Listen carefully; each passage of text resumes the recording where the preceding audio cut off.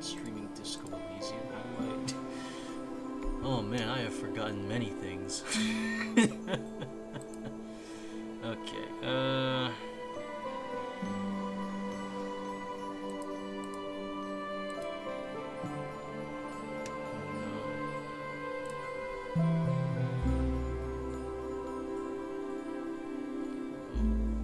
not streaming Disco Elysium. How do I... Oh man, I have forgotten many things. Okay,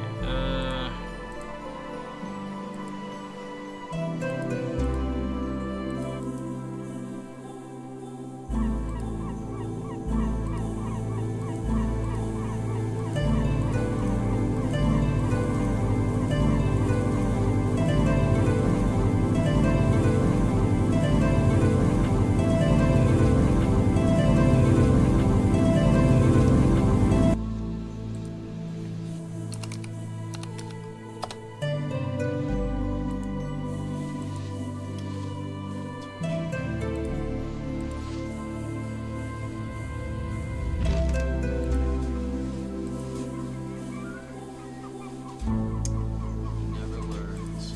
Every damn time he does this, he has to... Okay.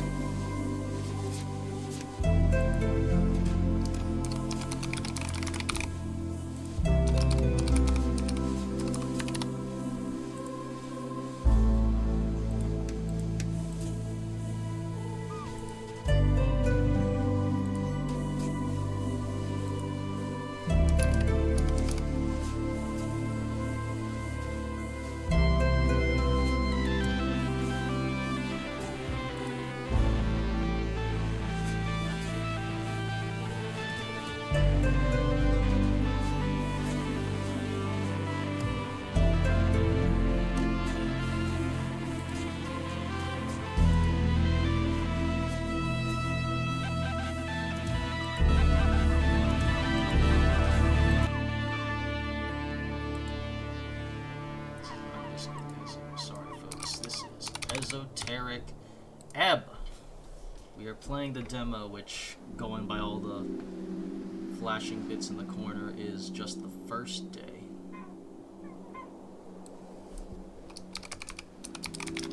Ebb Demo.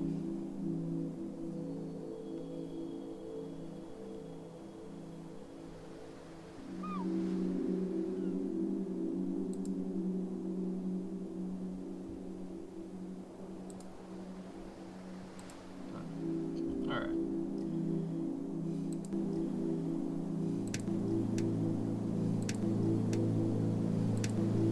Hello? Hello? I cannot hear myself very well on this telephone. But, screw it. Let's see. My aux appears to be as high as possible, so...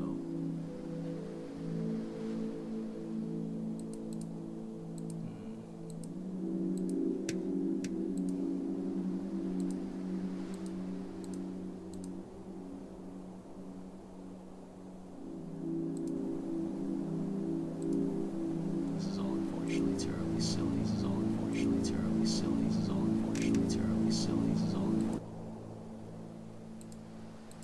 not sure how to fix my input. I don't know why. Wait a second.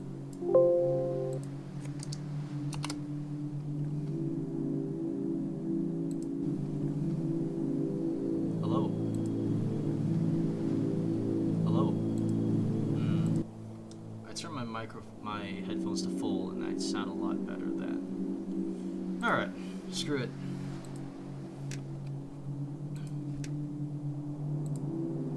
Let's get it on.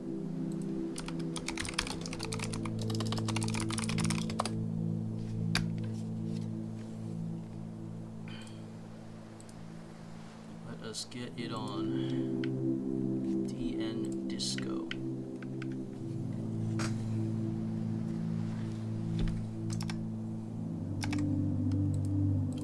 Just gotta make other announcements in case anyone else wants to show up.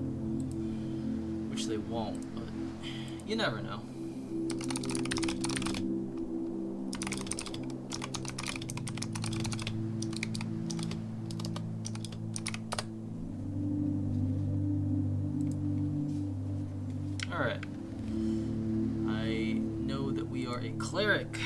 So, fuck it. Let's see how a wisdom build goes here. New game. Oh, wow. Oh, dear Lord. Okay. Background focus. Punching bag. You're a farmer's son who grew up in the city. Of course you'd be an outcast. It took time, but eventually you figure out how to cope with it. +2 con, +1 caw. Cronus first, 6p. Fell 10e, 14, 7p. Troll killer. You don't remember how you did it, but you know well how your father died. Sometimes it motivated you, sometimes it felt impossible to live up to. Wow. Kiosk kid. Your mom wasn't around a lot, so to keep you out of trouble, she forced you to get a post-school job. You still despise the smell of newspapers. +2 dexterity, +1 charisma.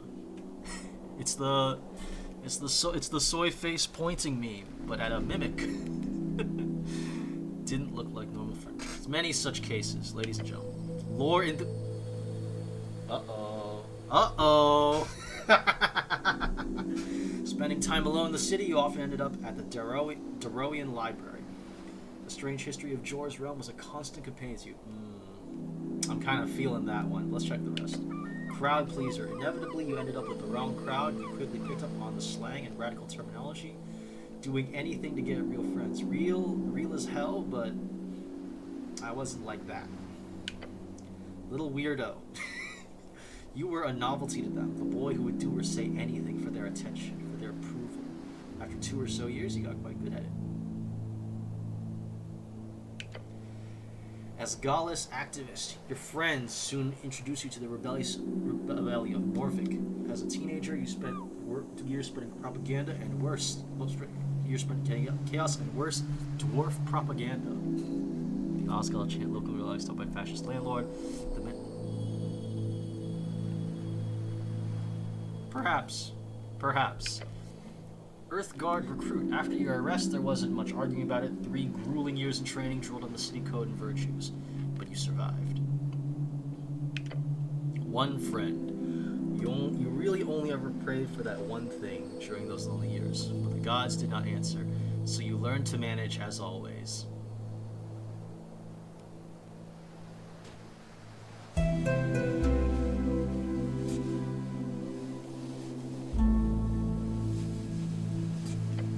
Acolyte, your knack for scribing got you a promotion to the clerical duties. Picked out of the ranks, you quickly showed deep devotion to your divine city. Me, 10 years ago? Tower apprentice, joining towers is an honor bestowed upon few. It is also a terrible challenge, even for you. Who would have thought lectures were so draining? Also could have been me now. Arcane prodigy, for the first time in your life, you were a natural. You've always known a few cantrips, but magic was something else. It was power. Okay. Palace Pawn, as a rising talent, you often found yourself amidst the politicking of superiors despite your best efforts. It never ended well for you. So it goes. Faithful Harbinger, there's something wrong. Praying to a dead god whose whispers linger in the air, slowly fading. You are isolated among your peers. Esoteric expert, you spend most nights seeking esoteric insight, a lonely life. Your findings were unwanted by those in charge, yet you did not stop. Never. Revolutionary scribe. Disillusionment, a city with ideals not upheld. One day you chose a side, the emerging democracy. You wrote day and night for change and glory. Abject apostate. No one likes you. When you were demoted for dereliction, no one spoke up against it, but it's fine. You'll be fine.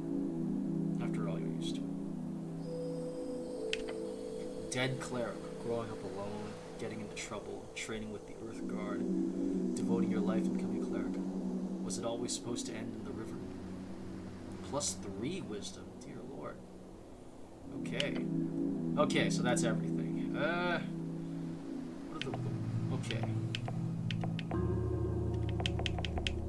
Okay, oh, it's point buy. It's point buy. Okay. It's a little different, though. Looks like... Hold on. That's a little nuts. Whoa. The ear Lord. Do we want to be good at one thing and one thing only, and then kind of okay at everything else? And by kind of okay, I mean just like 50-50ing it. That's not enough. That's not enough. You're gonna suck at something. Okay. You're gonna suck at something.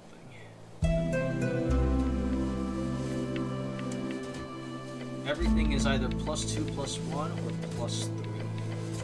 There's only charisma, strength, wisdom.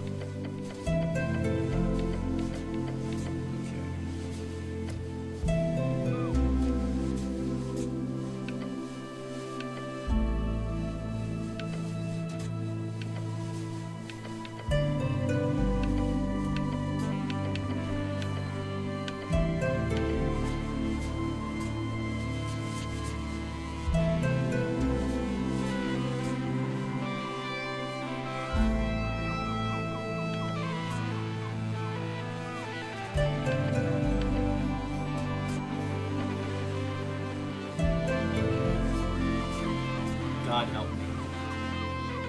Wait, there's pre-builds. Primal Cleric, Trickster Cleric, Scholar Cleric, Leafy Cleric. Yes. This fucking game. Unstable Cleric. Dear Lord. Primal Scholar Cleric. So, Wisdom, Strength, Dexterity, Intelligence, Constitution, raw ass Constitution. Well, let's start again.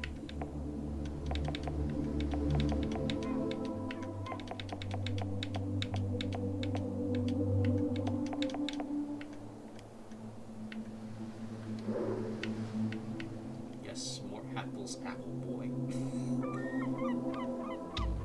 Scholar. Okay. So intelligence and proficiency.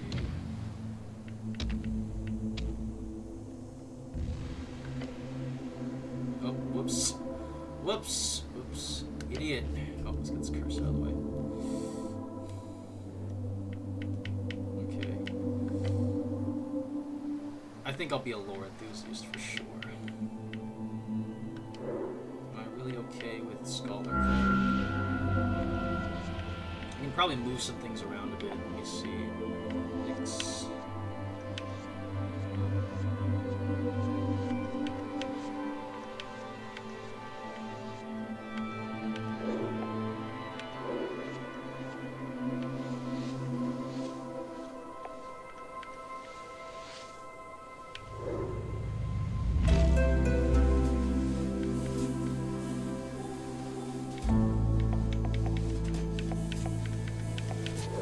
Okay.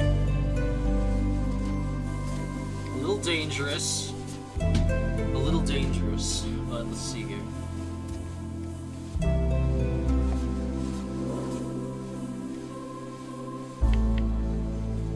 Into Wiz.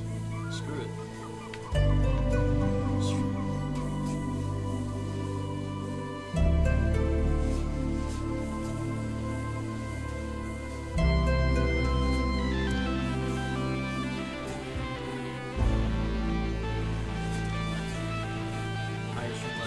Items.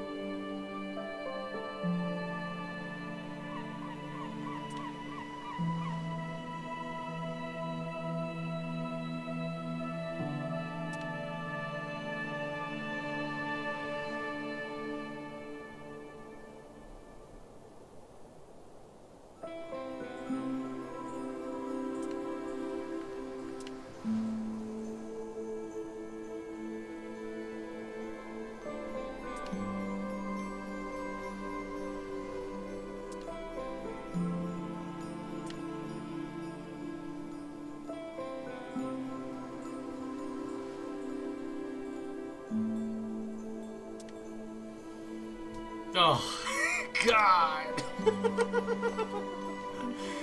Oh, my God. Dear Lord. Oh, shit. Yo. Hollowed agent. Strength, all strength, do it. No. No, I can't. I can't. No. Sorry. Sorry, you want someone to do all strength, you may do that yourself. This cleric, this guy, he's literally me. He's literally me. These would be my absolutely horrendous. This would be my absolutely horrendous level 1 stat spread. Let's get it on, gamers.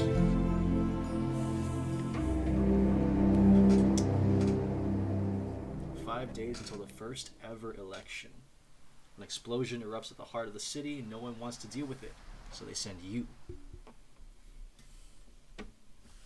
The clumsiest cleric in the city. Nice, yet also an esoteric genius. The perfect man for the job. I bet this changes depending on your stat spread. Complete your quests in any order. Don't be afraid to make interesting choices. And remember to make them all bow down okay, see, that's what happens when... The campaign from level 1 to 6 will play for about 5 to 8 sessions. It's been a journey, but this got help with a good time, Chris. Thank you, Chris. And only 6 decks, don't trust. Oh, so there's so much customization already, dear Lord. Oh, speak with dead.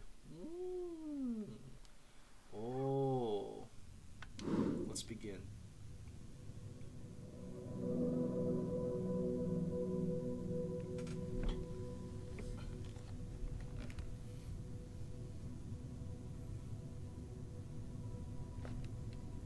Out of the way.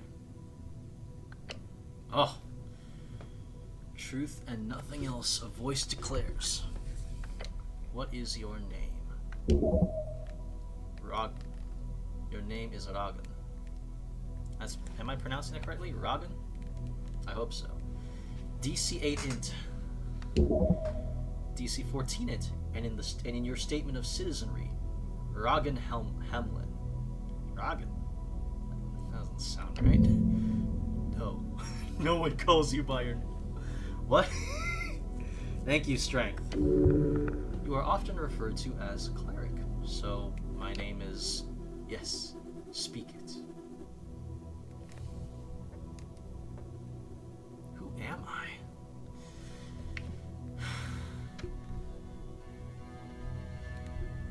I guess let's go with our government name.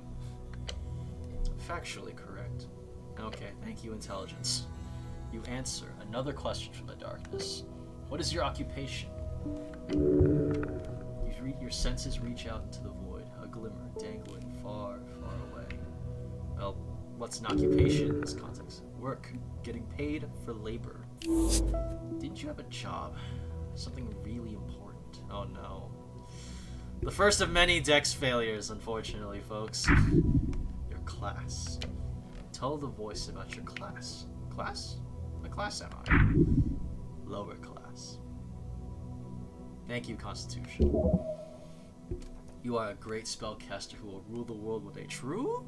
True. You are a city cleric. Nothing more. Thank you. Thank you, Wiz. I'm awful at everything. Brutal but true. Thank you, Charisma. Thank you, Riz. It takes a while before the next question is posed. Who is Jor? What is your current goal? We need to find out who blew up the tea shop. With your gift, you could easily take control one day. The Goblin Chieftain, she needs you. Control. Control of everything. Alright, thank you, Int. It is what you were made for. Alright, okay, buddy. The tea shop exploded? Unfortunately, yes. That's not good. I like tea shop. Great. I hate tea shops. They should be banned. I don't have any strong opinions on tea shops. In fact, I never think of them all. I mean, true, but also, I am no centrist. They are lovely, yes. I like the fact that tea shops can exist for other people. I have not found a love of tea in myself just yet. But maybe I will find it one day. You may ruminate further on tea shops at a later date. Thank you, Wiz. Thank you, Wiz. There is a question to be answered. Your goal is... Why all these questions? No clue. Well, you should keep talking. It's been silent here for far too long. To rule the world, to find the Goblin Chieftain, is that right? You know it to be true. No reply, no feedback. Then the voice asks, what is your political affiliation? Alright, here we go. The question strikes your entire consciousness, sending it spinning. If you care for your fellow, vote for the Osgalists. It is the duty of the powerful to lead. That is you, no one else. The Freestriders, maybe? Then again, you're no revolutionary. Things just move way too fast these days. Elections are. Thank you, Khan. Thank you, Khan. Exhausted. Thank you, Khan. It hides the... No, no, no, no. That can't be. That cannot be. It hides in the back of your skull, a fact that you are bound to be a nationalist. Never. And it frightens you. The pressure. I don't know any of these words. Don't worry, it doesn't matter. Just say whatever you think will be the most useful to you. Thank you, Riz. Which is, yeah, just say you're apolitical. No, no, no. Life is an oppression to alleviate struggle. The exiles know this well. You have supported them in the past. Time to do so again. Yes! Yes! Useful idiot socialism. We will do it. How did you die? Oh, okay, I fucking died. Nice. Same way you lived. Unable to step out of the uniform. Not for 1 second. I fell into divinity. She took me whole. I died when he died. Who am I talking about? Well, only one way to find out.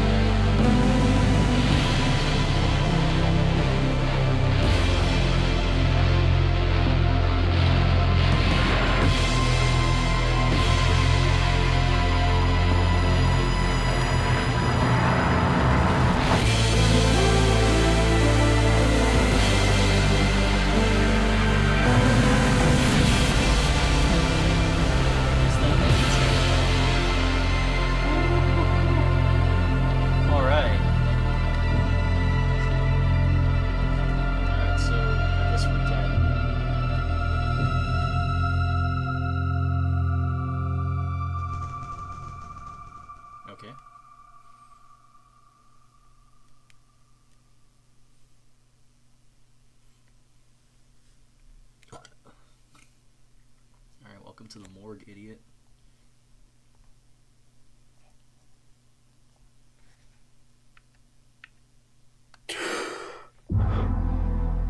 Day 1, March 22nd, 27 PE. Fresh start. Thank you, Khan. Get up. I have 4 out of 8 HP. Your heartbeat is loud. Screaming. Oh, so it's just like D. Oh, 300 XP to level 2. Yep. It's 8:09 in the morning. Your body aches. It's stiff as if you slept for days. Ready for your glorious quest to continue. Look around you.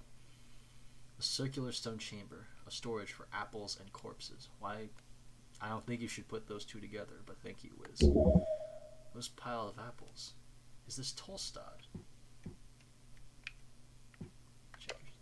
What stuff? Your hands dart around your pouch and uniform. Panic. Thank you, Khan. No spellbook, no mace. Face it, you've been robbed. Your legs shake, dude. Thank you, Khan. Deep breaths. Your belongings are surely here somewhere. Wait, what's this about a quest? Oh yes, a quest. You're on a quest to save the city. A quest, a task performed by a heroic individual and or professional adventurer. Earth be blessed. Save the city. Yes, save it from the jaws of Thank you. Democracy, said to originate from the early arcane civilizations in Old Dimenor, which is the rule of majority. Those with suffrage may vote to enable their preferred government. A truly messy and ineffective process. Real! Arcane era, 511 years of rapid magical and technological growth, as well as the birth and death of the great human majocracies in Dimenor, now reads, ended 27 years ago. Okay, so it's been a while. I realize I should probably keep an eye out for whenever it gives me the face button prompts so I can learn more. I think I missed a few prompts there. Whatever, there's no going back, it seems, so I can't learn what I didn't try to learn earlier. Oh, it keeps going. Thank you, Int. Dimenor, the arcane era name for reeds, often referred to as Old Dimenor. The name was changed by Free Strider revolutionaries to mark the end of the old majocracies. Free Strider, the new way. People in the east have overthrown the old wizards and gods. For years, the revolution has slowly creeped into the city.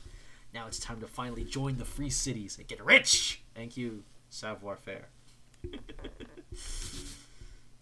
Wizard, a book-learned arcane spellcaster, typically plays Jor strings by memorizing and executing esoteric rituals and chants. Esoteric, the magic of Jor and his strings. The coast is infused with it. The coast, also known as Jor's Realm, it is a strip of land divided into 8 bands. The further inland you go, the closer you get to the infinite wastes. It is theorized to be a ring or a half-sphere due to the bend of the horizon. Okay. The infinite waste. Starting approximately 1,000 or so miles from the coast, depending on various factors, this land is inhospitable, unexplorable, and quite frankly cursed. Each band has its own flavor of this waste.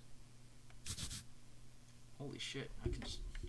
Band. An esoteric divide splits the circular coast of Jor into 8 geographic areas, commonly known as bands. Each band has unique esoteric and natural traits, which stretch from the coast to the infinite wastes. Various factors. The world is highly complicated. Jor, the name of our realm, also the name of the legendary wizard who created it. He died during the closing at the end of the Gate Era. Gate Era, a period lasting approximately 3,000 years. The first era, named after the many gates opened by Jor to connect with his realm with all others, ended around 2,000 years ago, if you trust Monscos. Alright? Gate Era. I'm smelling a little, kill 6 billion demons? Maybe? Gate Era, the first out of 5 eras, when Jor crafted his realm and the gods fought to bring order. That was the Gate War. Yeah, that's kill 6 billion demons. He says, someone who's been binging kill 6 billion demons like crazy. Gate War, the legendary conflict between the beasts of Jor, the original gods, and the many others who try to take over Jor towards the end of the Gate Era. We have little information about this conflict, but it is known it led to the closing of the gates and began the Fade Era. This is a lot of exposition. Thank you, Encyclopedia. Fade Era, a period lasting approximately 1,111 years if you trust modern scholars. The Second Era, also known as the Fall Era, named after the slow decline following Jor shutting his gates, ended around 1,000 years ago. Beasts of Jor, a term for the sentient folk who aligned with Jor during the Gate Era, also known as the Anticipalian folk. Most are gone today. Era. Modern scholars divide history on Jor into 5 eras. They use canonically important events as starting points for these eras, although this was easier when the arcanists of Old Dimenor still had a common consensus. Not everyone agrees the so-called post-war era has even begun, let alone what it should be called. Post-war era, the current era, has only lasted 27 years. The name was chosen in reeds. The name is subject to change. Reeds, one of the 8 bands along the coast. It is a temperate land of lowland and many lakes, commonly seen as the homeland of humans. Large portions are still cursed, holding entire undead cities, eternally burning valleys, and floating mountains. Old Dimenor, a term for Dimenor, often used to refer to the band before it was renamed Reeds during the end of the Coast War capitulation agreements. Some say it was sarcasm, some say it with pride, some say it with fear. Coast War, the Great War, a conflict between the arcanists of Reeds as well as every other nation connected with them across the coast. A horrible waste of human lives, which claimed millions of lives. There was no honor in this fighting, that you know. Coast War, a near century-spanning conflict between every great nation of the Arcane Era. Scholars estimate it claimed more than half of the entire human population. It is said to have begun in 398 AE by the inciting spark of the assassination of Priestess Ilona, and it is generally agreed to have concluded with the fall of Thazin in 481 AE, 57 years ago. Human, tall and beautiful like yours. Thank you, Riz. Known as the pest of the coast by those who are less inclined to reproduce like rabbits. Oh, and that's it. Thank goodness. That was a lot of exposition. Thank you, stats. Do I remember everything? Yes, everything is off, but your memory is intact. Your quest was given yesterday. Remember, the tea shop. The tea shop? Yep, the tea shop that blew up. Thank you, Dex. It'll be a tough one. Might take days. Just a job? Huh, so I've done this before. 5 XP. Yes! 5 out of 300. You haven't really. Your previous experience lies more in some basic Earthguard militia service, as well as a few years at the towers. Earthguard, the heroes of Norvik, keepers of city law, defenders of humanity. Your brothers. Oh, okay. The cops. No strength. No. Let it go. Norvik, your home city, founded by your god towards the end of the Coast War. It was built upon several layers of ancient ruins.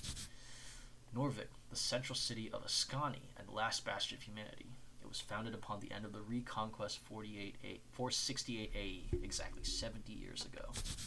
Ascan, one of 8 bands along the coast, is a cold mountainous realm. It is your home, also referred to as Ascani interchangeably. Ascani. Rogue sorcery was not your main subject, but yes, you've read a lot about these types of fiery events. They are not too common these days. However, this incident does not appear overly complex. Quest? I like those. 5 more XP. We're gonna make it, boys. Good attitude. There's always more around the corner, so look out. Don't want to miss any. Alright. So I'm guessing each day is also a level. So here we are at level 1, and we're gonna end at level 6. We have 5 days until the election. Wait, how much time do I have? Until the election, duh. Thanks, Dex. Which is in 5 days. Thank you, Int. The Patriarch was very clear. Handle the tea shop before election day. Patriarch, a top clerical rank in Norvik. Different from Lord Patriarch, which is the traditional administrative leader of the city. Only about a dozen men currently hold the rank. They manage a cleric of sections each at the towers. Cleric, a servant of a god, deeply devoted and spiritually connected. Typically a divine spellcaster given power through their deity. Divine, one of the 3 pillars of magic. It is represented by the sacred, the faith of all folk, their souls, and is granted by gods who once walked among us.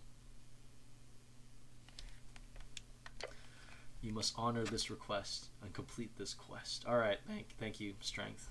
Real poets right there. Time only advances when you make new choices and dialogues. So, to be clear, I need to figure out who blew up some random tea shop? More or less. But you've got like 5 days to do it, so no stress. There's that feeling again. The feeling you're about to enter a path from which there is no way back. No way back? That doesn't sound too good. Good or bad, you won't know until you reach the end. That's very ominous. Can't I just not go on? The fate will guide me to a...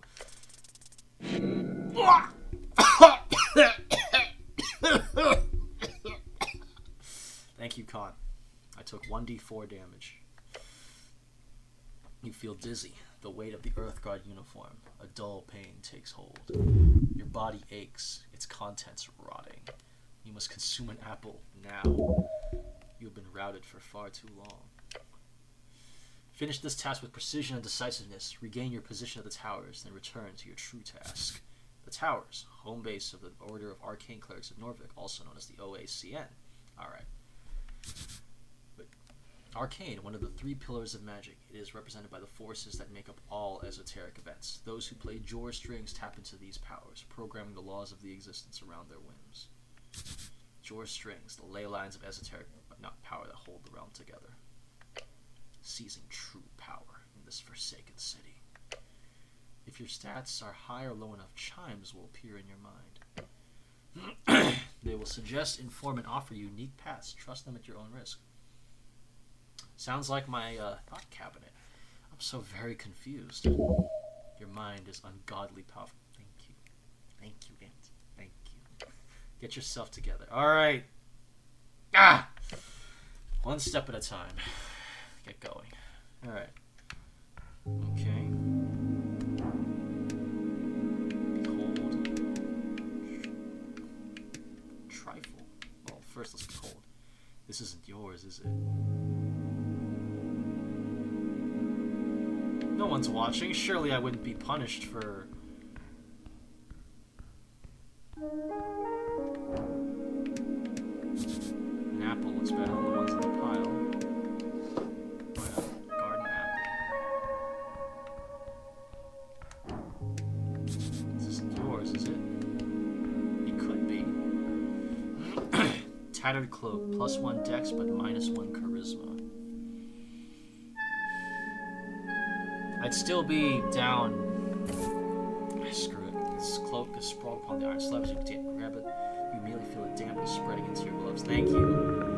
It is light blue and tattered. It was once yours. An Earthguard cloak add-on. It has been ripped to shreds at the base, but you could still use it. Please don't. This thing is disgusting. Weigh it in your hands. It is heavy. Bring out the water. The filthy liquid falls to the floor of the stony chamber. It smells of salt water. It's still quite wet. Should I wear this? No? Think about it. I mean, I am a rogue, so yeah, let's wear it. But I'm not a rogue. I'll think about it. You reach for your fancy red pouch of holding. The cloak easily slips into the extra dimensional space with a satisfying slip. I really love my pouch of holding. God, I can fit so many items in this thing. I love it. Ooh, yes. Express your affection for your random bits and bobs. Yes, you are very lucky. These are like a million crowns on the market. Dex, I think you messed that up. Crowns, the Norvikian crown, the main coinage in Norvik. Norvikian crown, the official currency of Norvik, suffered heavy inflation during the years after Earth's passing. A meal is somewhere between 5 to 20 crowns. A cheap month's rent is 100. A spellbook is 50. An average salary outside the city is up to 300. An average salary inside is up to 5. Okay, so they're kind of like dollars. If a meal is somewhere between 5 to 20. Earth, your god.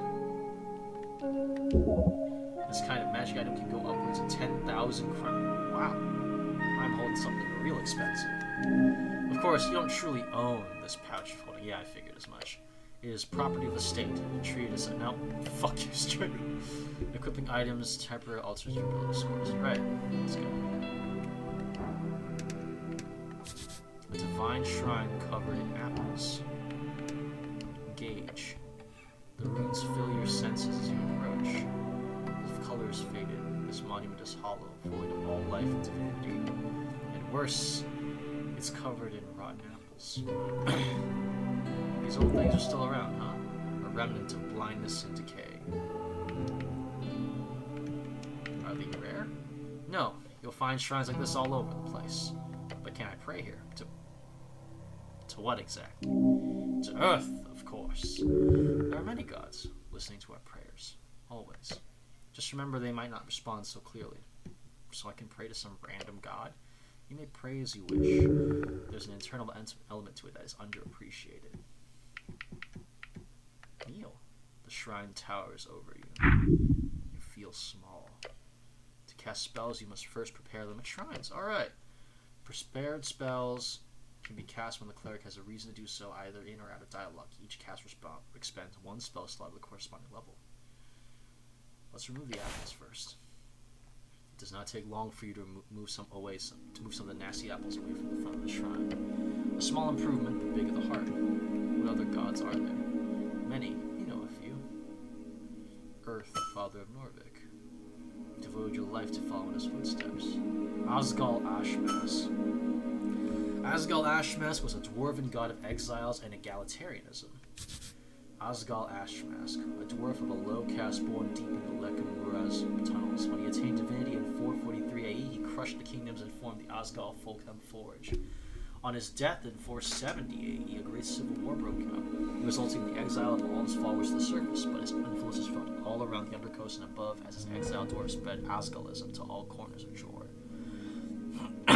So he died. I assume he was killed, because that's just kind of what happens to socialists. Undercoast, a nickname for the undersea coast. Thank you, Riz. The gravity reverse cavern sea and archipelago. Dig right underneath the coast. Dig down far enough and you'll end up passing through a gravity flip. And then you can make the climb to the undercoast. Now that's interesting. Gravity flip, the powerful esoteric effect keeping the perfect gravity balance between the coast and the undercoast. Also used as a name for the specific area in which the gravity flip occurs, which is around 3 to 5 miles beneath sea level on both sides. His followers do not pray to him, for he is not even seen as a god by most. Okay, yeah. Tokig the Gambler.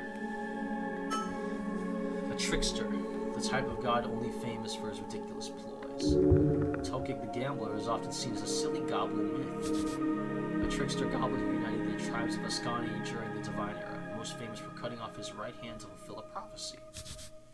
Divine Era, a period lasting 379 years, named for the birth of many walking gods around the coast, ended 538 years ago. Divine Era, the third out of 5 eras, when the first gods were born out of mortal folk, and their power began to entirely fall into their wonderful and fragile hands. In truth, there are a few goblins who still worship him after the conquest.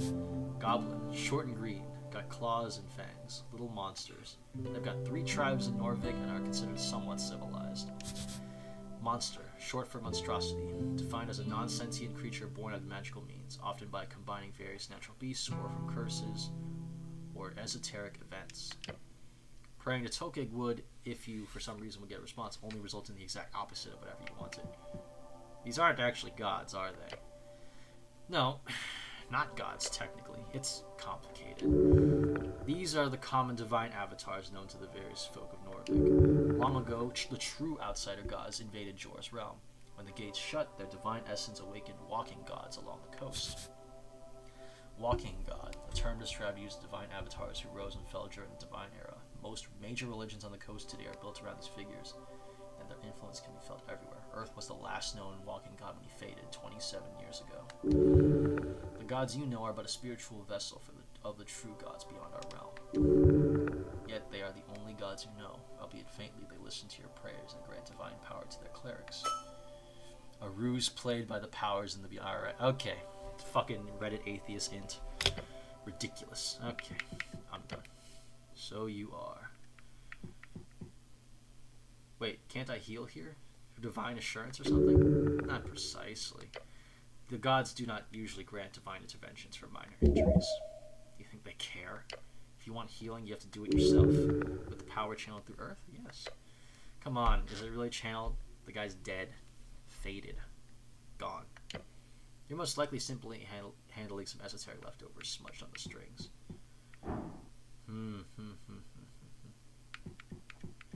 What if I pray? Staring at the chiseled monument, you focus your mind. You take a deep breath and begin your prayer. And tranquility. Contemplate the tea shop. Contemplate the election. Can I return here when I have more things to think about? Always. Okay, so maybe come back here later. That seems important. You let your mind go through the basics of what you know. The tea shop was destroyed in the middle of the day. Minor injuries were reported. Your goal is to enter the tea shop and investigate it properly. That's it. The election. The first election. Your vote won't matter. Your vote will be the most important of all. Ask those around what they will vote for, and you might find your own voice along the way. You do so. Oh. What did the prayer do? Well. Prepare spells. What? Oh. Okay. To the right, you may view a list of all your available spells. In order to cast spells, you must first prepare them by approaching shrines, Skyro City. Okay.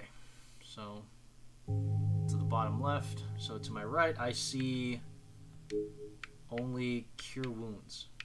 Is that it? I don't have any cantrip. Oh, man. Oh, brother.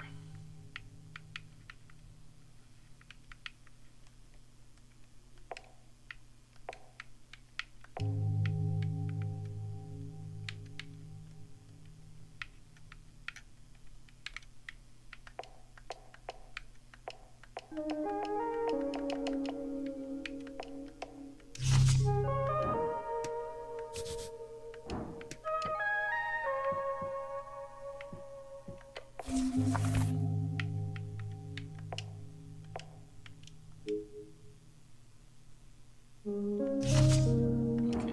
so I only have one spell.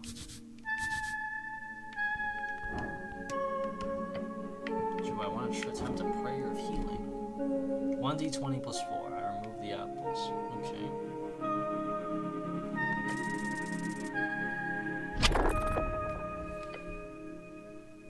Okay, thank you. Thank you. You focus your mind on Earth's symbol, his red eye. You recite a few words and remembers before you sense the channeled strings around the shrine. They converge upon you, mend you. Well, that's not nothing. Sure is, but you sense there's something you missed. What were those words? The ones you learned at the towers. That was a moderate roll. Well, whatever. A vase of leaves smells lovely. Trifle. Incense. That could be important for interacting with the... It's a corpse under a book.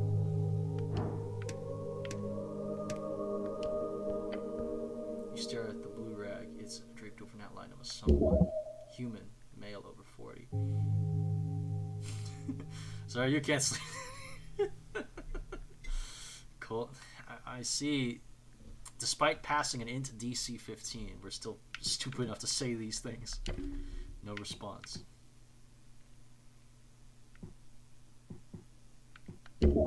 Stop this idiotic behavior. If you wish to commune with the dead in a meaningful way, I suggest speak with dead. A third level necromantic spell allows you to animate a spirit into a corpse and have it answer 5 questions as long as that corpse contains a suitable vessel that mainly boils down to still having some sort of mouth. No breathing, no movements. Oh, he's dead. Oh shit. A true state. Underneath you find the cold corpse of a human. Thinning blonde hair, unkempt facial hair. Mid-40s, factory worker, scrawny blood. His complexion shows nearly no decay, most likely under the effect of a preserving spell. Choice is the DC of a dice choice determine how challenging that will be for you. If you select a dice choice, you roll a dice die. If you get the same or highest DC, then you succeed. Yeah, meat is beat. You know, I'm good with corpses, right? What do you mean? Like, I've been trained to handle them, right? You do not have the training to handle them, no. But of course, you have the skills to draw basic conclusions, so go ahead. Oh, right, I mostly dealt with paperwork.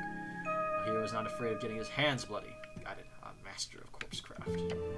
Paper and ink, baby. Oh, be careful. You know. Wow. Knowing that I know nothing actually made this easier for me. Minus 3 DC. Be careful. You don't know what you're doing. Wow, wowee. Interesting that it lowers or increases the DC instead of giving me a bonus or a negative. Whatever. Let's give it a shot. There's something strange here. This is no regular gentle repose. Second level necromancy spell keeps a corpse from decaying. Look close, but do not move the corpse. Lean in, look closer. Harsh scars cover the skin. Signs of being either a hard worker or a careless worker litter his skin. Real. Cause of death appears to be not directly visible. No blunt trauma either. Considering his age and the shape of his body, this man most likely died of a common disease or internal failure. That's pretty broad and vague. Unless you're willing to start cutting, that's all you'll get. Except, what? There's also a marking on the right leg, a circle with a cross inside it. You recall, that is the marking of PR, potential revivification. Oh right, this guy can be revived? Seems so. He most likely died during care and was granted immediate gentle repose. However, he clearly did not have an RF, a revive fund, nor did he have family members enough ready cash. Revive fund, a type of insurance. Monthly payments into an account can be used upon death under the age of 75 to resurrect the fallen person. Or perhaps he was just an unlikable fellow.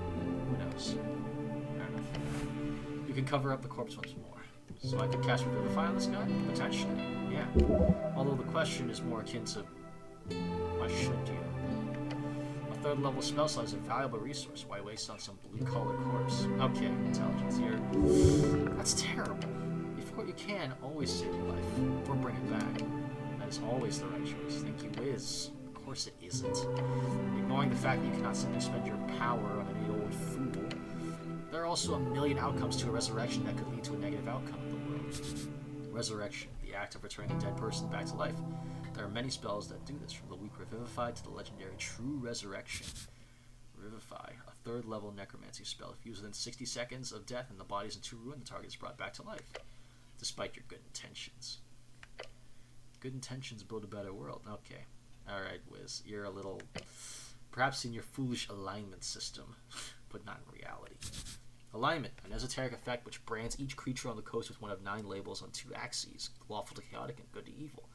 It is debated exactly who or what determines the parameters within this effect. Spells like Detect Alignment are capable of parsing this effect. Detect Alignment, 1st level divination, which allows the caster to see an esoteric effect around creatures who are not true neutral on the alignment axis. Clerics often use this as utilities, even if alignments are not admissible nor vacate court, since the Earthfolk Rights Order 499A. Earthfolk, people of Earth, the ancestors of those who reconquered the Ascani coast, true mythological heroes. Oh god, nice. Thank you, Strength. You didn't tell me. It's okay to loot him, right? Yeah. Thank you, Dex. As long as he doesn't wake up or anything, if you can suffer the loss of moral integrity. Not like the guy will complain, but don't go talking about it too loud, okay? It would be dishonorable. Only take that which you need for your quest. Grave robbing is frowned upon by some, even in these enlightened times. Either way, you will not get in any trouble. No one will know. Who was this guy? His hands are calloused. He's built like a sarcophagus. This is a dead working man, the type to spend his whole life toiling away for nothing. So it goes. That's a sad way to view a life of valuable hard work. Honorable hard work. Okay, Strength. Why is he here? This is a morgue, a lich house, clearly. A mortuary, a holding space for dead bodies. During times of undeath, these are known to be heavily guarded. Corpses are kept on cool in places like these before cremation or burials. We should step off the corpse and now leave.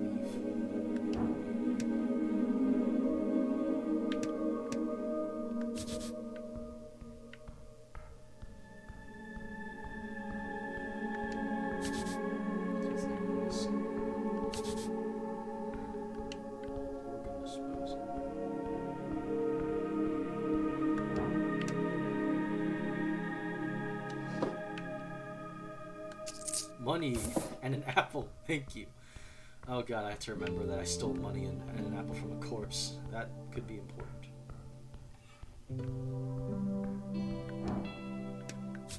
A very important piece of paper. Voting card. -1 intelligence. Dear Lord. Behold, divine scripture where it does not belong. Shield of... oh, Shield of Faith! Ooh, ooh, ooh. Let me prepare. Let me prepare Shield of Faith. Dear Lord. Yes! Yes!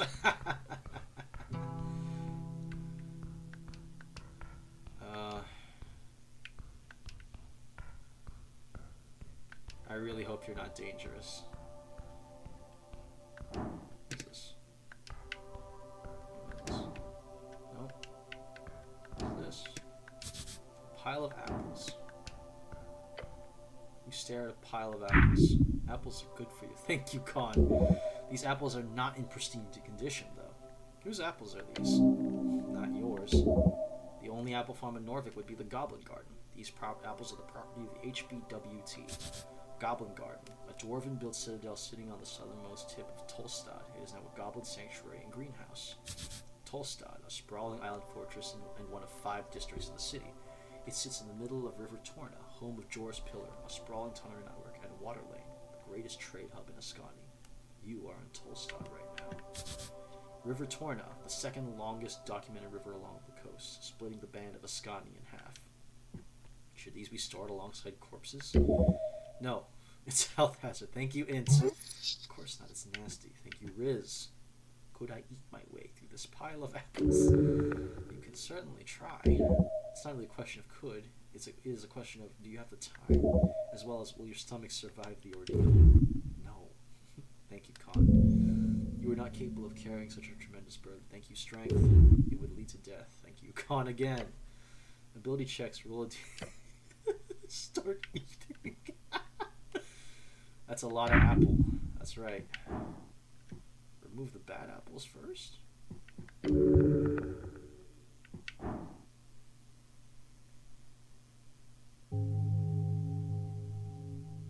Why am I considering doing this? Eating through. Will this heal me up, or am I gonna get in trouble with the obvious zombie and 5 feet to my right?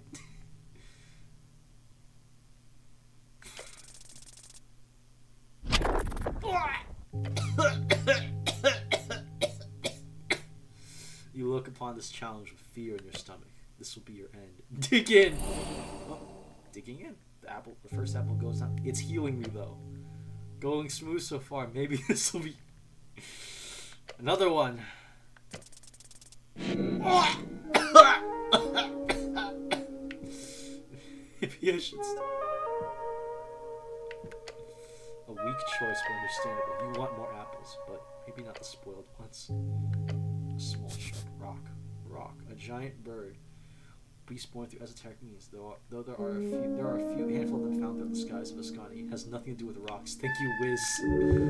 This must have fallen into the pile of apples at some point. It is a highly esoteric object. Okay, we found something interesting. Shard of Jor. As you wave in your hand, a tingle shoots up your arm. It is esoteric shard. It is connected with a string. These rare shards of Jor can be consumed to unlock failed ability checks. Normally, checks are only unlocked upon the completion of a short or long rest. So if I come back to this, I've eaten some apples already. You do so.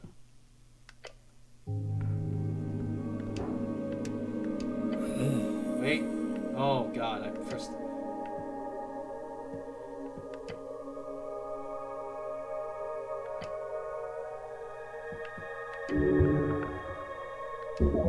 This is a reanimated corpse. Yeah, thank you, Ed.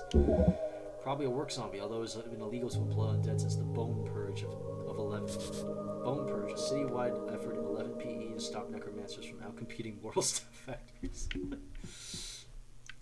Sir, are you a member of the undead? He does not respond. Thank you. Thank you, Ragan. He's stupid. What's he doing? A zombie is attempting to clear a path through the apple pile. He's probably been at it for a long time. I found this voting card over there. Is it yours? The zombie does not even run in your direction. It keeps working slowly. You grip the voting card firmly in your gloved hand. It is indeed yours. Keep it safe. You're very rude. Did you know that? I'm thinking of voting for the Nationalists. They've got a good plan for the future of the city. The Free Strider Revolution would be good for the city, I think, don't you? We need to establish an Asgalis government. It's the only way for us average peasants to not fall back into the oppression of feudalism or worse, majocracy. Everything surrounding this so-called democratic process is madness. Everyone should just vote for me to be their god wizard king. That way I could solve all their problems through magical dictatorship. I don't have an opinion, so I guess I don't need this vote. Fuck you. A government with heart. You have become an Asgalist. Gain 10 XP for choosing this political stance twice. Those poor little peasants. To think they have been tricked into thinking themselves worthy of rule. Alright. Int, you're being kind of a dickhead about this. They'll starve coming into. Alright. The zombie just keeps moving apples. The social democratic model of Tool Wars is ingenious, just balanced enough to avoid the majority populace. A true working class revolution is clearly needed. Cooperative ownership of the guilds is the first step. Just like Earth established with Norvikian collectivized agriculture. As long as we don't collapse like the original Asgard and Undercoast state did, or the Vizca kingdoms, or the Three Rings of Divinitor, or the, am I boring you? He does not have an opinion of any kind. Should I defeat the zombie? Yes, it is only just. Undead are not to be allowed in Norvik. You should probably speak with the owner first. Yeah, that's probably the smart move. A guy. He looks indecisive. He just I can't get past this guy unless no. You know what? I think we've spent enough time down here. We've spent almost an hour down here. Spiral staircase, ancient architecture.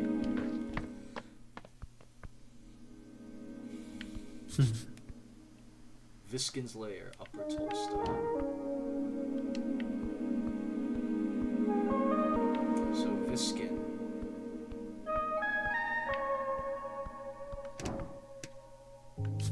Mushrooms, probably edible. Swamp extract, thank you.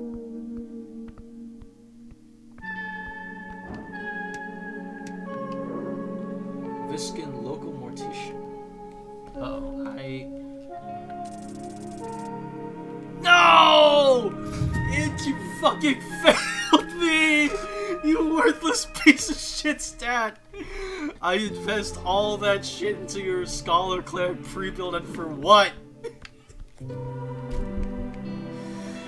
A nat 1 of all the things, man. You gotta be kidding me.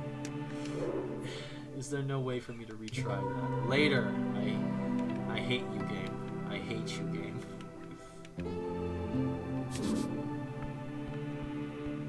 Jor left his mark across the page that aid is the universal sign of magic. Alright, nerd. The pale man sits hunched over a stack of forms, busy at work, his pencil slowly filling out line after line. On the top paper you see an icon of a serpentine drake. Okay.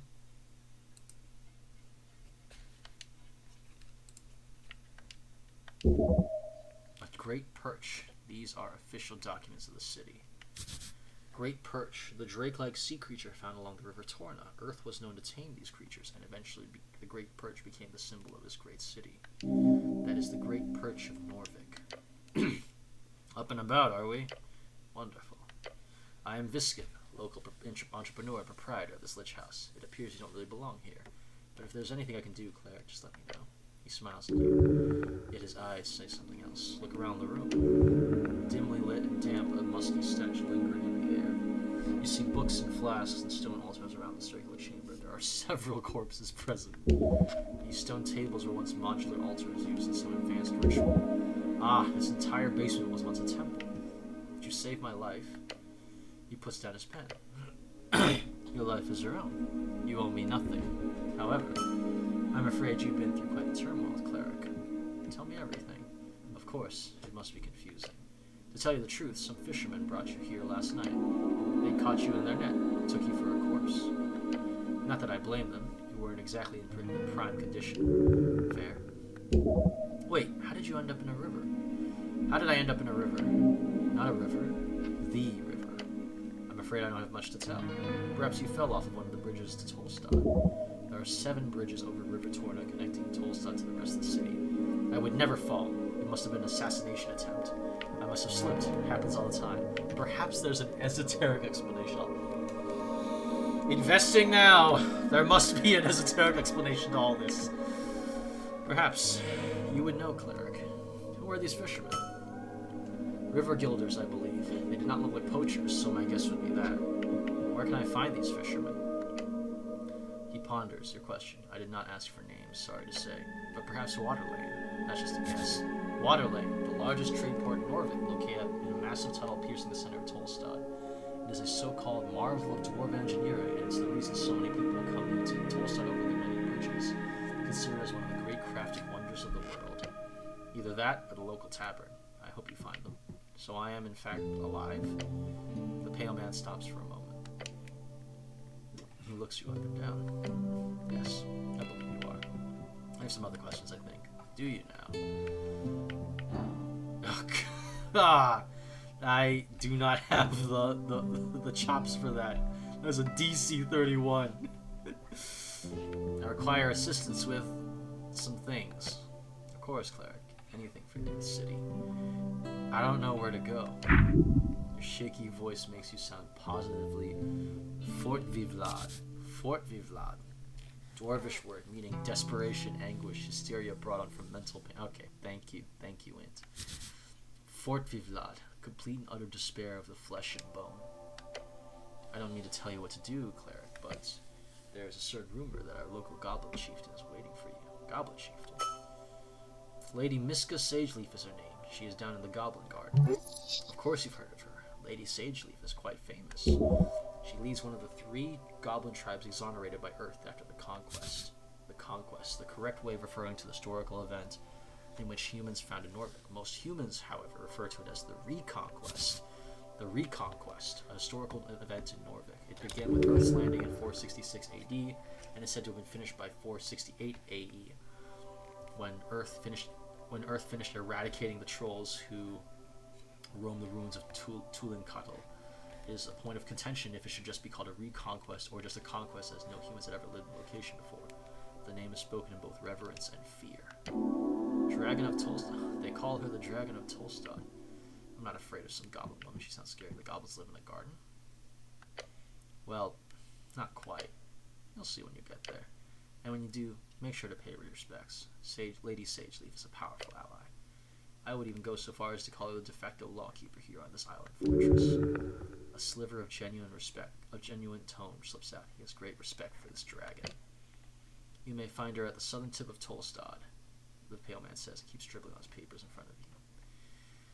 I don't know where to go, so what do you know about spellcasting? Quite a bit. He seems wary on the subject. If he knows more than you, then it could be useful to listen. Can you teach me magic? A slight smirk creeps onto his face. Sadly, I don't have the time for a proper lecture at the moment. After the election, I could make time if you're interested. Great knowledge awaits. Thank you, Int. Beware, his tutelage holds great evil. Until then, you are free to browse my collection, he says, glancing at the many books along the western wall. And of course, here, Charm Person. A copy of Charm Person will surely be useful to you. Charm Person, a first-level enchantment. If the target fails a wisdom check, you'll be their favorite person for a while. Of course, after that, they'll surely hate you, but who cares about that? A truly diabolical spell. The tower is teaching only to higher tier spellcasters, usually, despite its first level. That's a great shortcut to charming people, although you gotta be careful with the fallout, if you care about such things. Can you explain the very basics of spellcasting? Oh, I mean, of course. Embarrassing. Thank you, Int. He wonders if your head is still filled with water. Thank you, Wiz. As a wizard, you memorize your spells before casting them. As an arcane cleric, you must memorize your shrines during prayer at a shrine. There's one downstairs by the apples. Where can I find more shrines? There's the Temple of Earth, of course. It's just up the stairs, past the pillar. There's also one on Water Lane View, I believe, past the trade post. You'll find it more hidden at every corner, I can promise you that. How do I get more spells? 2 ways. You can spend time learning them, drafting pages out of the palace archives. The Palace, an unofficial nickname for the current rulers of Norvik, named after the Palace district in which most central authority resides. Palace District, one of 5 districts in Norvik, home of aristocrats, bureaucrats, and the remnants of Earth's court. Or the Great Library and the Towers, since you obviously would have some access to that. However, I don't believe you have time for either of those options, so I would suggest the other route. What's that? Spell scrolls. Oh yeah, I saw one downstairs. Right. Yes, a piece out of my collection. Oh, you are very much allowed to indulge, cleric. I'm glad to assist the city anyway. He put them out for you on purpose. Why? You don't need his permission. Now, Tolstad is filled with all kinds of strange caches, so you probably encounter more just by looking around. If you get your hands on hand scroll, then just memorize it. Cantrips or spells. Doesn't matter. I'm sure you're talented enough to memorize them on the spot. We'll see about that. He nods to goes back to his writing. Very well. If you want to practice, feel free to cast anything non-lethal on my servant Ost. Wow, that's evil. Treating a servant like that is despicable. Sounds like good practice. Thank you, Int. Maybe I will. I don't want to do that. In fact, it sounds quite awful. Can I try casting on you instead? He stares at you. Waste of a spell slot, I'm afraid. You believe. Oh my goodness. DC 20 con. Dear Lord. He does not wish to elaborate further. You called me cleric. Makes air quotes. What gave it away? He stops for 1 second and glares at you. The facade drops for a moment. Heavily armored man in Earthguard colors with a prayer book on his hip. Thoughts land on this page of spells you meticulously worked on for years. The book is not in your possession right now, but it must be near if the pale man has seen you again. They might have found you in the river, but you're clearly of city stock. Could be happenstance, could it be? This happens.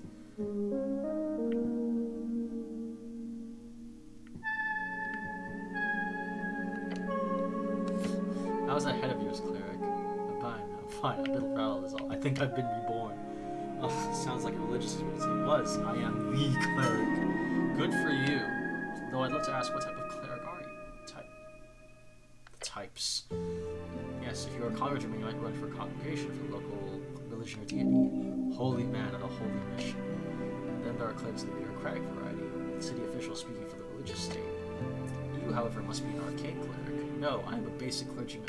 I am a boring bureaucrat, yes. No, I am the chosen one. You are correct. I am an arcane cleric. I guess I am. I figured as much when I saw your spellbook. What do you call it? Prayer book. Either way, you clearly play each war strings as much as you channel this divinity. Alright, we're full caster, folks. The Pale Man knows a lot of your training. Interesting. That's all about me. Thanks. Great. Anything else? Dear Lord. 30 DC. There's a zombie in your basement, man. Oh, how quaint. I mean, sure. Why is it there? We're connected closely to the city below. City below. A short for the city below the city. A phrase used to describe an incredible amount of tunnels and rooms below Norvik. Lots of monsters and stuff deep down there. Also riches if you delve deep enough. The city below the city. The vast ruins found underneath Norvik. Most define it as the parts of the city not yet civilized. There is a legal definition set in place for each individual district. However, I will have to take this up with Lady Sageleaf. I pay good crowns for HWBT protection. The Halfway Bridge tribe, commonly called the Halfway, is one of the 3 goblin tribes in Norvik and arguably most influential despite their small size. Led by Lady Miska Sageleaf with their headquarters in the Goblin Garden of Tolstad. Halfways. Short for, yeah, those guys. Oh, so it's all a misunderstanding then. Good. Thank you, wisdom. You fucking idiot. Wait, no, I don't actually. That's a real underline. Keep moving apples down there. Oh, the apples? That's the way. Let's see if I unlock those.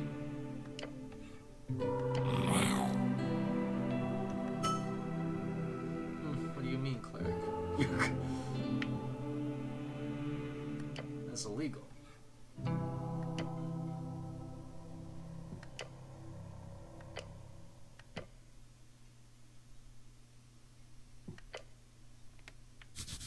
Pest Control Guild, the PCG.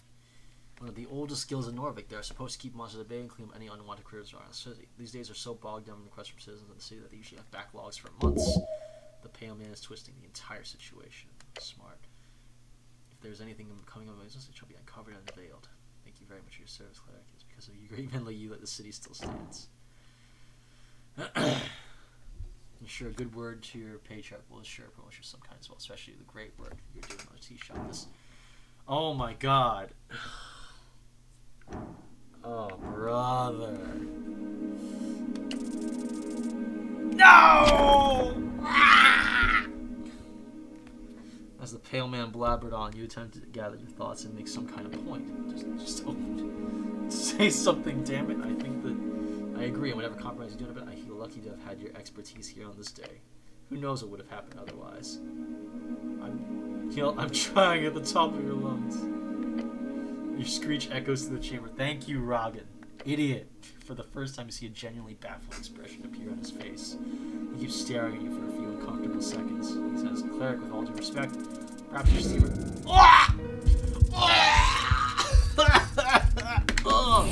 Oh, God. Fuck. His comment hits you in the heart and soul.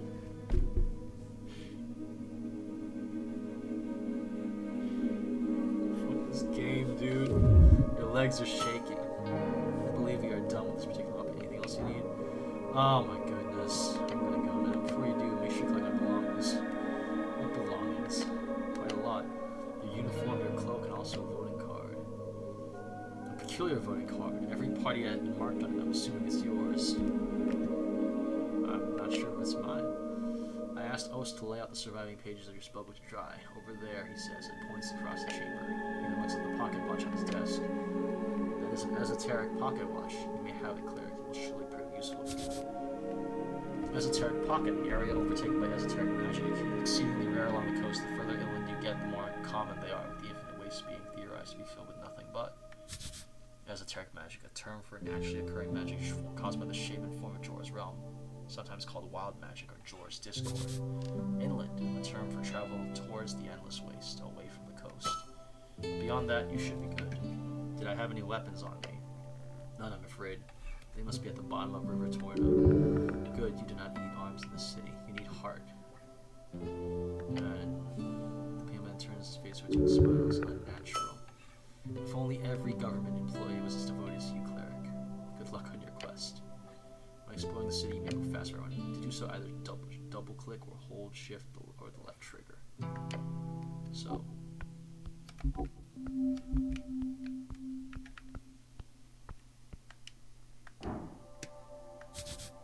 Pocket watch, yours. Advantage in esoteric events. Alright. Human no-cost trouble. An unlocked chest full of strange rocks. More shards of Jor, thank you. Could have used those. The red eye of Earth.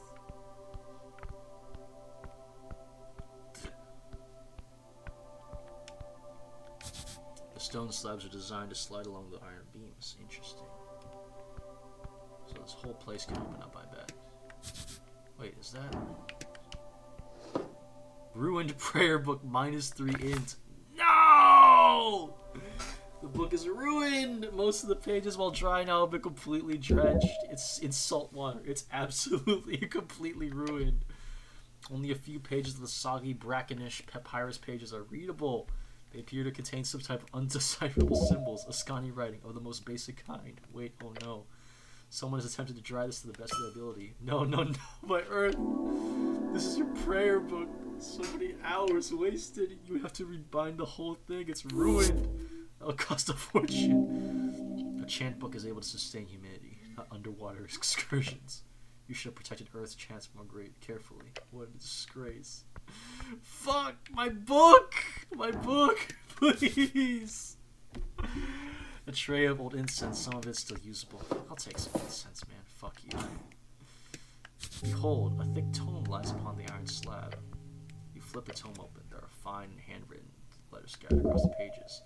You can read these symbols, but they are in old draconic Diminorian, the common language of man spread across the coast during the Arcane Era to become the lingua dominans in trade and politics. That's a clever way of saying lingua franca, since there's no... God willing, there is no France in this world. Lingua dominans sound correct. Arcane Era, the 4th out of 5 eras, when the Arcanists rose and dominated the entire coast, only to fall when the Coast War crumbled their empires to dust. Arcanists, the magicrats who ruled pre-Coast War human civilizations in Old Diminor. Also a very minor political party in Norvik. They survived! Kinda. De verbis draconum ars occulta. These words should translate into something akin to occult dragon speech. The author's name appears to be Calum Diminori.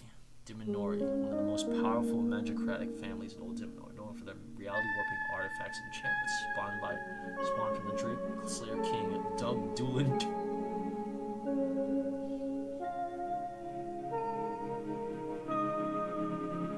I hate this game.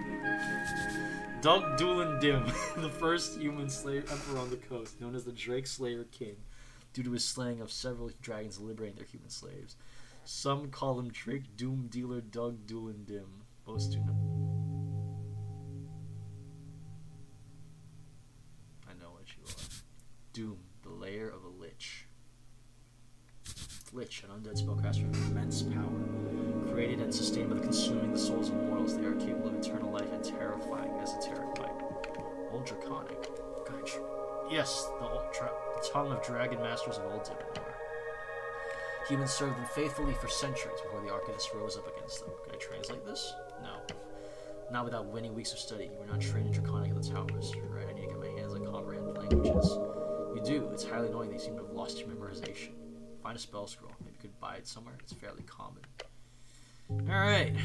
We'll come back for you, book. Behold, no. Too much reading. Fuck you. So many books. Basic manuals. Arcanist histories. Novels. Some of them stand out to you as classics. It could be useful to refresh your mind. The books taunt you bookishly. Read Autobiography Prax by Lord Phileas Prax. Read Folktales by the Trill Sisters. Read Collected Chants of Norvik by Patriarch Billy. A classic. You kept this book on your bedside table for years during your scribing years. You take a look at the first page. In these pages I shall endeavor to recount the journey of a mind born to greatness, a will tempered by the crucible of ambition, and a spirit bound to the relentless pursuit of the arcane. My name is Phileas Prax. A magicrat, and an arcanist of the highest order, led one of the longest-lasting autocratic empires in Old Dimnor, and founded House Prax, most infamous for creating the Cursed Lands. 50,000 square miles cursed to forever stand as an esoteric gateway to a pure negative energy plane. For scale, it's about the size of the entirety of the land today, held by the Norvikian city-state. House Prax, one of the many magicratic families active during the Coast War, famous for their golems and esoteric architecture, along with, of course, creating the Cursed Lands. He goes on to make grandiose statements of his personal abilities in magic. As always, this man is contradictory. He both praises his own natural gifts and abilities while stating himself worthy only through his hard work and merit. It's ridiculous. Know this, I write not for the masses, but for the few who possess the clarity of vision to see beyond the veil of mediocrity. To them I offer my life as a lesson and a legacy, that they might learn from the triumphs and avoid the pitfalls that lie in wait for the unwary. You remember the first chapters dealing with his youth growing up in the ruthless court of a rival house, the Hagen Shags. One of the most powerful magicratic families in Old Dimnor, known for their potions and necromancy, spawned from the seed of the Shadow Lord, a god of the theocratic world of Divine Era. Potion, any magical substance ingested for temporary effects. Thank you, Int. Shadow Lord, an early walking god of the Divine Era, known for his legion of Death Knights they held, and the grasp they held over Old Dimnor for close to a century. His city, Savalny, still stands today and is a center for his remnant shadow clerics. Savalny, the third biggest free city in Reeds, known for their divine roots, naval expertise, and vineyards, one of the few cities that retained a literature space during the Arcane Era. How he struggles against relentless opposition and bullying, making himself out to be an underdog. Power is not born of blood, nor inherited by the fortune or birthright. It is cultivated in the crucible of the mind, refined by the fires of discipline, and sharpened by the pursuit of knowledge. Let those who seek to rule first learn to kneel before the altar of wisdom, for it is there that true strength is forged. Yet he does not address his own privilege. If it is only merit, then he should not need any of those fancies to private studies and lecturers. Thank you, Wisdom. Stop complaining, the story is just getting good. Thank you, Int. Glorious design. Let those who learn lead, through merit of ability and nothing else. I really dig this idea. Flip through the pages, shut the book. Before we say we really dig the idea of supposed meritocracy, let's flip the pages some more. In the second half, Prax begins to tell about his early political career, the intricacies of magicratic bureaucracy, how he learned to play the game well enough for himself to reach a dictatorship as the youngest magicratic. The rest is mostly a collection of meditations surrounding magic and power. The esoteric, in its purest form, is neither evil nor good. It is a tool, a force to be wielded by those with the intellect to do so. Yet, let us not be so naive as to think that power alone grants one the right to rule. The arcanist must also be a statesman, for the whims of unchecked magic can lead even the wisest astray. Govern with an iron hand, but let that hand be guided by the principles of reason and justice. Thus shall the state prosper, and thus shall the legacy of the magocracy endure. Ironic. Thank you, Wisdom. I see not irony here, only truth. Thank you, Int. In the halls of power, the arcane shall be our shield and our sword. Yet remember this, the arcanist's duty is not only to himself, but to the state and his people. For in the endless pursuit of knowledge, one must not forget the price of ignorance. A vigilant mind is the guardian of civilization, and a vigilant state the fortress of progress. Let no shadow fall upon our vigilance, for in the light of our knowledge lies the path to true dominion. Shield, a first-level abjuration, can be cast as a reaction to raise an arcane barrier on the caster, protecting against the fiercest of blows. The final parts of the biography focuses on an ever deeper and more rambling side of ruling, with hints of paranoia. This is way too much reading. Shut the book. No, I'm fucking reading. Why'd you open a book then? Shut the book. Fine. You shut it looking upon the title once more. Autobiography Prax. Folktales by the Trill Sisters. Opening the Trill Sisters book shows you an index of many tales, many of which you heard growing up. These stories shape reality, for the mind does not distinguish a tale from a real-life lesson. They are but the same. One of the tales you see the one you remember the most, the one about the gnome and the Titan. Titan, a term for the gigantic creatures who first inhabited and shaped Jorah's realm. The story always spoke to you, mostly because of the unlikely friendship between the two. Read a little and the large. In the old days when dragons ruled the skies and titans wandered the earth, there lived a gnome named Abacus, known far and wide as a half-wit. Whether by fate or folly, he often found himself in the oddest of places, and so it was that he stumbled into a deep valley of Ascan. This valley was home to Ka'Mor, the Mist Titan, a colossal being with fur as thick as the ancient forests and limbs that clutched the very mountains. His upper body was hidden in, or perhaps made of, the swirling mist that filled the valley. But on this day, the valley was not the serene refuge it had once been. The air was thick with ash, the rivers ran black, and the trees stood as charred husks. Esoth, the ancient red dragon, had set the forests aflame, hoping to drive Ka'Mor from his domain and claim the fertile valley for himself. Esoth, the red dragon of Ascan, his rise to power through trickery and betrayal is legendary, as is his fall to Abacus the half-wit and the Mist Titan. Some say his spirit still haunts the everlit burdened coast to this day. A vast piece of coastline just east of Norvik, it's a charred area filled with volcanic activity and kobolds, is one of the many eternally cursed lands on the coast. It's nearly impossible to travel to Reeds via land because of this area. Yo, it's it's the pyre. It's the pyre. Someone also did the pyre. Yeah. Ka'Mor was furious, his great form trembling with rage as he searched for the source of destruction. His eyes fell upon Abacus, who was wandering aimlessly, his tiny mind more puzzled by the sudden darkness than anything else. To think that the coast was filled with these beasts of Jorah at one point. They reigned harshly and wildly. But it's hard not to see why some preferred their chaotic dominance to the tyranny of dragons. Continuing to the verses. Thrik Lum Chum, who dares bring fire where none should come? Ashes taint my sacred mist. Speak, small one, lest you be missed. Abacus looked up, squinting through the fog, and scratched his head. Fire? No, I've no fire to share. No flame do I bring, nor ash to bear. For in the dark I see clear as day. 'Tis those who can't that need the flame, they say. Thrik Lum Chum, what nonsense from your tongue does come? Who is it that needs this blaze, that blackens my mist and dims my days? I'll question thee, who needs a flame to light their path and stoke their claim? Perhaps it is Esoth the king, whose fires to your valley bring. Thrik Lum Chum, the dragon's days are surely done. Guide me, gnome, to where he lies. Together we shall dim his skies. A wonderful little tale about the little and large. The story goes on to wax about the friendship sparked between this eldritch titan and the silly little gnome as they sought out Esoth on his throne.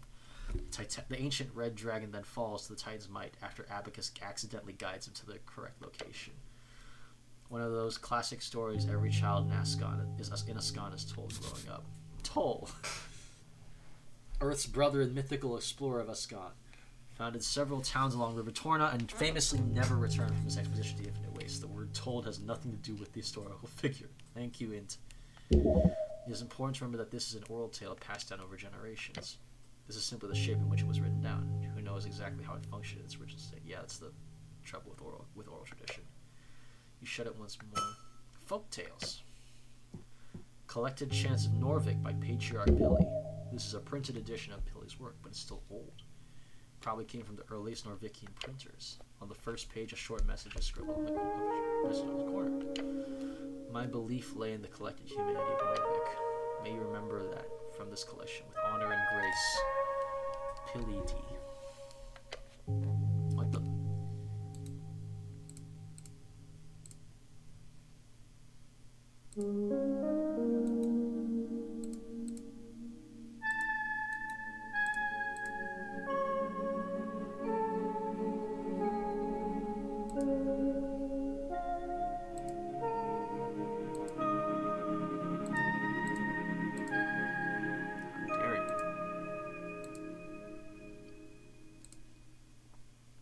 Is this a handwritten message from the second patriarch himself? Okay. protect this book with your life. This is a sacred artifact. Fascinating to think the Pale Man held such a treasure on his shelf. Read the foreword. A dream of unity under Earth. The book begins with a lengthy essay about the foundation of Norvikian cultural values. It's really like a guide, if anything, on what a Norvikian person is, how their values come from various tribes in the old country. Now together they have formed something greater under Earth. You've read this before, but you do get a better sense of what this all means now. It is, in some sense, a plea, a stern suggestion for every human in Norvik to lose any sense of former tribal identity. Oh, it's to embrace a new one, a Norvikian spirit. To give away the old and embrace a new.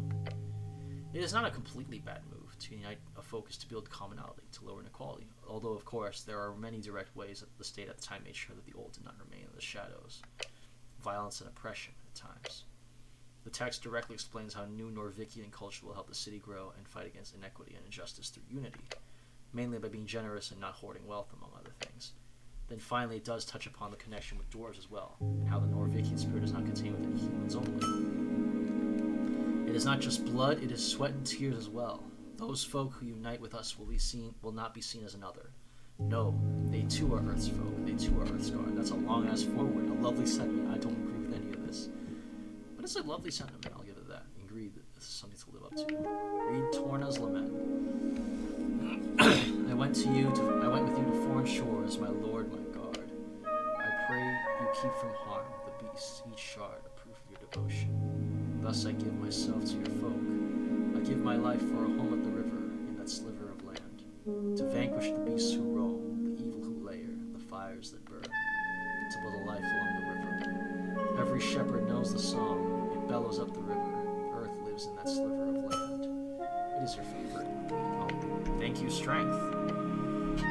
Oh my god, it's a pretty good book. It is. Ah! Thank you, Strength. If you were stronger, more capable. What? You really want the book?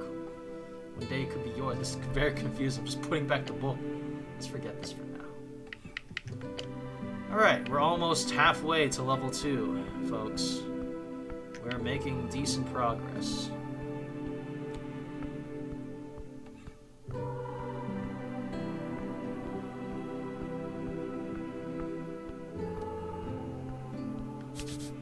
Do not consume these sludgy liquids.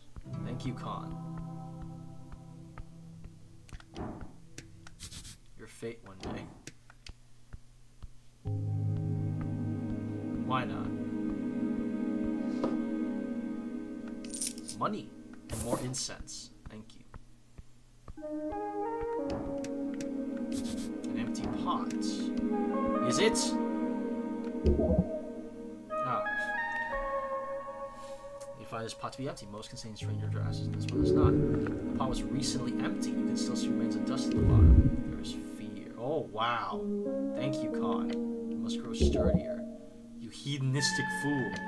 Pray the mind dies and let the mind work without its poisonous influence. Okay, so Int and Khan are not the most friendly to each other.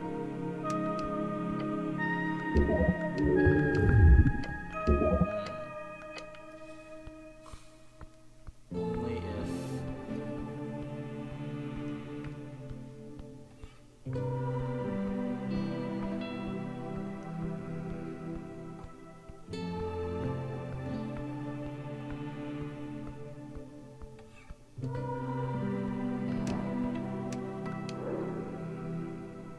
Behold. Yeah! Woo-hoo-hoo! Kobold.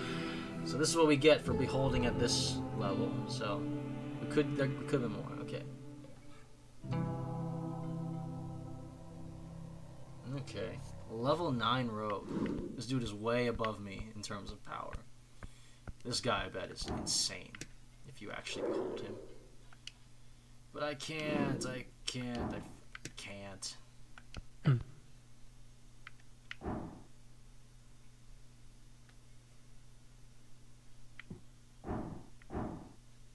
Even if I wasn't exhausted, this would still be a DC 30.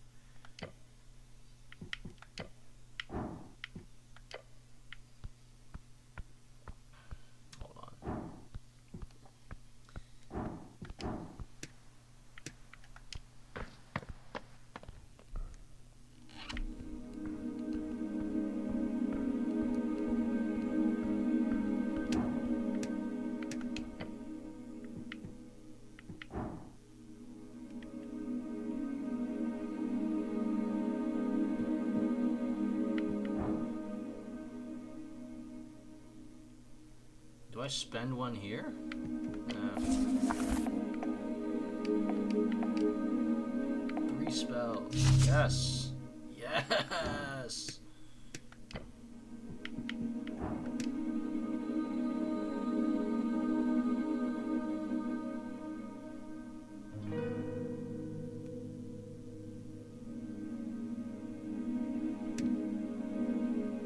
Screw it. Let's give it a shot. Come on. Oh, I'm still exhausted, right? Give me a...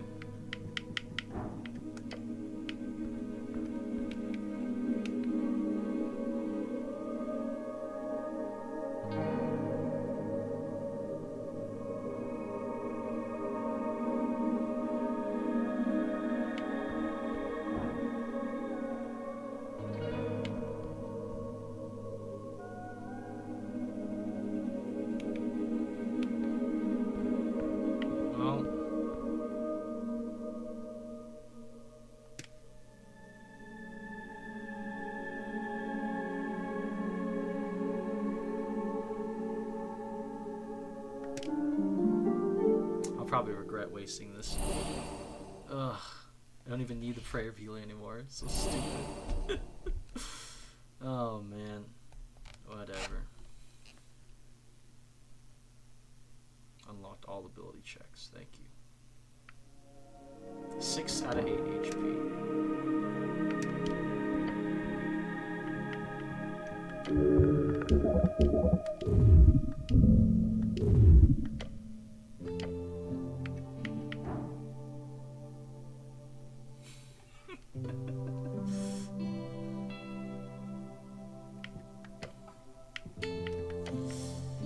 Perhaps another time, folks. Alright, you know, I don't think we're gonna be able to get much else done here.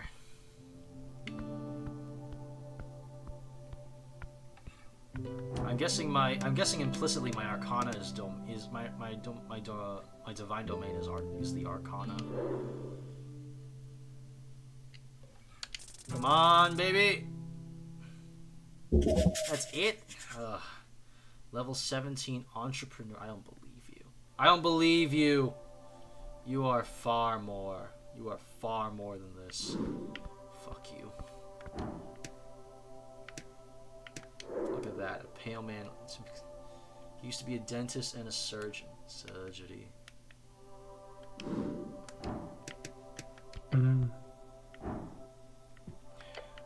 Fuck this. Fuck you, man. Alright, let me... My inventory. What am I wearing? Practically your face. Do not take it. Oh, I can't take it off. Okay. He ends it. I gained dexterity, but it wouldn't really do me much. And like, look at this. Like, I put it on, and for what? Yeah, see? It's still nothing. Screw that. Pocket watch, though. That could be nifty.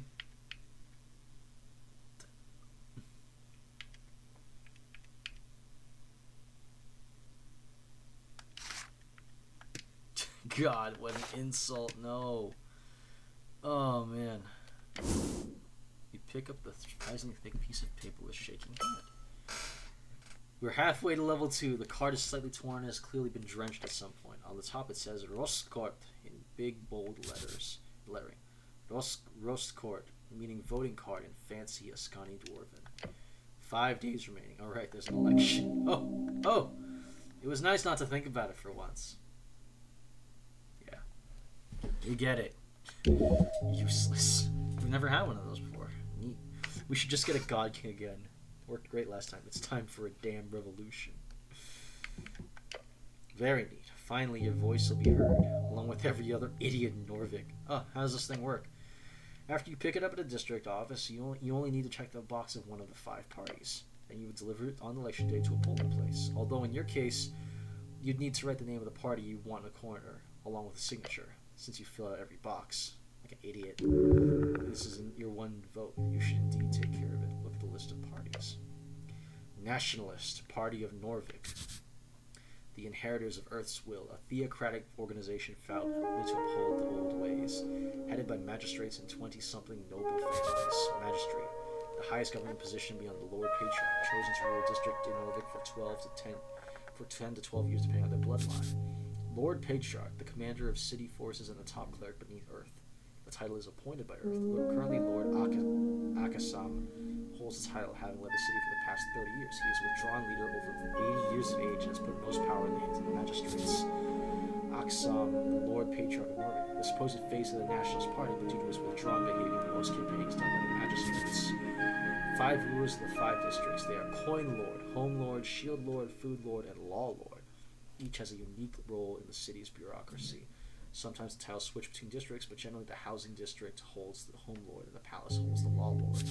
Housing District, 1 of 5 districts in Norvik, the poorer area on the west side of the river, named as such due to the Earth folk originally being housed there while Earth cleared out the ruins in what is now known as the Palace. Housing, a nickname for the Housing District where the poors live. Thank you, Riz. Free Strider, Revolutionary Party. Asgalist, Workers' Party. Asgalist, the workers who built this city once ruled. Seems only just. Their vision of a fair and even society, where those who live underneath rise up to show their worth. After all, why can't we share? Agrarian, Rural Party. Those who live off the earth, simple farmers, people of the clay, the common clay of Ascani fields. Their political movement has mostly been swallowed by the Asgalists, which is what happens. Arcanist, Party of Magic. And finally, the last box doesn't say anything. You can just input wherever you want or just leave it empty for a null vote. The box next to each party is filled with a smudged checkmark, including the last empty one. Are these all of them? No. There are about a dozen other large parties in Norvik. Most have been subsumed over the last few years, such as the Civic Torch Progressives, the Torch Union, the Order of the Scales, Hedonist Party, and the various guild parties. Agrarians and Arcanists are the only ones who have not joined a larger party or fallen aside. So the Agrarians and the Arcanists are the big minor parties.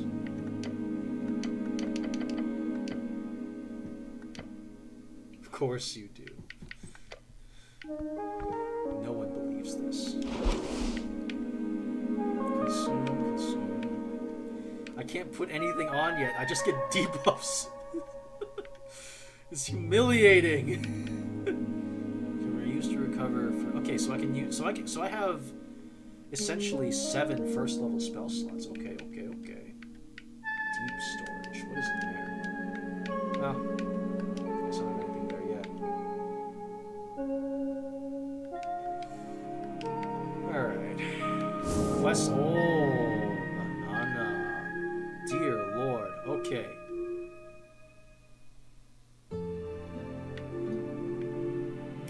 Tea shop that blew up.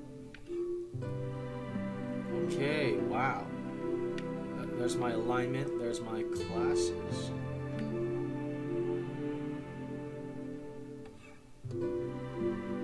Whoa.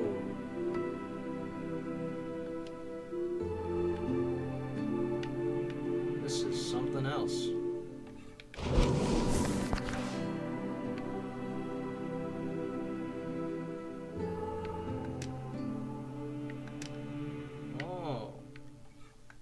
It's a little encyclopedia full of all of my succeeded checks. Nice.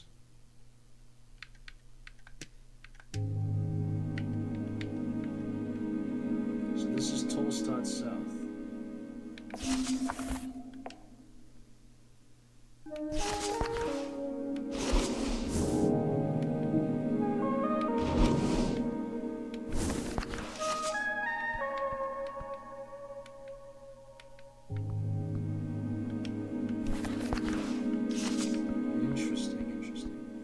Alright, I don't know if I can do much more, so voices upstairs and the smell of salt.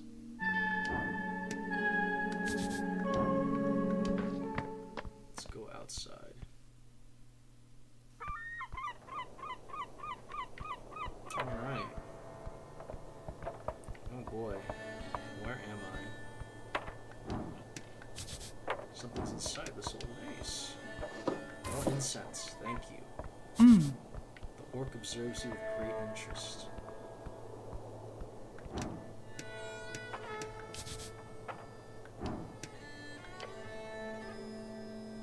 What am I doing?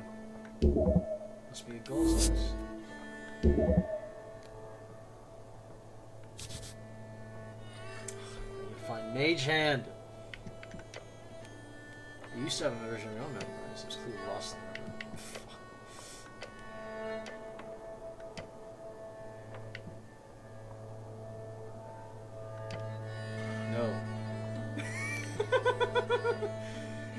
This is an instant death if you fail. If you fail, you fall to your death, and there's no way. There's no way that works out for me. I have a -2.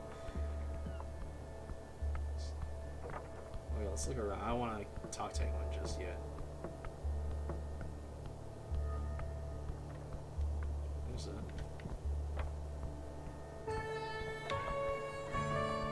We see thee. What art thou?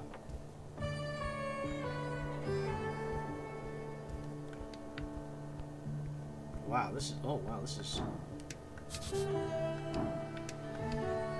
It's highly uninteresting. No, it's my apple. Behold with my wisdom. Thalassos oppressive... Oh! Merfolk, lawful neutral. I know everything about this guy. Holy shit. Oppressive. He's a good No, wait. He's a good landlord, takes care of his tenants. He makes sure there's decent amount of service being done, maintenance, safety checkups. He's nowhere near the worst landlord in Tolstoy. Yet he holds the key to shelter, one of the pillars in the hierarchy of needs. There is something inherently oppressive about playing as a system. To practically limit to a senseless degree, he was only well. Yet he is but a person in the system. Should we limit a private citizen's abilities and values his investments for profits? Where should the free market dictate where and how folks should live? Is this merman a bad-hand person for playing his hand in a world built upon the whims of capital? We do not know, but everyone has an opinion. Well, he is a landlord at the end of the day, so... Holy dear lord, there's a wide open space. The Drunk Sphinx. Drunk Sphinx opens at 1800, so I couldn't interview if I tried. Yeah. That place doesn't open until 6 in the afternoon, 6 in the evening. Wow, oh wow, oh wow. There is a lot. Oh wow. Oh, what a map. Oh no, I'm getting way far out. Hold on. Hold on.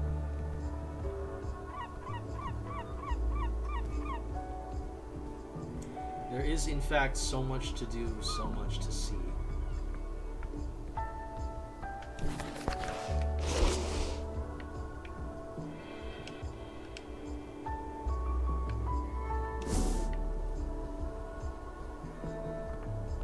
Wow, wowee.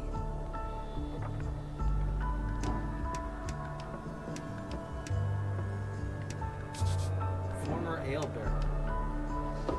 5 crowns. I need money. Is there any... Can I talk to any of you? Okay, 1 guy, 2 guy. Men at work beneath Osgall's green banner. Oh, so this is... It's the socialists, or the sock devs.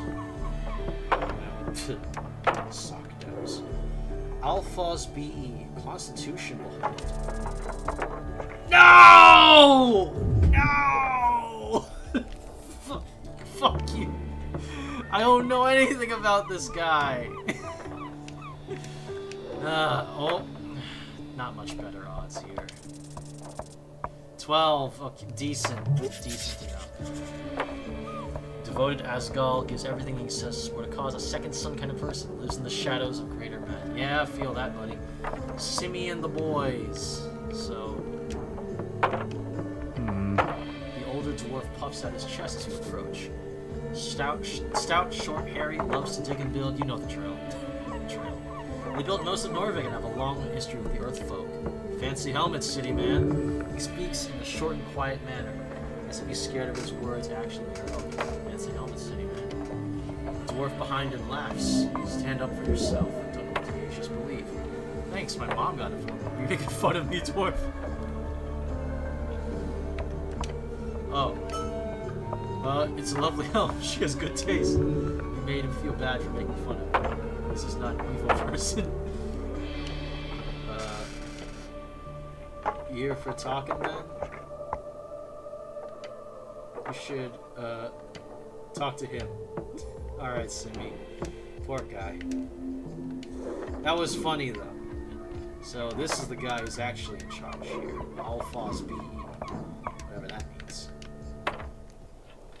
Around the amphitheater scene, you see a number of dwarves hard at work. They're constructing a banner of some kind, carrying a bright green flag, the banner of Asgal, the Fool. One of the dwarves stands faced with a furrowed brow. He appears to be in a staring contest with the orc on the other side of the theater. Oi, Mr. Cityman. We've made it clear already, we're not moving. Not one bit. He shoots you a shit-eating grin. The dwarf gets extreme pleasure from telling you to fuck off like this. There's no way to greet the cleric of Norvik. Just passing through, dwarf. What's going on here? Just working. The boys will be done soon enough. You the other dwarves laughing behind him. Nothing illegal going on here. Nothing at all. He's only saying that because he's had to defend himself quite a lot lately. Great, I was worried there for a second. Nothing illegal, huh? I don't care. I'm a Irish. Yeah, okay, great. Great, like, worry. That was a joke. You're clearly doing something illegal. Name's Alphas of Bon Embers, foreman of the Asgalis movement of Norfolk. Bon Embers, one of 5 exiled families or clans that form the surface kingdom of the Visca Peaks, a collection of loose dwarven cities in northwestern Scotland, also known as the Visca Kingdoms. He's done more good than all you Earthgard combined. A true speaker for Asgard. You're a celebrity? Simi exaggerates. He gives the older dwarf a stink eye. I'm also not in any way proud of my heritage. Nobility is just a poisonous hierarchy. Based and true? Typical talking points. Just wanted to make that clear. Okay. Don't mention the whole noble thing. Unless you'll just piss him off. Unless you want that. The boys sent up a play or something about this Osgal. What about it? Osgal Ashmask is a very controversial figure in Dwarven as well as history. Who is he? He's taken aback by your question. He's Asgal the Great, the Kind, our liberator. Born at the beginning of the Divine Era, he is a disputed demigod and revolutionary dwarven allegiance. Ah, so he's a big deal. Big deal? He shakes his head. He was a man, a dwarf with a conviction, to break the tyranny of kings. We are here as keepers of his legacy. I've got to ask them, is this a religion? Most certainly not. He scoffs in your general direction. He's an occult. I don't know who you've been talking to, Mr. Cityman, but let me assure you, Osgal was no god, or demigod, or anything related to it. He was a simple man with a dream of a fair and just society. Nothing more. Ouch. Sore spot. He is infuriated, but not because of you, but because he has defended his position many times. The boy set up a play or something? A play? He spits on the ground. We're holding a rally for the cause. This evening, workers across Tolstad will gather to hear the word of Asgal. And no one's going to stop it. Papers, Alphas.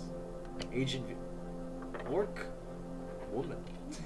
So, what do you want? You seem a bit stressed. No, you don't say. So, it is forenoon. I get the last together when we arrived, that accursed woman is standing here.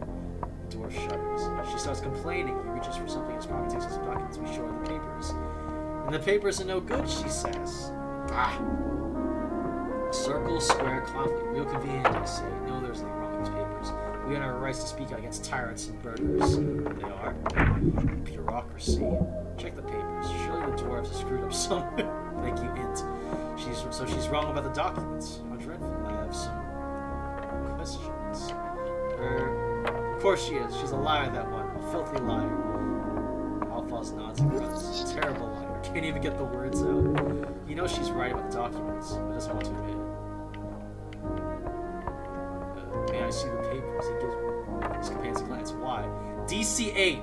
Construct arguments to why she... Come on, it's DC-8. How could I've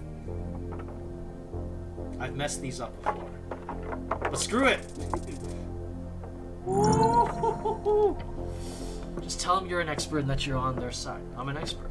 Are you now? Yes. Also, I'm on your side. He repeats louder. Are you now? Now hit him with, I'm your best shot at getting out of this. The dwarf grumbles. His eyes go from you to the door behind you. Fine. The dwarf sighs and grabs something in his pocket. He hands over the scroll. I trust you with these documents, Cityman. You tell us we're in the wrong. I dare you. Because we're not. The older dwarf joins in. Take a step back and check it out. Let's see what's actually going on here. Okay, I'll take a look. Let's have a look here.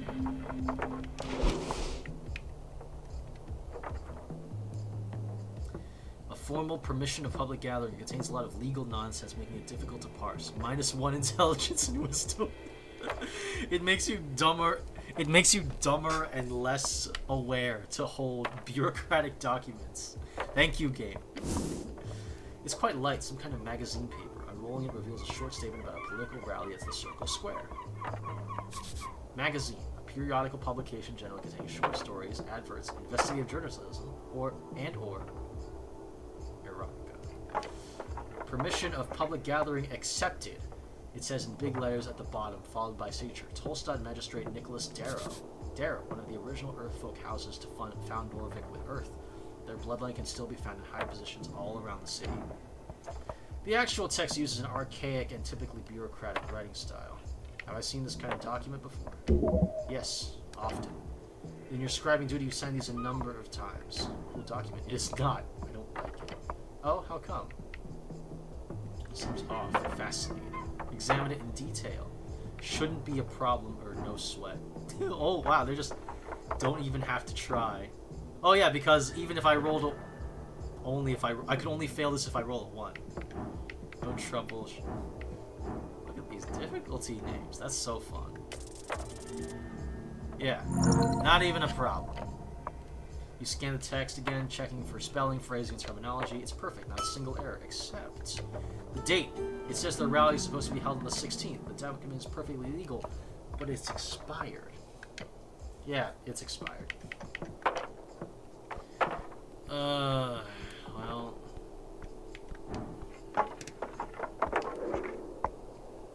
No! No! Mr. Cityman, what do you want this time about the rally? I checked out... Oh, actually, hold on. Isn't it a bit of a macabre to hold the rally atop of the morgue? Morgue?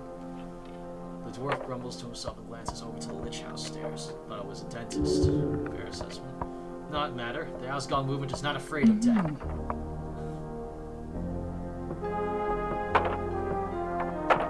Orc. Woman. You hear laughter from the orc behind you. Big words, Alphonse. The dwarf grits his teeth. Damn orc. So what's this rally about exactly? Guilds. For decades, there's been collective bargaining between Norvikian workers and the city guilds. Say what you want about Earth, but he kept a tight leash on the upper class of the city. Damn right he did. Put city in his name. The leash was bad for the city, now it can grow exponentially. Yeah, but look, it ain't the same since his death. The free striders have burrowed into every darn power structure, from paper boys to bookbinders. In less than a dozen years, salaries have stagnated and prices have gone up. They say free striders would make the city rich. I say it makes the people poor. We need change. So you hear it means a bunch of Tolstad workers to vote for the Ascalus party? More or less, yeah. But it's also about the spirit of community. Together we could fight against the purchasers of our labor. Alone we are as brittle as a twig in the, Oldendorf pipes up. A twig in the wind? No, that's not good enough. Like a twig in the fireplace. Twig in the wind is pretty catchy. How about as brittle as a boar rabies? That's good, right? That's good, I like it. Anyway, the rally will be assessed just to get rid of Dark. So we can call out to all workers of this magnificent city, he exclaims as for his crowd. Vote. Vote with your guts, with your manhood at stake. You too, Mr. Cityman. Alright, well...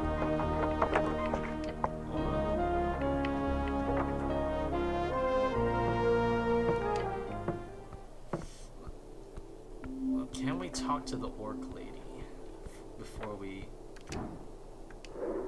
Strength. Oh god. Oh god. Maybe... You know, maybe Hollowed was right. Maybe I should have gone all strength if I wanted to behold an orc woman. 7. I get nothing. A traveler. She's not from here. Whatever. On the edge of the ruinous amphitheater, you see an orc sitting on one of the many loosened stone blocks. It looks like she's waiting for something or someone. Exuding an air of authority around her, the large woman gives you a wry smile. Her tusks are gleaming. Not just physically imposing, this orc knows how to exert power in other ways as well. You spot the merchant's mark on her jacket safe, a heart with the initials of the Norvikian's Free Strider Regiment. What's this? Not often we get Earthguard around here. She presents her palm to you. Vera is my name. I am second in command, guild agent of Tolstad. Nice to meet you. Make sure she knows you are a cleric. The showing of palm is a casual greeting in greetings. Do not grab her hand. That is not what that is. I'm Raga. Hello, Raga.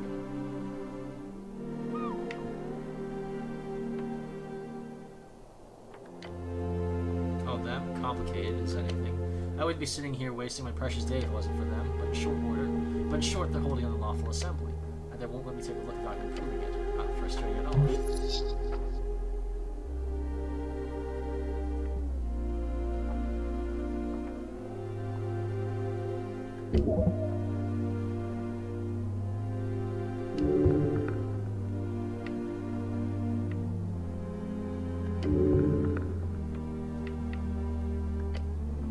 It's all just an inconvenience. Or I say a pain in the ass. These lovely as Galas have decided by themselves to hold a rally here in this lovely little circle square. Unfortunately, they need a permission of public gathering, or a PPG. A PPG needs to be approved by the district council. They do not have a proper PPG. And you're just sitting here because, simple really, these dwarves are ignoring my call to disperse, so I'm a witness. If they do not leave by sundown, they will be fined and or arrested. I've just come back at sundown. I would if it wasn't for the fact that I need to witness the entirety of the trespassing. Since they were served during the morning, if they do not disperse by sundown, they will be inflicted with an entire day's worth of fines. I'd have an assistant do it or a secretary, but we're stretched thin as it is with the election coming up. No, I'll just sit here and smile politely. And you're just sitting here because... arrested. Simple, really. These doors are... Wait, what? Oh. Arrested by whom? Accused of smug. You, perhaps. The monopoly on violence here on Tolstoi is more of an oligopoly. It will be a roll of the dice to see who gets employed to handle these dwarves. Alright, hold on, folks. Continue. Maybe some goblins? The city of Norvik allows us to employ mercenaries for extra-legal enforcement, but the company likes to avoid that in most cases. As you can imagine, mercs tend to lack that finer touch. There's something shady about this.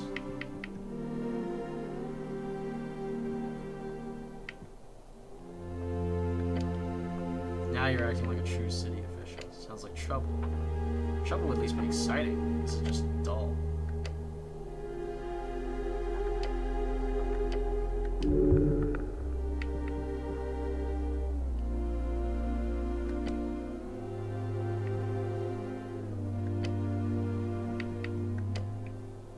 Hold on. We can't help the orc woman because she's with the hold on, give me a second. She's with the libertarians. Give me a second.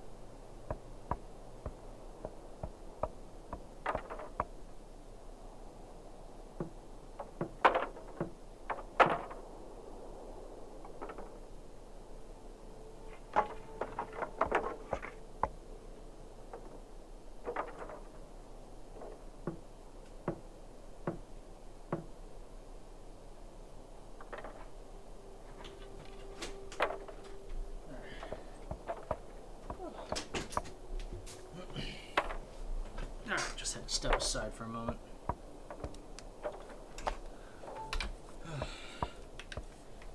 Curse you, wire. Well, you gotta let him know.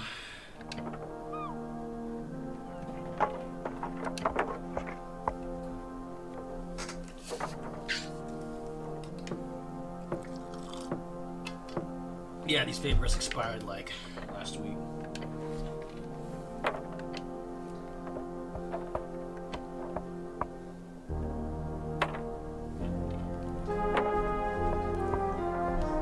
Of course.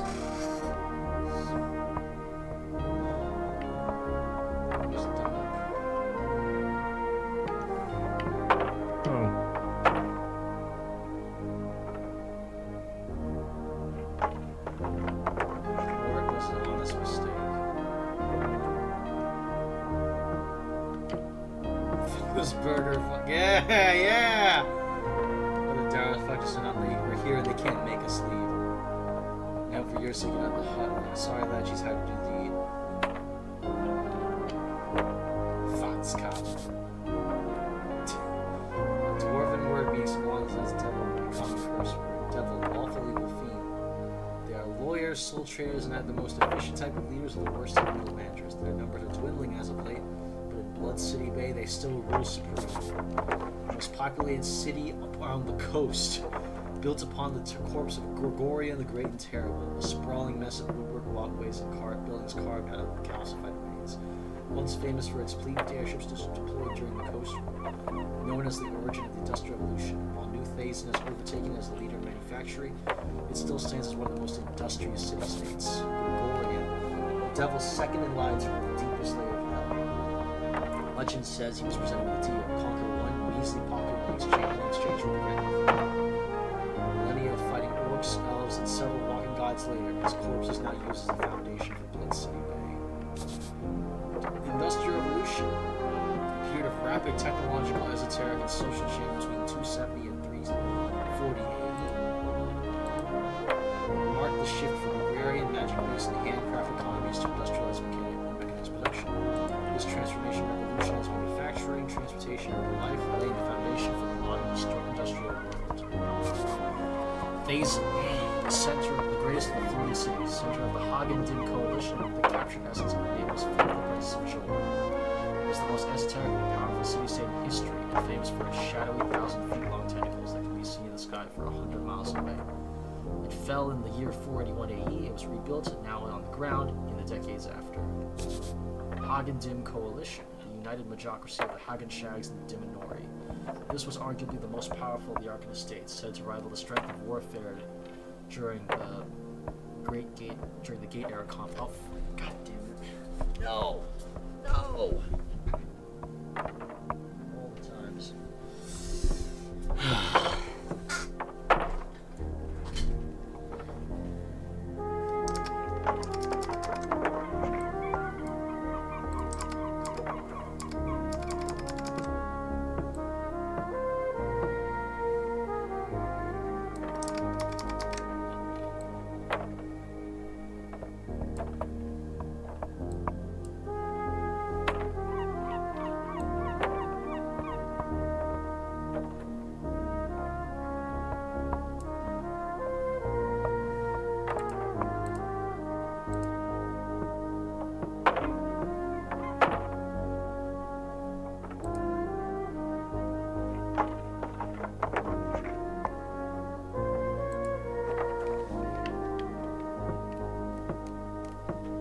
Merger is considered one of the first bricks laid on the ground of the Coast War.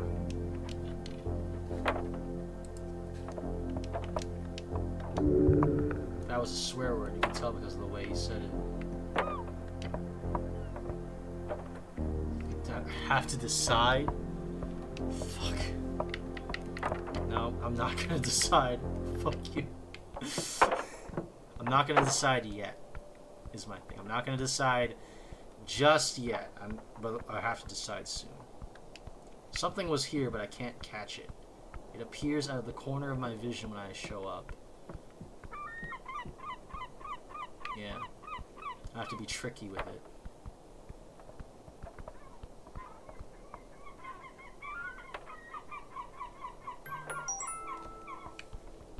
can interact with it, but only if...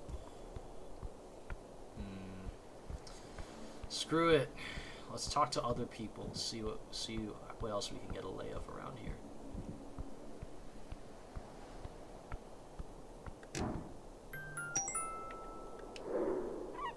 Oh yeah, I nat 20'd this guy. Dear Lord.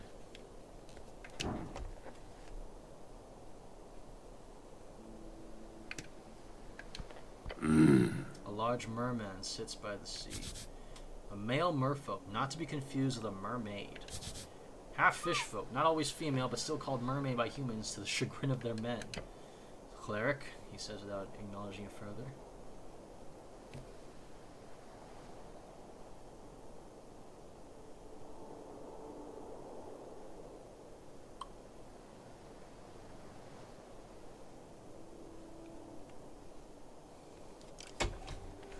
Greetings, citizen. I am indeed the cleric. What are you doing? Identify yourself, fisherman. I am indeed the cleric. You lean a little further into being a cleric. Gain 10 XP for choosing this class twice. He does not take his dark blue eyes off the city horizon. Why are you disturbing me? I need information. Hey, I'm the one asking questions here. Information is expensive, cleric, as anything in Nordic. The Lassos is my call. You stand in my garden. Your call? You live here? This is all yours, no? This is public property, no? Your call? My name. Let's see. So you live here? No. I don't appreciate the city visiting my property without a heads up. This really seems like a public walkway to me. It's not. But while you're just standing there, keep an eye on the second pole. You want me to fish with you? Yes, be useful. It says we ain't got time, but maybe it could be useful.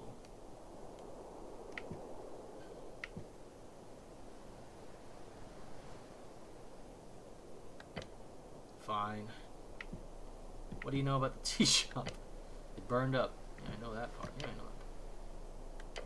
You need to find out what happened. If it is an esoteric area with a fireplace. If it happens to more units in the area, I could be affected. I will personally hold Magistrate Darrow responsible. Does. Alright, okay. Behold was being a little too generous to this guy. This is a landlord. I'm sure Darrow cares a lot about units. I don't think the Magistrate gives a shit. You can't talk like that, was he? I don't think it was just an esoteric error. Find out for sure. Do your job. I've spoken with Miska on the topic. We both agree.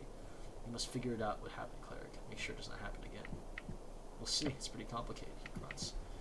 What are you voting in the election? I'm voting for the Free Striders. Oh, why? Good choice. That's dumb. I have no strong feelings or choice. However, I must thank you for sharing this deep part of yourself. It makes me feel like you are opening up to me. The merman says nothing for a while. They offer good incentive. An Asgard rent freeze would be difficult for me. The nationalists have not been helpful in the past. I vote yellow for now.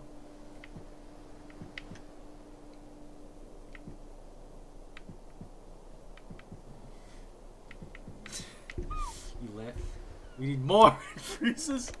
He grumbles. Right, he did not ask. You have a quest for me? No, nothing at all. Not even a delivery or something, like a fetch quest. Like a merman dungeon. Something. No. No. I can handle that myself. No. So nothing, huh? Nothing. Except, yes. My tenants have reported a strange light around Pillar Road. With the tea shop, I do not want to take any chances. Take a look at it for me. A strange light? Merman grumbles something. If it has anything to do with the tea shop, or if it's ghosts, or if it is an esoteric event. It was reported to be spotted in the late hours, sometime after midnight, on the road down the field and the middle of the road. I have no resources to pay, but if you wish to do your duty, make sure my tenants are not disturbed by such nonsense again. I'll think about it. You wouldn't happen to know anyone in the fishing boat, would you? He glares at you. No. It's just, I was fished up from the river by them and brought to the Lich House. I just want to check up on that whole business. They did not bring you to this skin. I did. Oh! Okay. What? He stops looking at you. Wait, really? Oh. So you fished me up. Yes. You were dead. Dead? Yes. And so I brought you to the morgue as one should. And you come here alive. That is your business. But I don't understand. I have nothing more to say about that. You should deal with it yourself. Yes, you should. This means there was a resurrection. Now you need to learn why. So I'm a zombie? Yes. Thank you, Khan. Thank you, Khan. in a spiritual sense. Remember to focus on fishing. I have some personal questions for you. No. No, I do, really. What do you mean, no? No personal questions. You can't just say no. That's not allowed. Okay, fine. You're not allowed. Question. Delia. What?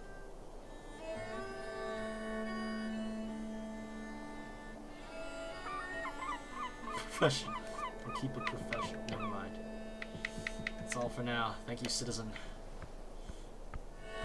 So, alright.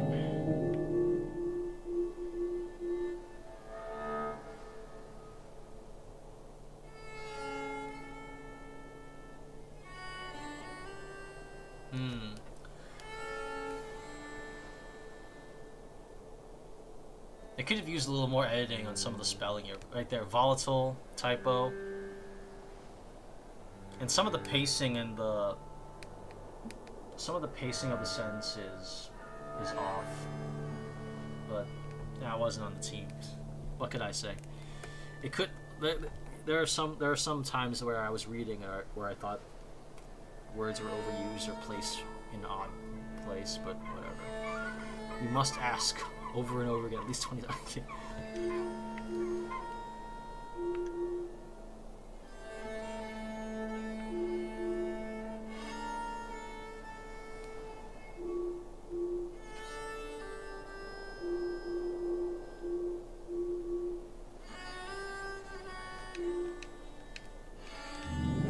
Interesting.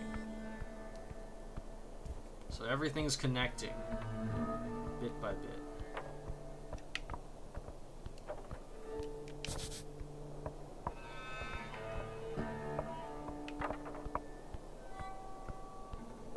I wonder if learning the truth about this gave me a little something for that check. I need to know.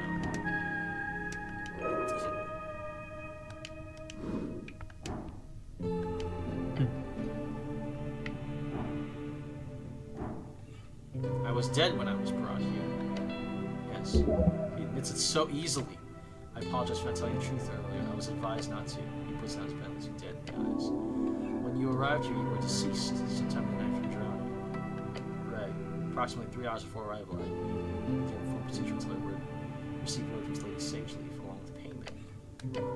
She wanted you alive. The lady had been notified of your arrival here. As such, I prepared a resurrection. You rezzed me? I rezzed you, yes. That's powerful magic. It is. I have the sources. The Pale Man holds incredible power if he is able to bypass the esoteric limitation. However, I suggest you speak with Lady Sageleaf about this. If you require answers, I am simply the middleman on this. What spell did you use to revive me? He is quiet for several seconds, considering if he should share this knowledge. A modification, then. A personal resurrection spell. Raise dead. A 5th level necromancy. It raises a dead creature if the time of passing within 10 days. It is highly sought after these days, and very few are able to cast it. With changes, it is not the original spell, as I'm sure you understand. Viskin's Raise Dead. My spell requires a higher cost while lowering the spell's complexity in return. A higher cost, like a blood cost? No, cleric. The new cost is doubled, 1,000 crowns, which is not too bad. My life was... could be better. Waste of money. Is this why I lost my ability to cast higher level spells? Potentially. Whatever issues your body and soul appeared to have had with my spell was not permanent. Yeah, I'm just that awesome wizard, I guess. My soul and body. It's more common than you might think. I felt really weird when I woke up, like different. Is that your dark magic also? That can happen, yes. It can happen with any resurrection magic when the soul's given sufficient time spent away from his body. So my soul is ruined? No. His cold voice shows no interest in your personal business. Soul magic is complicated. Not even the greatest alchemists are able to unlock all the secrets of the inner light. Perhaps one day you will. Right. I'll go speak with Lady Sageleaf. Good idea. The Pale Man was simply an instrument. But it is good to understand this game you've been entangled with. I didn't help. It didn't help at all with figuring him out. What's up with you, guy?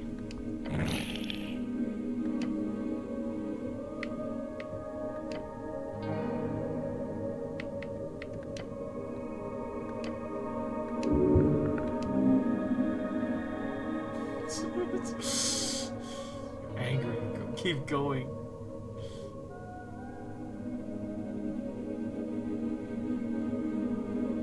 So you're a slave.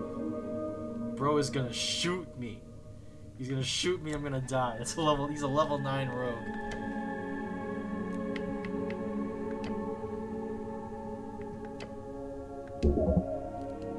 Yelgin's a core.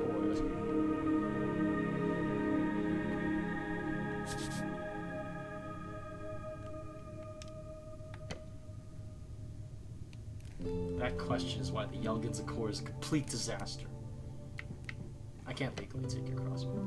Can I borrow your crossbow?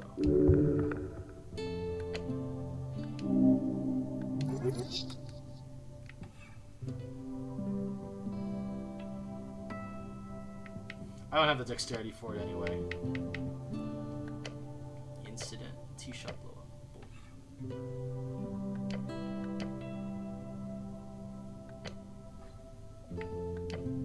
Milk. Doing milk delivery. Deliver milk. Yes. Side hustle. Kobolds don't even drink milk. I want to know more. I want to know a lot less. The milk situation is intense. Where does the milk come from? Cows. Where do you get the cow milk? Market. Who buys the milk? Humans. Wildly humans. They pay money for fresh milk. Or not. It pays. No. They're draconic in nature. They lay eggs. Do you like milk? No.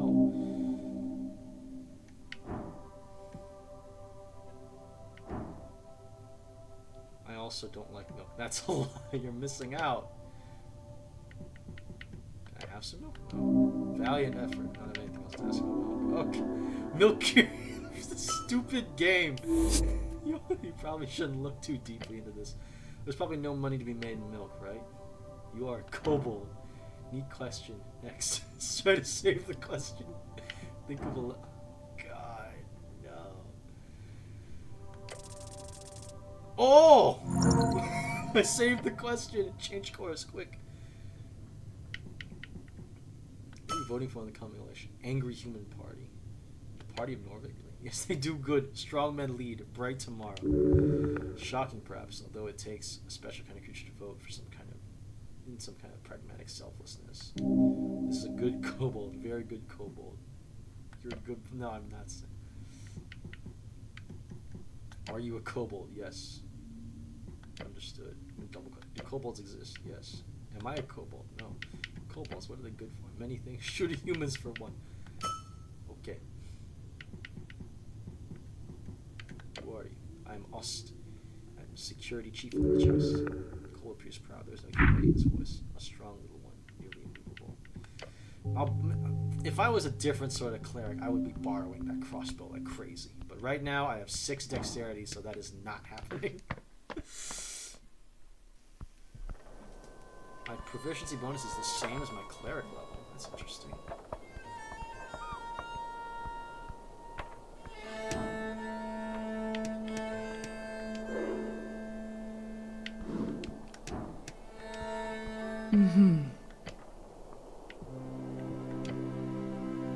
Little old me, I'm an open book. Earth have mercy. Where are you from? I'm just thinking of messing. Yes, where are you from, orc? You know what I mean. I'm sorry. Like that. I'm from Blood City Bay. I ran with the warbands when I was a girl. Far from the cursed bands of Feltar. With 8 bands along the coast. Land a half removed from millennium warfare. It's red lowland stand for a quarter of all food production on the coast. All flowing from the trade ports in Blood City Bay. The name Feltire either originates in Orcish as high place or bad forward in Inferno. For hill land in Goblin, it's hotly debated. A land of elven ruins and mentioned the fertile lowlands in between. In the center sits Blood City Bay, the largest city on the coast built out of the corpse, or rather just the head of Gorgorian. And Gorgorian is of course the archdevil come to conquer Jor during the Gate Era. In fact, his death in the hands of the Orcish Queen Mother Demigoddess marks the end of the Gate Era itself. But you should already know this, of course. Thank you. We were hired during the Third Revolutionary War in Rees. When it was over, I stayed behind. All this memory coming towards she's seen a lot. Those are the days. What's it like being an orc in Norvik? My kind is quite rare, so...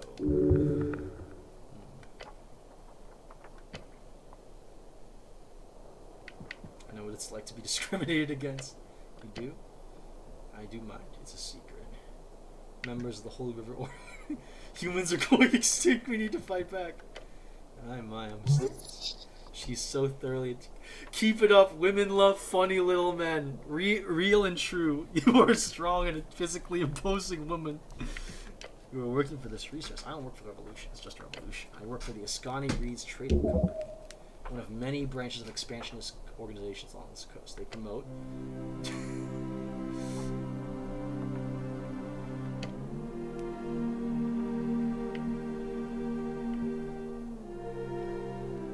I like the election we're going to lose. It's about the process, not the outcome. Asgalism. Earthguard and Asgalism. What a combination. She's being genuine. Ah!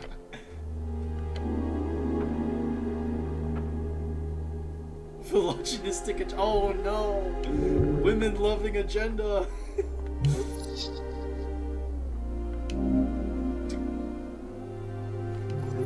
Earth, give me strength. Oh! You got real nice tusks. I bet you could carry me around like a straw doll. I am not attempting to flirt with you.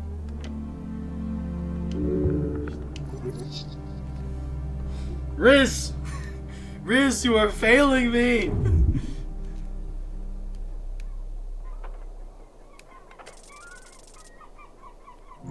Oh, the 50-50! Your mind races as you feel something out of reach within. Reach out towards the orc. For a moment you see yourself through your eyes. Suddenly you realize how awkward you're being. You can save the situation entirely. Is this it? The forbidden art. Too powerful for any one man to wield. Is this the power of empathy? Yes. Very difficult for men to wield empathy. This we know. Really? Riz, get along, please. This is not difficult. Oh. Use empathy. So wisdom knows that women exist and are actually people. Riz has to figure it out. Thank you, Wiz, for keeping a good head on your shoulders. Oh, use empathy. Ah, right, this orc, she likes a straightforward attitude, so just ask her in a confident tone. Something like, when all this blows over, how about you and I have a dinner? I know this great place, whatever. When I'm done saving the world, let's go eat there. You, me, dinner.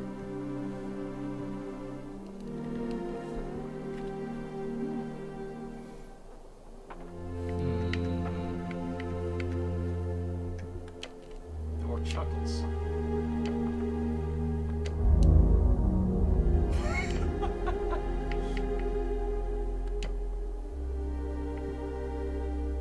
That's not important.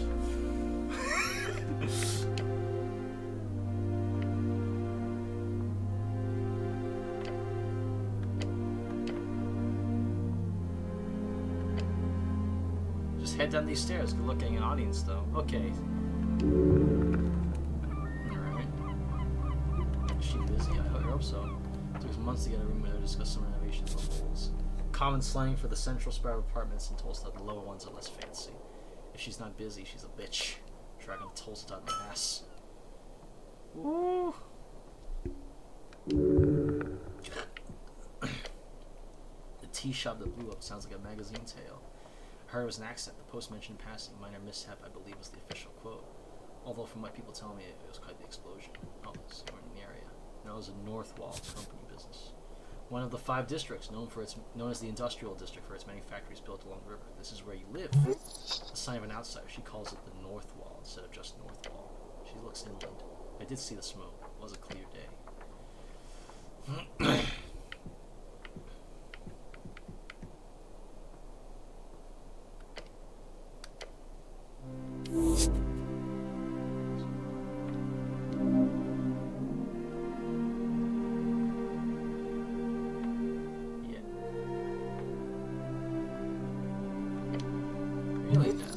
No, say no. No. But actually...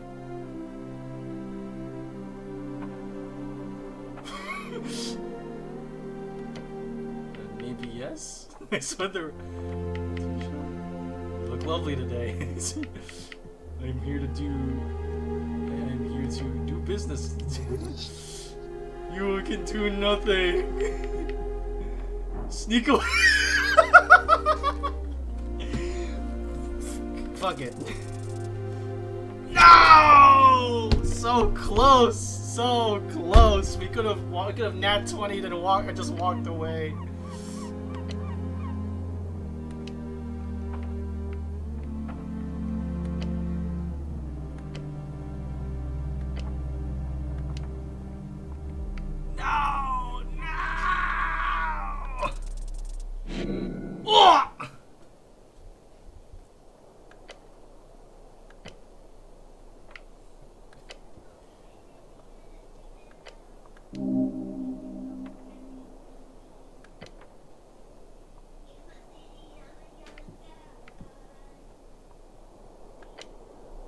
The election, of course.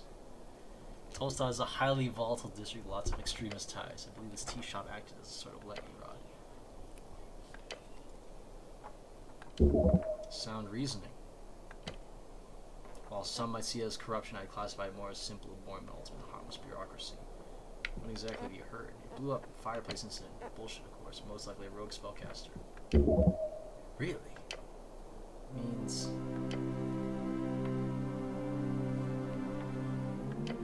I'm sure you know something of a good expression.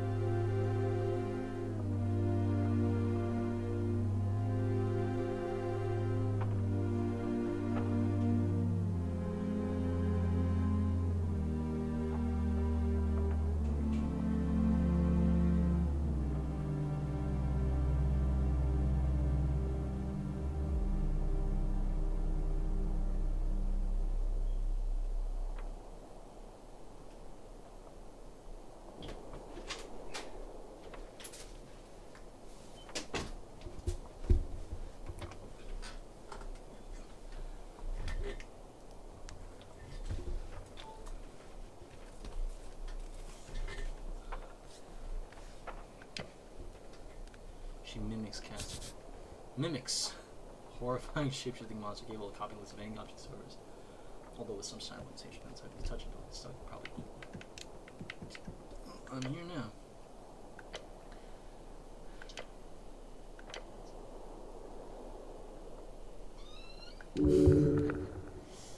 A kind gesture but with ill intent. Perhaps.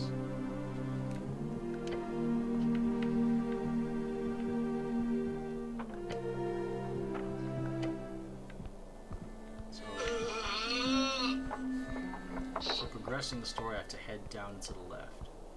So I know where the story is, I just have to walk past the orc lady. But there's so much more area to walk around. Dear Lord. Wide open space. Oh, and there's the tea shop, I'm assuming. The tea shop. The name of the tea shop is illegible. Amidst scorch marks and cracked masonry, you approach a doorway. There are several planks blocking the passage. The tea shop. Take a peek inside. A powerful force letters marks fashioned with several nails. You also see paper. Coin lords meet updated. At the top it says bold lettering, city marks, and no trespassing. Coin lord, the magistrate handling limited trade, financing, public words, and tides, currently held by Nicholas Darrow in the Tolston district. Does this include me? No? Or else you would have the password. Try touching the planks. As you do, subtle ripples of blue energy appear under gloving. It is sealed. As you move away your hand, the faint aura shimmers of blue dark translucent blue and fades away. The tea shop that approaches, standing at the door, makes clear there's a lock and a small cast on it. Standard procedure for Read a lot of people out. Crime scene should be public viewing. Thank you, Riz. Remember that you are here on behalf of the goblins. You still haven't spoken to the chieftain. To complete this quest, you should probably do that first. Or I could beat a 25 DC strength with 0 bonuses. Are you crazy? No. What kind of magic is this? It's an arcane lock. Casting a bunch of planks in Orthodox, but obviously that would work. Second level abjuration, box entryways don't dispel, it costs a bit to cast, but what's its place in my nuisance? You'll need a passphrase to unseal it. Can I bypass the effect of magic? Of course, an operative trick. Second level transmutation. Unlocks things. The definition of lock is a stretch of the sanctuaries, but the spell works in most can close names of entryways. Dispel magic could also work, however, you do remember it being quite difficult to get a hold of even within the tower. Do not expect to find it here. Can I guess the passphrase? Guess? Guess?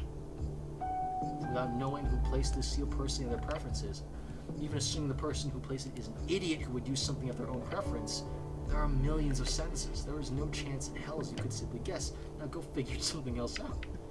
I can still break it down, right? You could try. It's still a counter, fallen with beams, a scorched mess.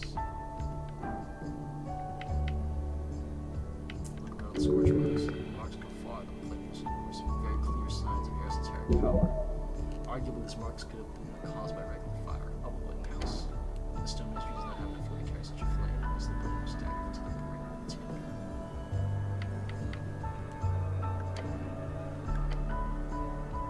By order of Col Modero, the following premises are under city seizure under suspicion of criminal offense. Unlawful trespassing will be liable under 13 penalties of contempt.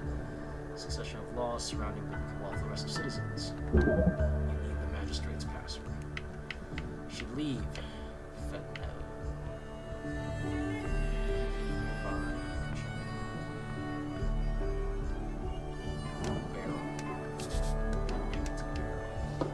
Money in it. We're making money.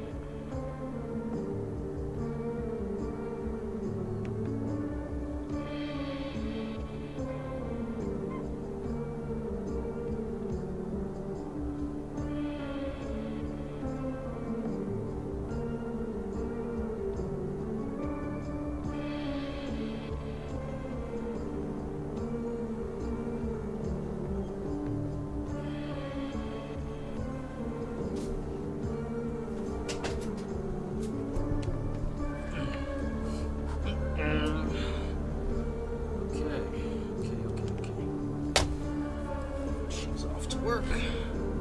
And I am here. Okay.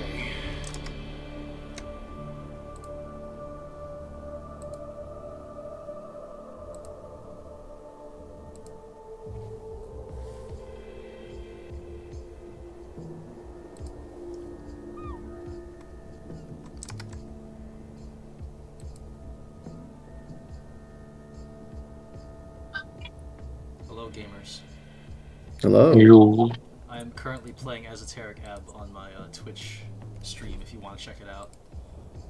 Okay. It says each urn is No one of a free kind plugs in the produced chat. in small batches No! made Give me from $5 right now. and make them Pay me money and then I'll look at it. No. Yes. You owe each of us 50 Mandami dollars. W Mandami.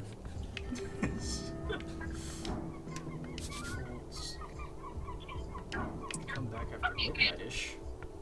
What? There are bicycles in this world. I can't wait to charge my ashes, bro. Bicycle. Charge them? It says wireless Bluetooth speaker embedded in the lid of the urn and includes a USB-C charging cable. Anyway. Oh, that's crazy. Yeah. This is fucking Okay. hilarious. Have fun.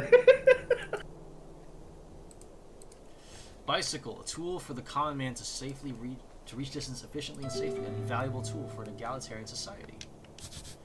bicycle. Bikes are nice. Thank you, Con. Bike racks are stationed in many places around the city, usually in locales with lots of stairs. There's a stillness here, an uncommon sight at the heart of the city. This particular bike is yours. Oh, I have a bike. You lean in and take a closer look. The rusty chain seems brittle, but the wrap is so hard around the tire that it would be annoying to get off even if you had the key. Why would you wrap it like that? You should take better care of this magnificent bike. Good. No one will take your bike.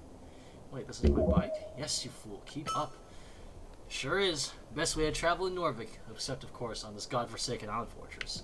Where's the key? Not here. Could getting the key be a quest? That does sound like a quest you could get. Find the missing key. The mystery of the bike key. Something that would be perfect. No quest to be found here. Just sadness. Damn. The key is probably at the bottom of the river along with the rest of you. No! I can't get on the bike! No! Hold on. When exactly did I come to Tolstad? On the 21st of March. Evening. Then you fell. This is as far as you came. The hair on the back of your neck stands in it as you sense the sudden shift. I stumbled over the stone railing. Was I alone? Do I call? Yes. Was I alone? No. Do I call it? You chained the bike. You stood up. Then pain. Yes. So I got here. I parked my bike, and then someone just knocked me the fuck over? Well, that's great. So something is or isn't going on around here. Bikes are cool. You should ride your bike more. Thank you, game. Thank you, fucking piece of shit. You give me this fucking game, then give me fucking bike and then nothing to do. Behold, Zerba BE. Hey, wait a minute.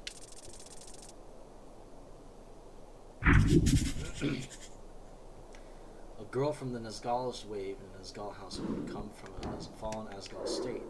Dangerously shy, she needs good friends and better mentors. That is not you, by the way. She has a bright future ahead of her, no matter the path she ends up pushed along. Alas, her agency is nowhere to be found, not that she is looking for it. And I know her stats, too. She's got decent stats spread about her. It's just... Well, not decent, but like pretty average, all things considered. Missing a couple of things, but whatever. Where is she? The dwarven girl gazes around the halfway bridge before her eyes land on you. She stares. She says nothing for a while, just staring at you, no real reaction on her face. Citizen! Believe it or not, I'm actually a cleric. I am the cleric. She looks around curious. You're worrying her by your presence alone. It's a potential yet very minor quest. I can help with that. Oh, okay. This girl is neurotic and introverted. That's a mean way of phrasing it, but it's true. Her body language reveals all too much. She has glasses. She wears a green coat. She's a human, but she's not that much taller than me. Glasses and a green coat. I'll go look for your friend with the glasses. Thanks.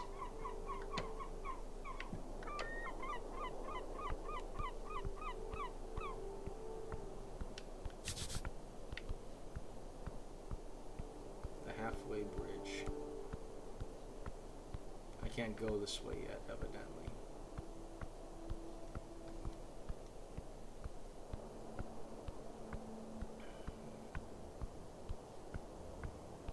I'm almost level 2. Holy shit.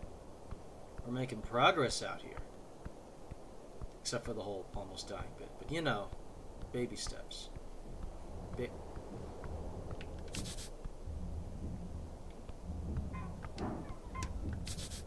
Active machinery inside. Do I really want to enter buildings just yet, or... Something stuck in one of the roller mill blades.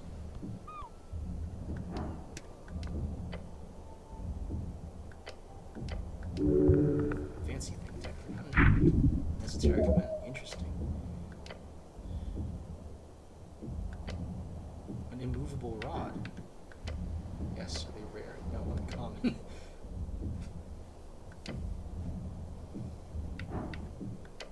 You could die.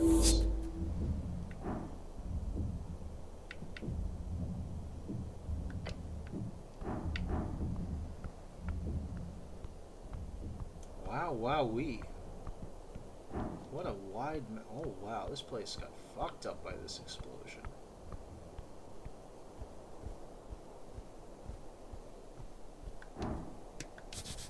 A street sign. You can look at it.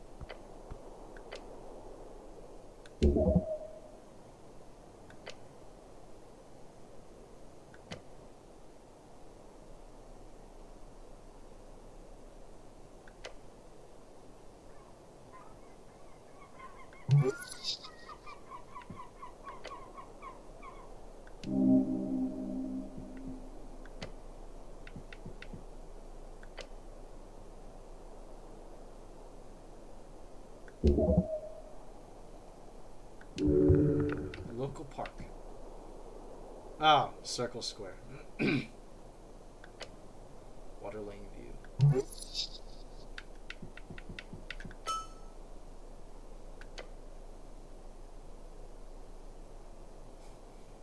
Oh, unsophisticated. Good sign. Whoa! Who are you? Broken statue of a cat. Cute.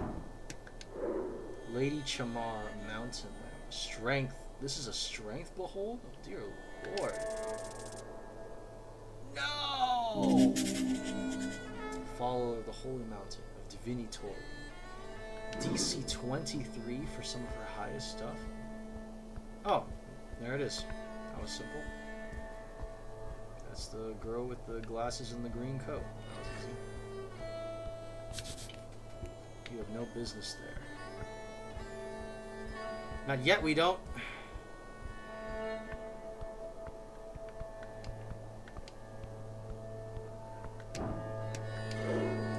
Youth Asgal Modissa. Wisdom Behold. Come on. Come on. Yes! Nat 20! Level 2 Rider, Chaotic Neutral. Pretty. A girl on the mission. She's out to fight for the green no matter the battle. Her brash exterior is no fakery. It is her heart worn on each of her sleeves. Responsibility. That is the weight she feels weighing upon her shoulders. She does not see herself, her ego, as having any greater meaning. Rather, that meaning has been transposed from others, her mentor, her friends, most important ideology. She does not believe in Asgalism, not truly, for she happens to be one of those people who does not see any rules upon the early strong cultural battlefields worthy of respect. She does not believe anything that can be pinned down as ideology.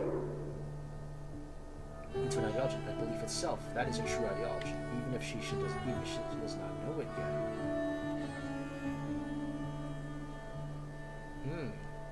Interesting. More interesting than I thought she would. Huh?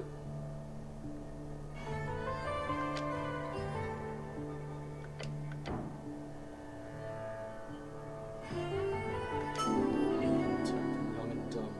Uh-huh.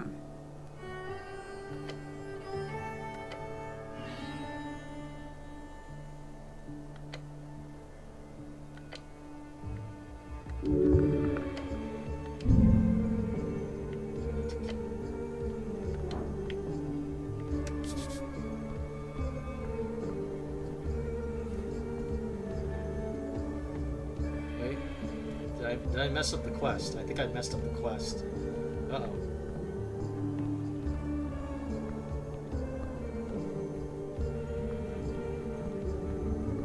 I messed up the quest like crazy. This much I can tell. Because now I don't know where that girl in the green coat went.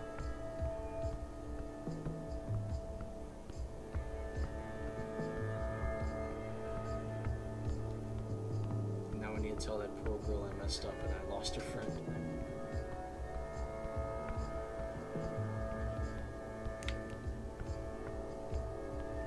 This is a wide open space, dear lord.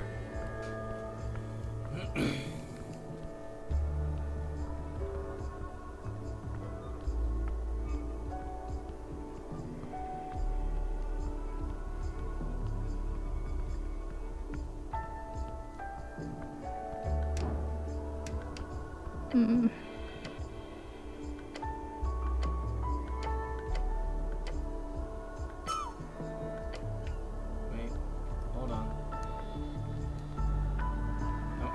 Are they leading each other on a wild goose chase? Because I kind of let her go.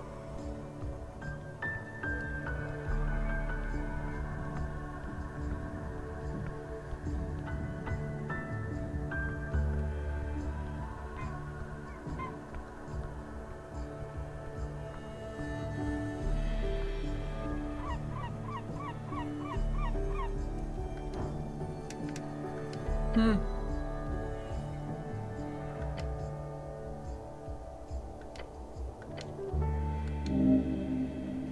of the priestess.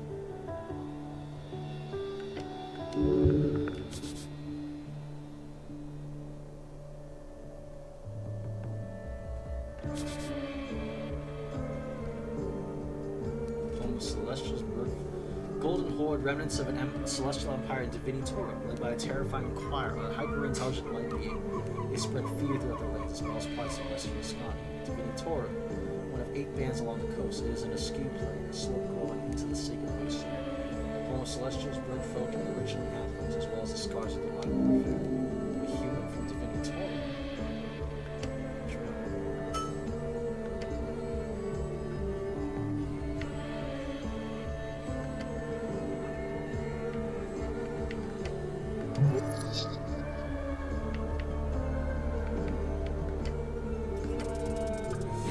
Oh no!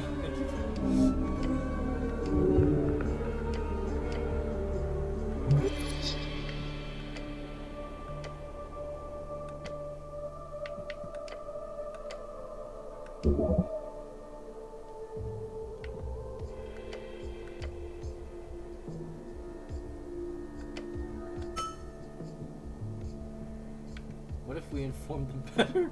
I'm informed.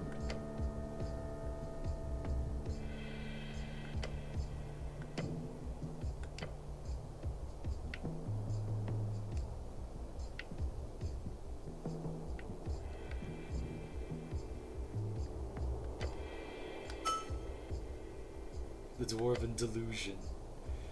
I'm almost level 2. Fascist. A follower of fascism. An ideology born during the coast, formed out of Alexandros' dream of a lasting empire born out of the fallen theocracies of Greece. Alexandro, gnomish author of The Folk, a collection of essays about populism. An era of crowds. But I wish you luck in your journey.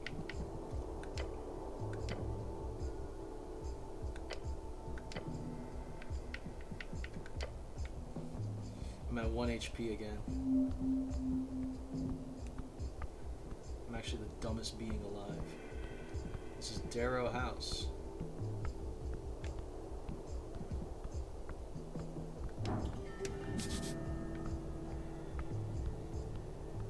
Oh!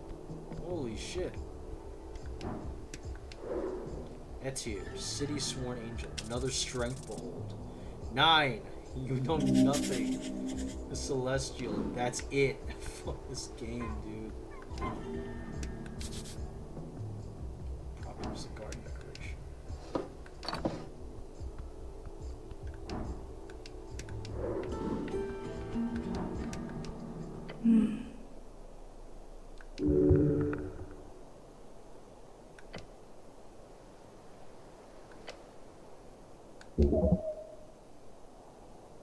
Clanlands deal of 13.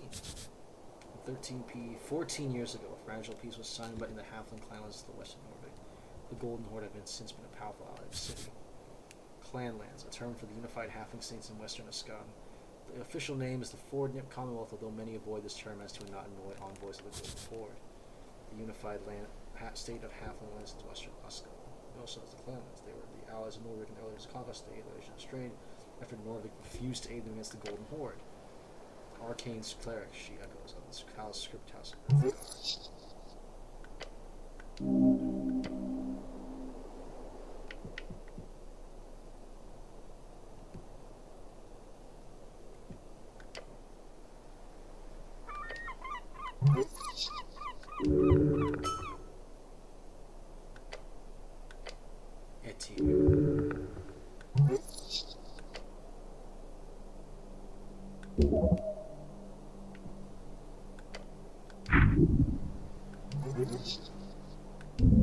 She would destroy you.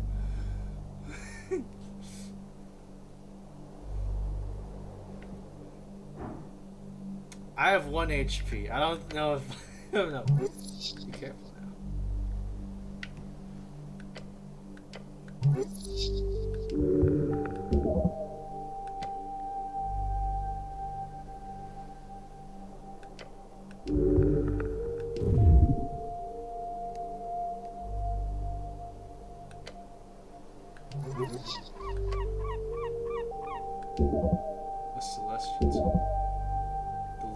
one speaks.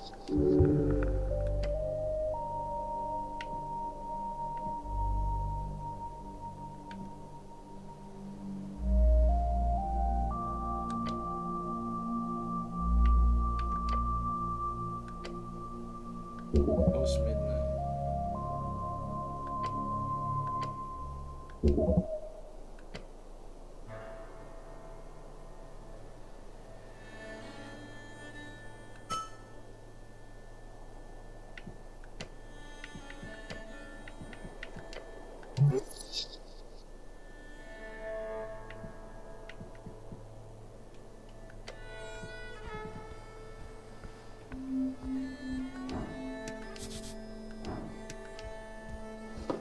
Seven apples! Yes! Yes!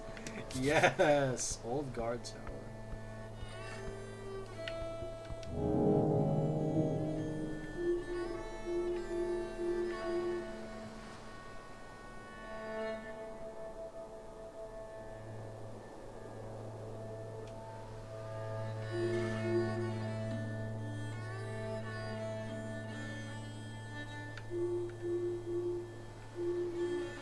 Oh, you could get other cleric levels. Shit. I could probably be getting wizard, I bet.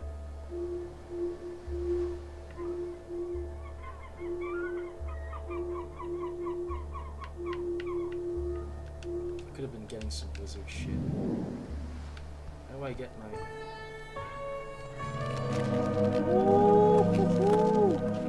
Ability scores +1.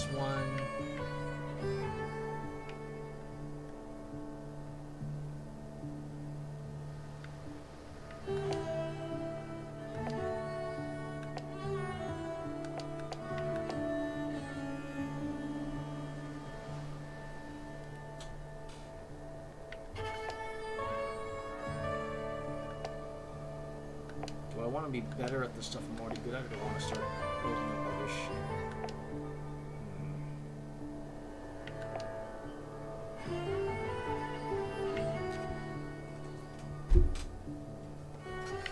If I'm gonna be the cleric,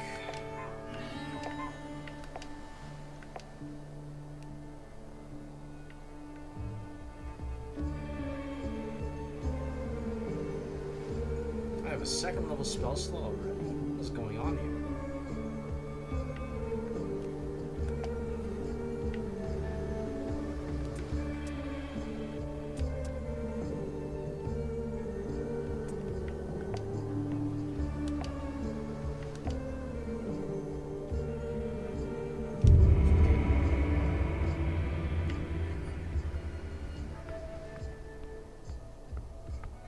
I'm level 2.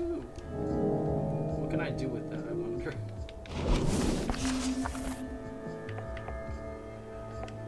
I can't believe I already have second level spell slots. Shouldn't I be level 3 for that? Well, this is homebrew stuff, so clearly things are different.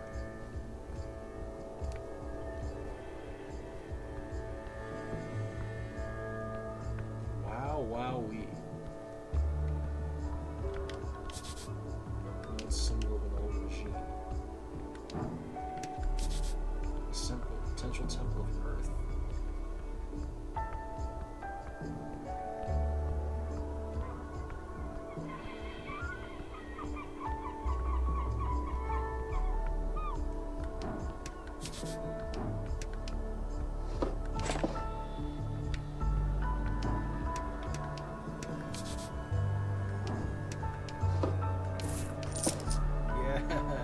Yes, we're foraging here, folks. We're foraging. We're foraging like crazy. I realize I'm getting very lost. Oh, it looks greasy. Oily instructions. What does it say?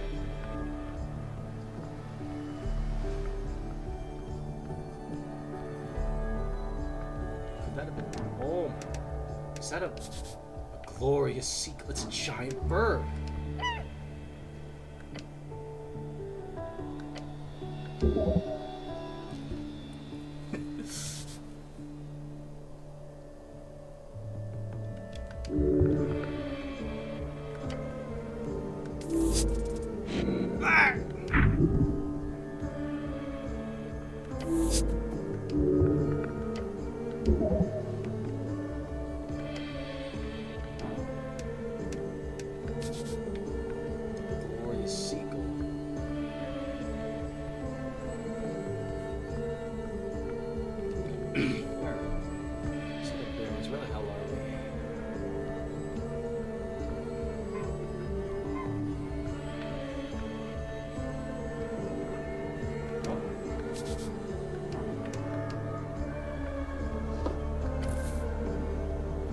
part of it.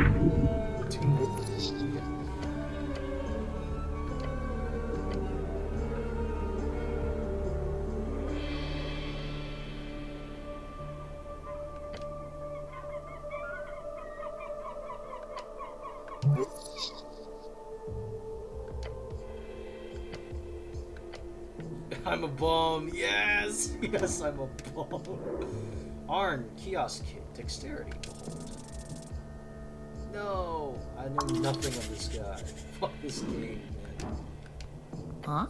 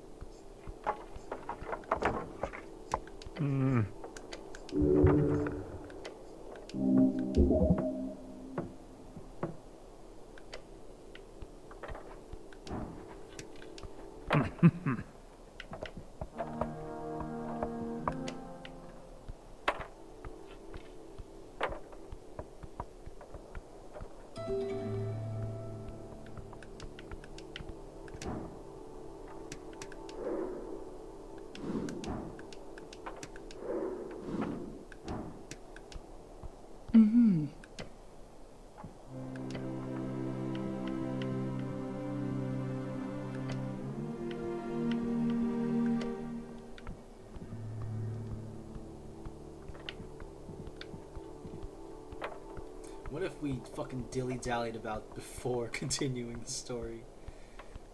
Going down there is continuing the story. What if we just explored everywhere else first? Like a dickhead. Because there are other buildings here that you can enter, which is nice. Curious. Actually, hold on. Instructions.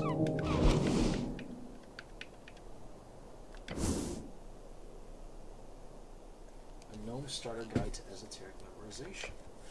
First step to understanding this memorization is understanding the underlying powers at play. Drawers, strings, stretch cards, coast invisible to the eye, yet all things are connecting to all things living and dead. Spell simply said rules you must follow in order to manipulate those strings to esoteric effect. This is the big divide between casual spells and casual spells. As a gnome, you are naturally gifted in the art of illusion.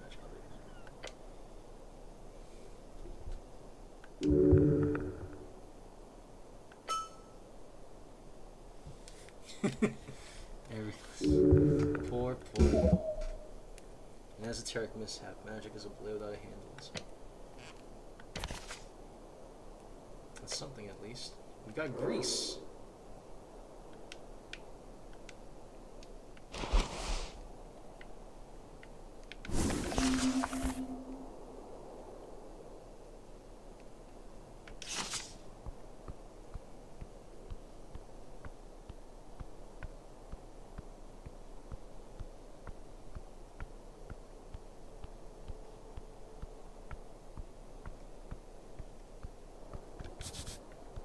great perch of Morvik.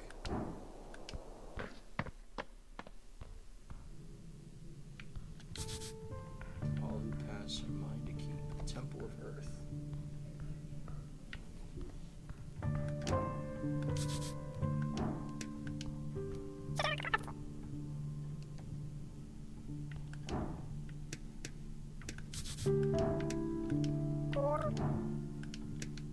Primal Spirit just sitting there.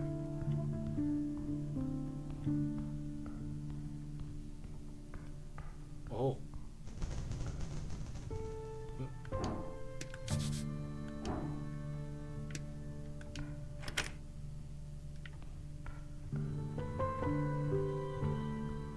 That is a scary looking dude. Meanwhile, look at me.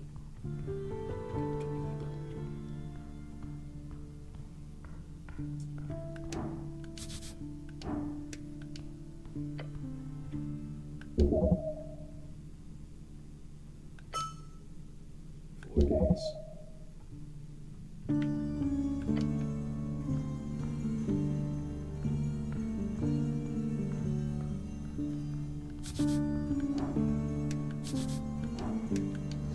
Another shard of joy.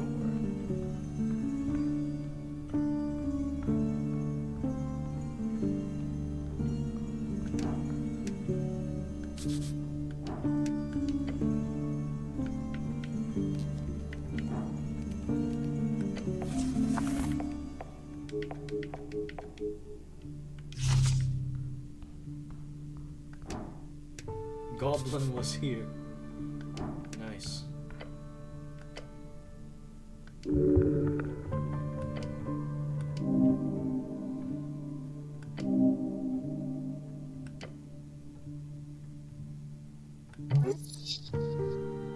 He's technically wanted in most districts.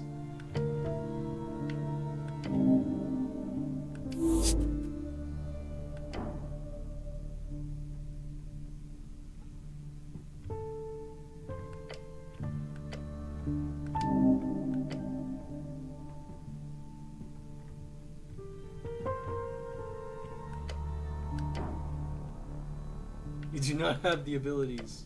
You believe. Oh boy. I made a mistake.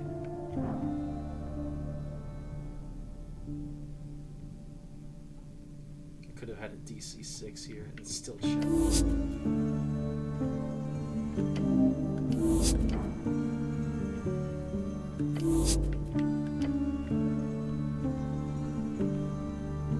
Easily fuck that up.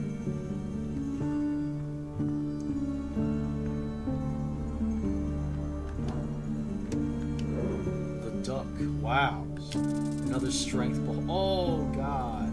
This is a true warrior. Holy shit. Scariest guy imaginable. The duck. A dark iron can of a man sits alone on the temple steps.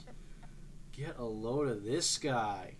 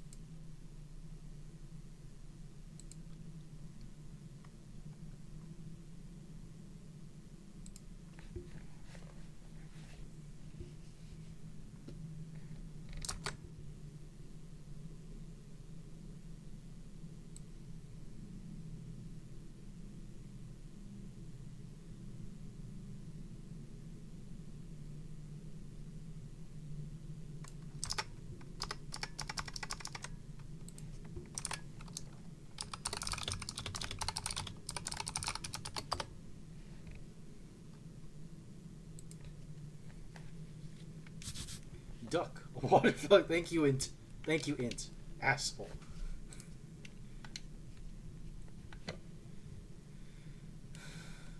Are you alive?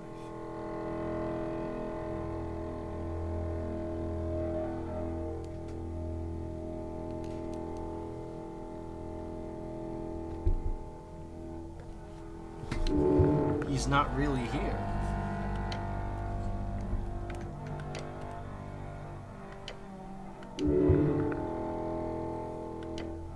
Your name, soldier.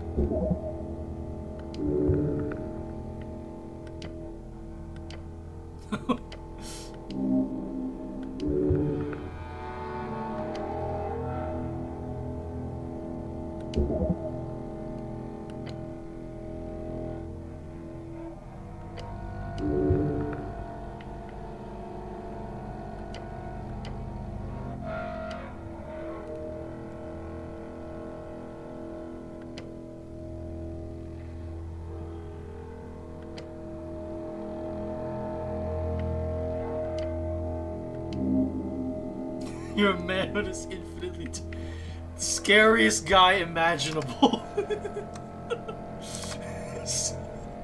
Whom do you serve? I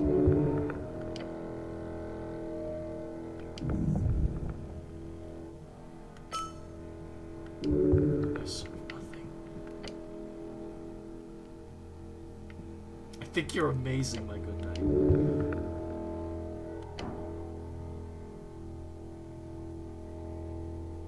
You must learn from his ways. No! Ah!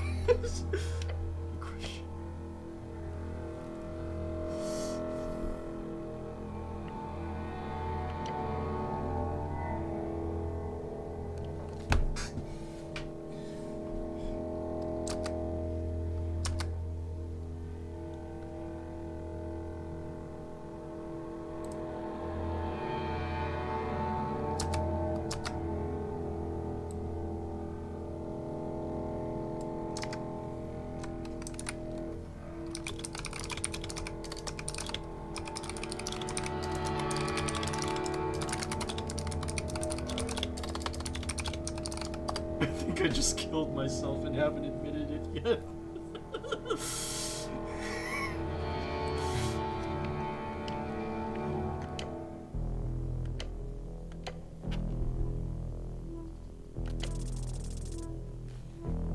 Bro, he's going to kill me the second he...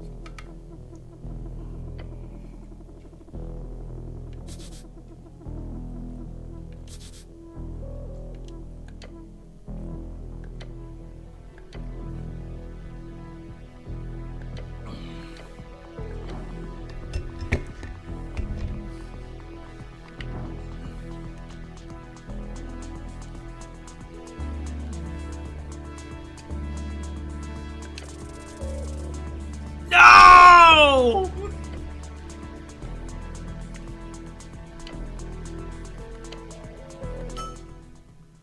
Oh.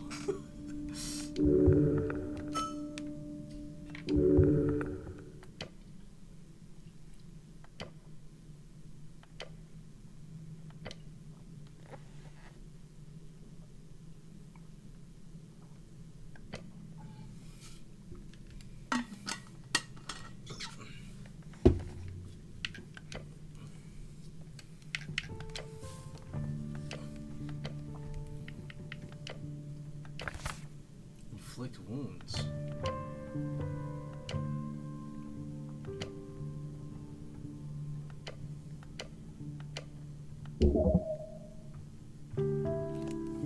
I guess I know these spells real fucking quick. Oh yeah.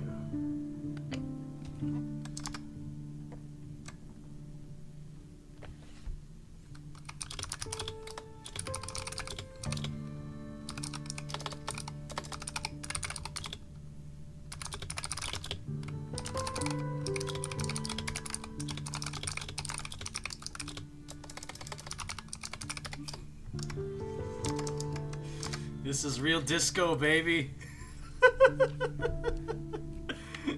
I can't believe it. Why am I not dead? Hey.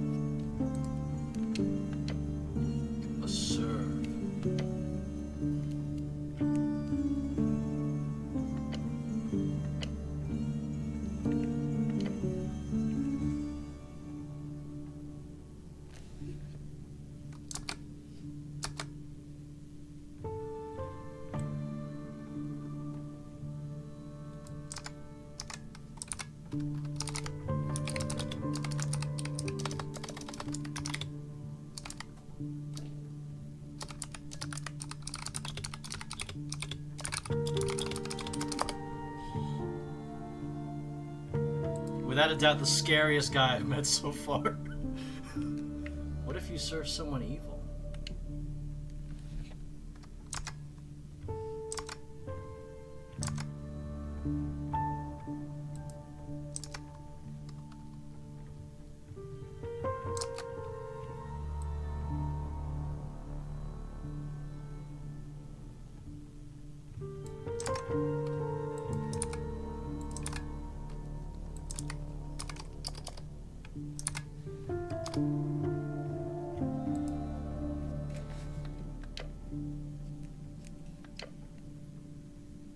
Place not the choice of morality into the hand of one who swings the axe.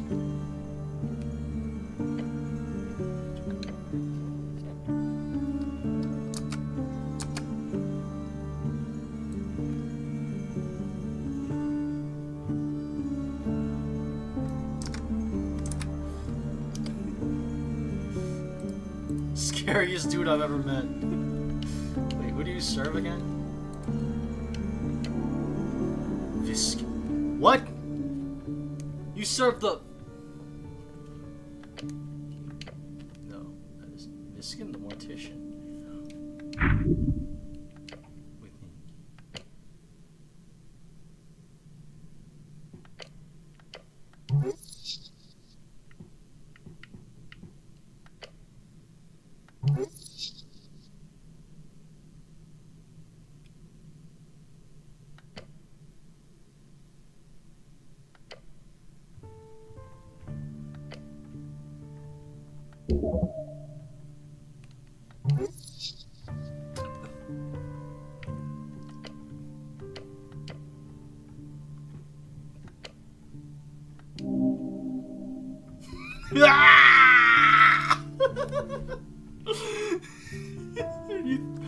Are you threatening me?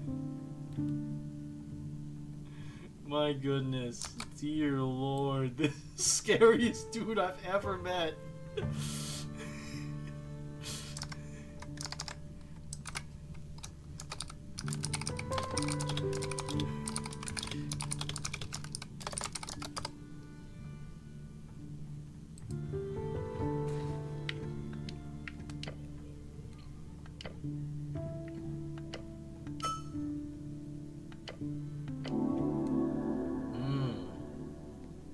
Star Witness past the cruise engine.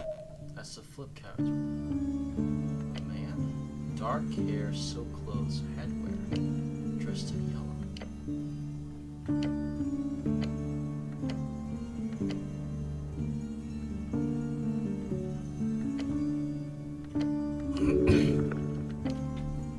Probably a literal alligator who talks or some shit.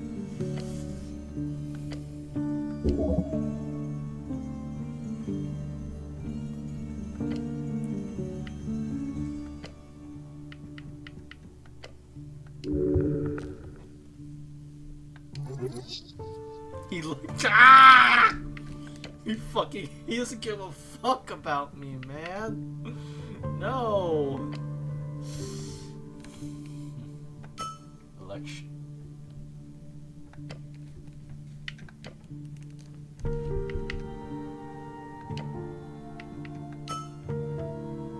Keep aligning yourself as an Asgalis. You gotta commit to the bit, man. You have to commit to the bit.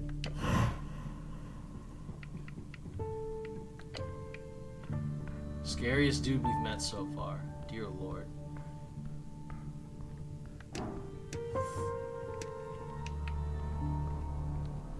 Okay.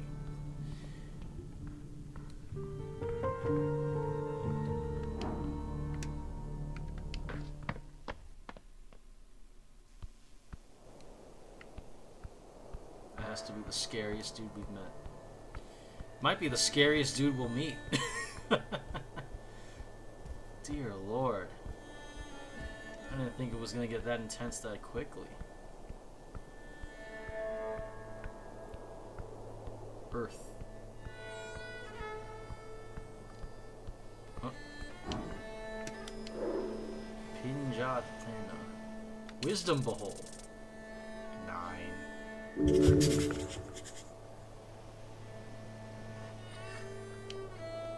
Idiot.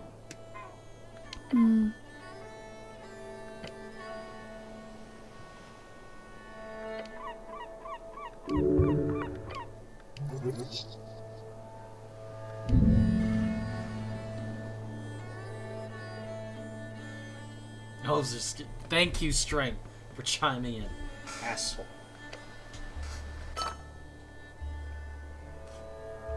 Pinja. Tervalis. Pinja of the Men. An ancient elven empire now former self, once ruled by elven the men, the walking god who signed the treaty with Earth. The great woman stands at the border between Ascon and France.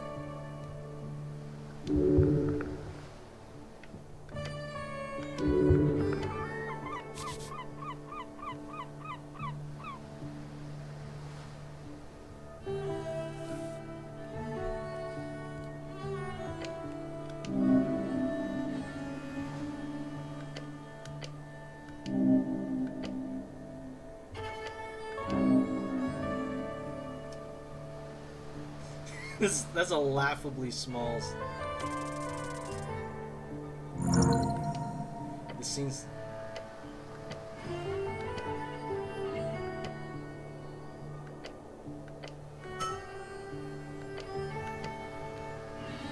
Lord Gorm of Norway.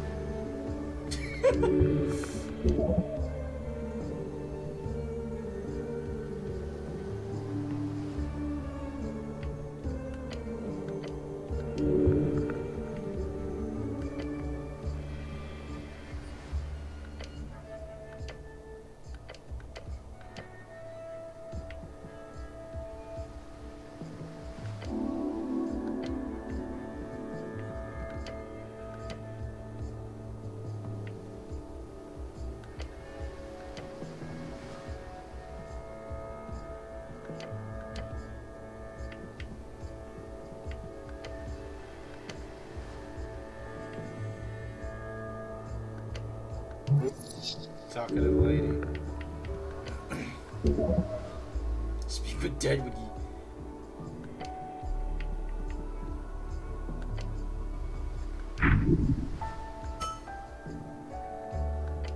Okay, so this is gonna be a long one. Shit. We keep running into people. That's not even what I was looking for, but oh well.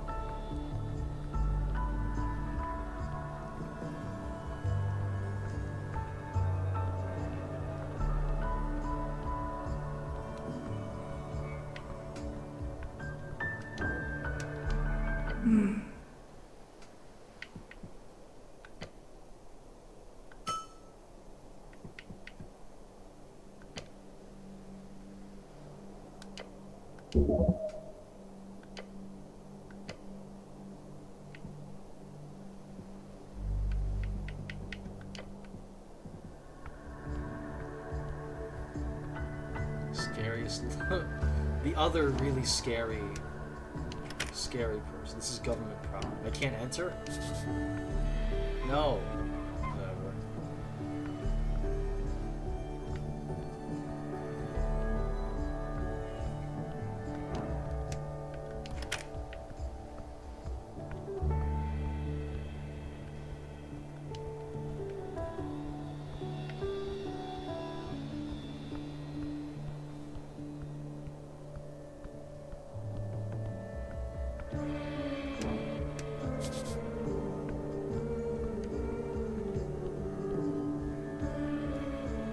There's another building entrance around here somewhere.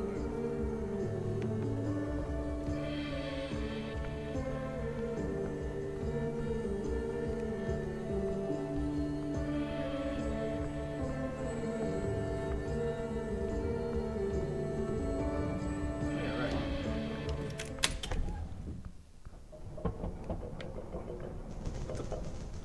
More of these things, man. Something stuck to the gear.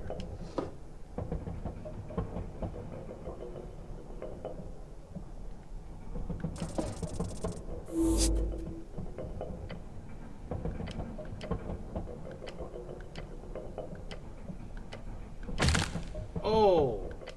Oh, my fingers. Oh, oh God. Oh, I'm fucking dead. Oh god, I reached for a stress cube, I'm gonna die.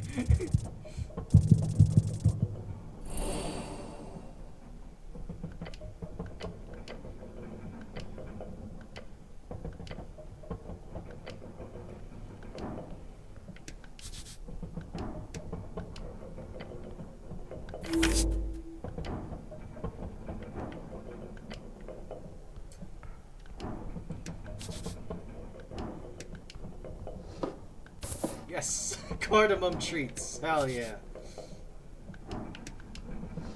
Makes sense. Yeah, well, I nearly fucking died. Actually, it's probably a really good idea to eat some of this shit right the fuck now. Holy shit.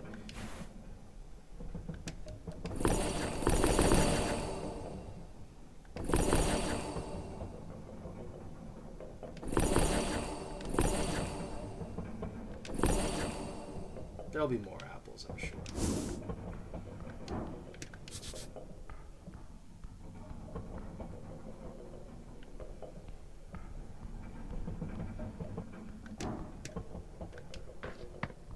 Near the water. Oh, you're back. You missed it, man. I tucked a regular, non-giant Tornian claw. Don't be fucking stupid.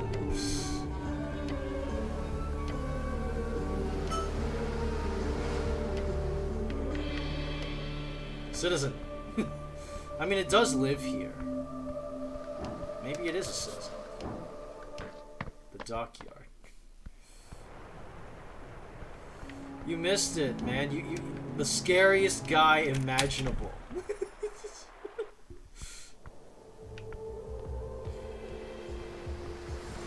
Did you not see me nearly get ground up by the gears?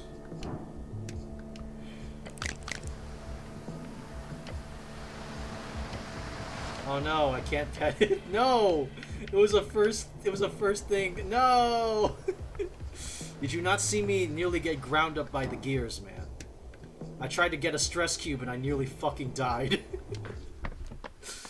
Oh, I'm so stupid. Conquest by river, by land, by heart. A statue of Earth. Who left this here? Engage. Woo! Yes, this little figurine does catch you. No, those children.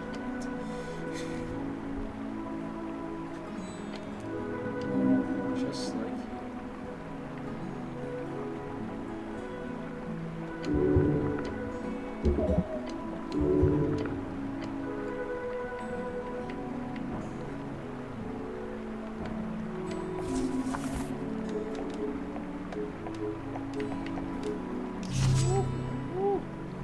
so many spells, especially spells that I don't think I should have for some reason, but whatever.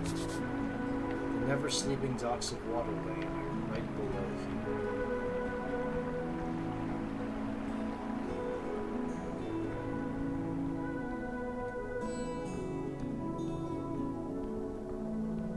Oh shit, goblins and humans.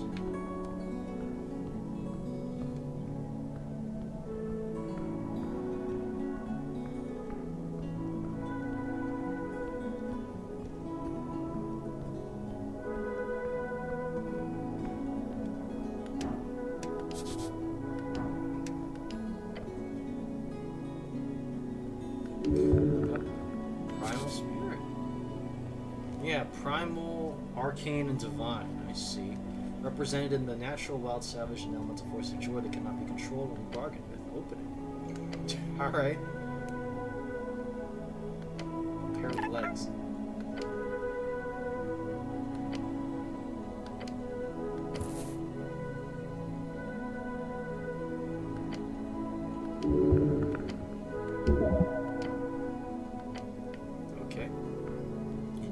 Interesting.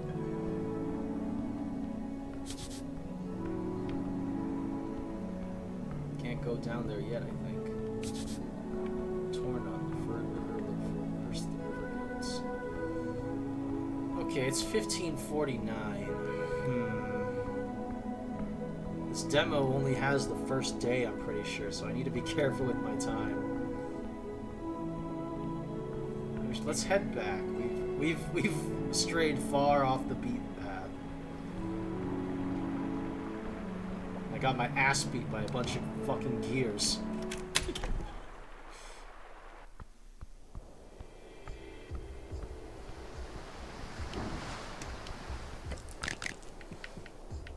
Citizen.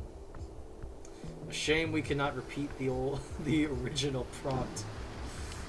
Alas, alas, alas. I did not think.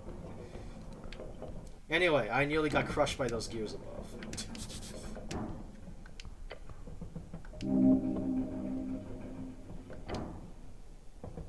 What? What? No. What? Why is there's disadvantage to climb the... What? I just want to get out of here. Wait. Oh, thank God. Dear Lord.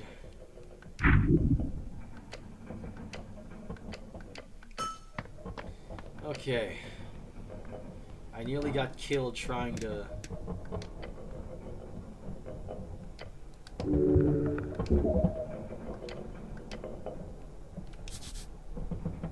Gelatinous cube.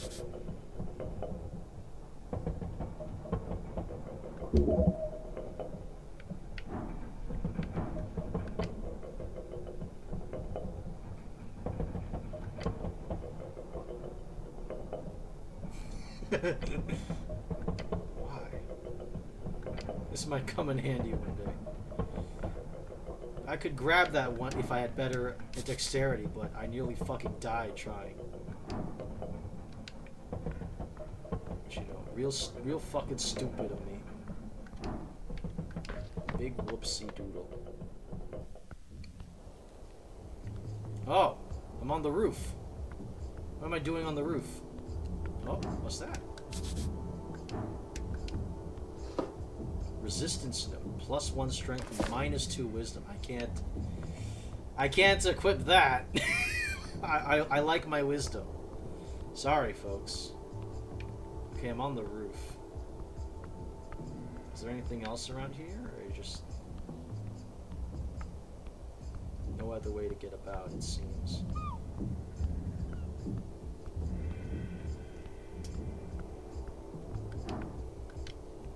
Alright. I'm apparently some sort of homebrew arcane cleric class. Or basically an arcana cleric by default. So I can memorize spells that I can memorize non-cleric spells. Or rather prepare them. Which is nice, because otherwise, you know, it'd be pretty locked experience-wise in terms of the shit you could do. Money!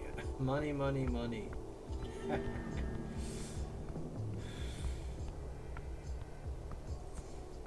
You missed me meeting the scariest dude imaginable. But we don't have time for that. We gotta go meet Tiska Sagely. Anyway, I potentially have a date with this orc lady. I mean, look. Where is it? Where's the philogenistic agenda? There it is. Women, they're everywhere. Your worth as a man is based only on the admiration you get from them. Your goal, get a date. A real date. Good luck. I just kind of did it. We just did it. But, yeah. Orc woman. Orc woman. Orc woman. Oh, shit. Okay, I haven't been down here yet, but I know going this way is how we continue the story. Because we get to meet the Goblin Chieftain. Nature seeps through the cracks. The Goblin Garden is ahead, you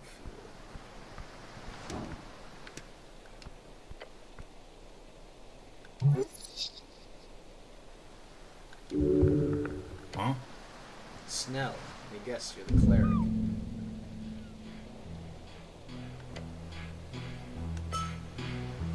You are a cleric. Yes, yes, Yes, I am. Yes. Yes, I am a cleric.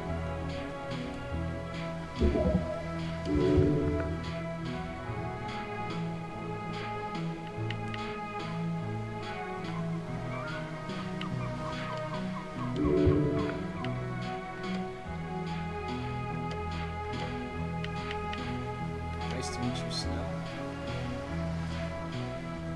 What the fuck are you doing?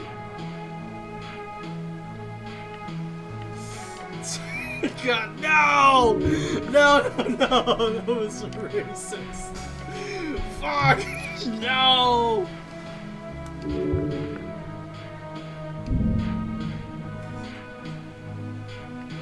I died and I was reborn.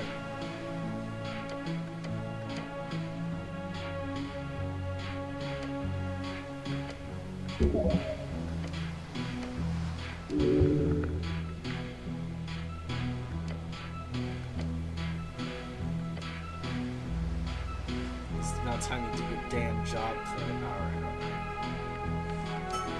Famous last words. So ground rules. Don't say anything stupid, don't climb trees, and stay with the edges, and enjoy the garden, cleric. Listen to the warlord fighting over scraps. Don't let her get to you. You look out over the river. The cold Ascani wind seeps through the cracks of the wall. Earth be blessed, he is always with you. Follow him down the stairs. Wait, I was exploring. I didn't realize I was going to walk into the story. Shard! Yes, more shards of Jor, which I haven't really used much aside from the first time. There are bikes in this world, yo. Like bicycles. They're just a thing. I was parking my bike. Evidently, I was parking my bike and then I got fucked up. And that's how I ended up in the river. Another shrine. Yeah, they really do. They really are just kind of anywhere. Huh?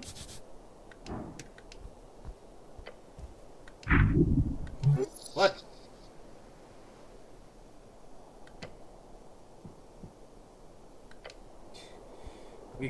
We'll crawl inside the pipe later. That seems shiny.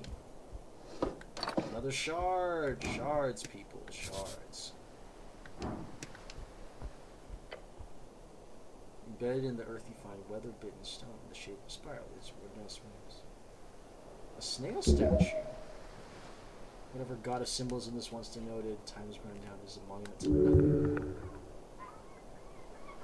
There's something here.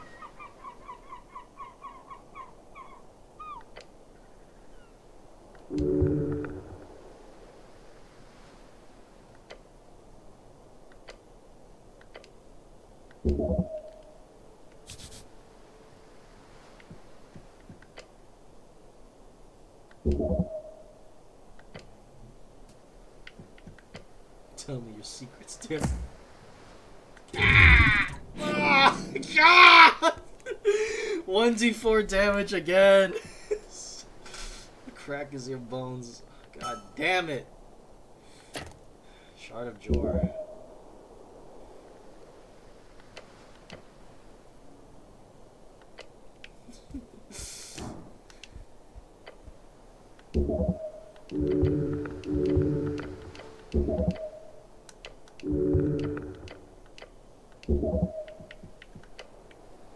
Okay, and let's see, other stairs here. Where did these lead? Oh, there was another way down here, I see.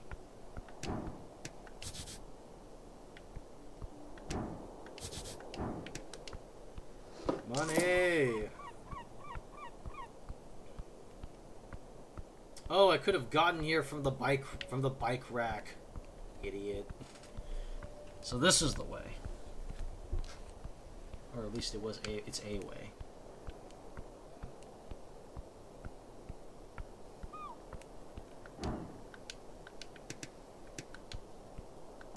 Trifle. More money. Yes. Yes. Our Lady's apartments. Such a sneaky staircase. Nice find.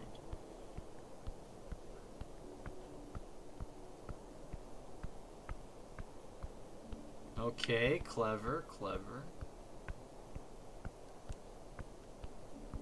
So the map is not all... sometimes does not reveal everything to you. That's deceptive. But it's nice.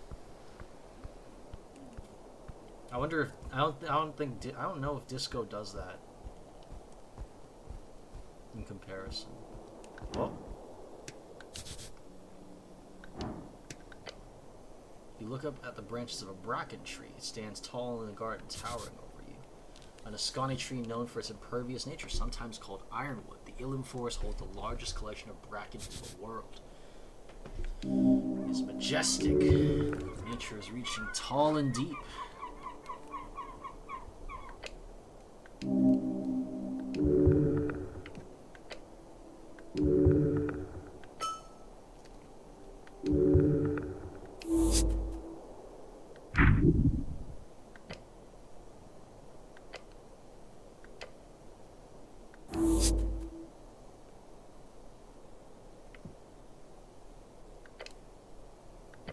Give it a second.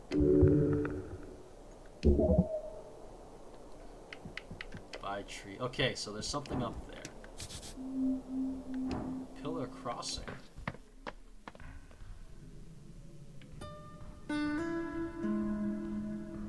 Oh, I shouldn't be here.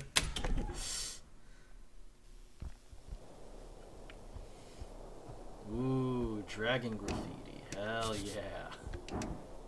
Hell yeah, baby. Now we're fucking talking. You call this art?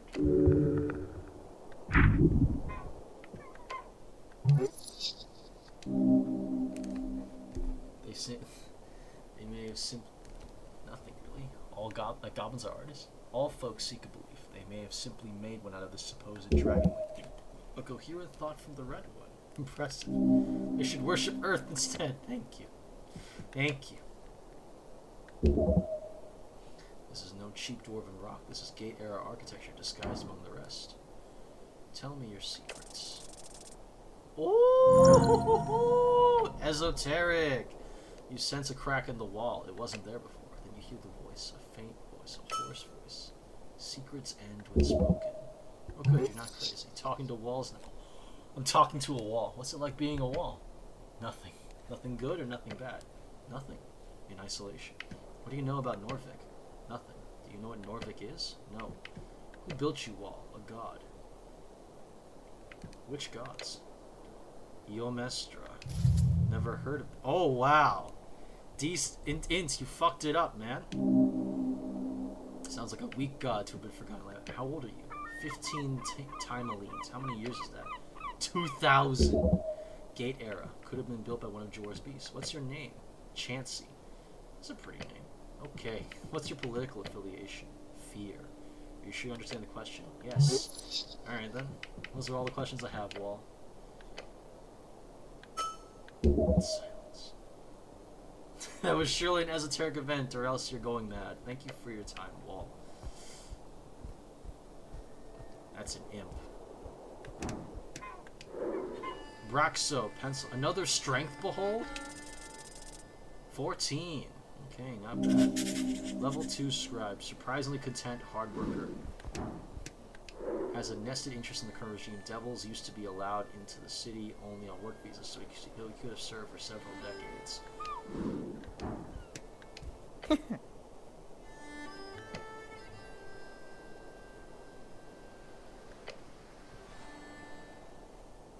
Paper is actually a torn-out page from a magazine. He appears to be reading an article on race debate. I like the funny pictures. I believe the fiend is being sarcastic. I like the articles more. You can read? Congratulations. It's mine. Horrifically snide remark. I like this devil already. Wait. Earthguard. Cleric. How's you doing here? You can go wherever you want. Fuck off. I'm not allowed in Tolstad? Of course you're allowed. Just not often you guys are here. I, for one, am very happy for your presence. This place has gone downhill since the city let the goblins and free striders run amok. We need some damn order in this place. Wise. Shut up, strength. So if you need legal advice, just let me know. You should be aware of the fact that this is literally a devil. A good shut up, Stray. Don't I take advice from a parasite? Are you a barrister? A tiny barrister? No, I have no legal position within the city. I'm just fairly knowledgeable in the magistrate's code. So he works with city law. Ask him for details. He shows you a foul grin. So what type of work do you do? If you love what you do, you'll never work a day in your life. So what do? Me? I do scribing most days. Got some connections in the palace, and believe me, phew, that's gotten me through some tough times. See, whenever some rich asshole needs a legal draft in a hurry, who do they send for? The guy with the wings, that's who. He does paperwork, and he must be highly knowledgeable in law. That sounds profitable. Sure is, although there's a lot of time spent waiting around, too. So I picked up some hobbies. What do you do in your spare time? Calligraphy. The art of writing and lettering, something you're quite familiar with as well. A true man knows the value of lettering. Oh, and I do love me some reading. Gaining access to the Darwin Library changed my life. The largest public library in Norfolk. You spent many years in your youth inside these stone walls. Yes, that's right. Lore enthusiast. What's it like being a little red guy? You want an honest answer? I want to tell my clients. Honest. Okay, let me put it like this. It fucking sucks talking shit. You know what it takes to get a promotion these days? Is it expensive? Ooh, I wish. We're talking decades of servitude to some sadistic fuck that wants to return to Gregorian's greatness or some shit like that. And then after risking your life and humiliating yourself, there's a chance this fucking guy will put in the effort of promoting you. And if you're unlucky, he'll turn you into a frickin' bug. Or worse, something without wings. Being a devil is a harsh existence. It requires constant vigilance, hard work, and incredible natural talents to reach any type of high-tier devildom. You would do quite well as one. Tell me about these promotions. Sorry, forgot not everyone knows how devil can work. Let's put it like this. Devils have a ranking system. Some are lower, some are higher. Only way to get higher and metamorphose into a more powerful creature is to be promoted by someone with a higher rank. But hey, you could be worse. You could be a demon. Chaotic evil fiend. Mostly bloodthirsty monsters and rage-crazed barbarians fallen out of Heishi. But some of them more civilized ones do reign in the cities and realms surrounding the endless maw. One of the 8 bands along the coast means either growing maw or into the air and abyssal. A deeply cursed jungle hellscape filled with volcanic rivers, flesh-eating insects, and murderous plants. Once an elven sanctuary, now home to demonic warlords, tiefling cities, and celestial crusaders.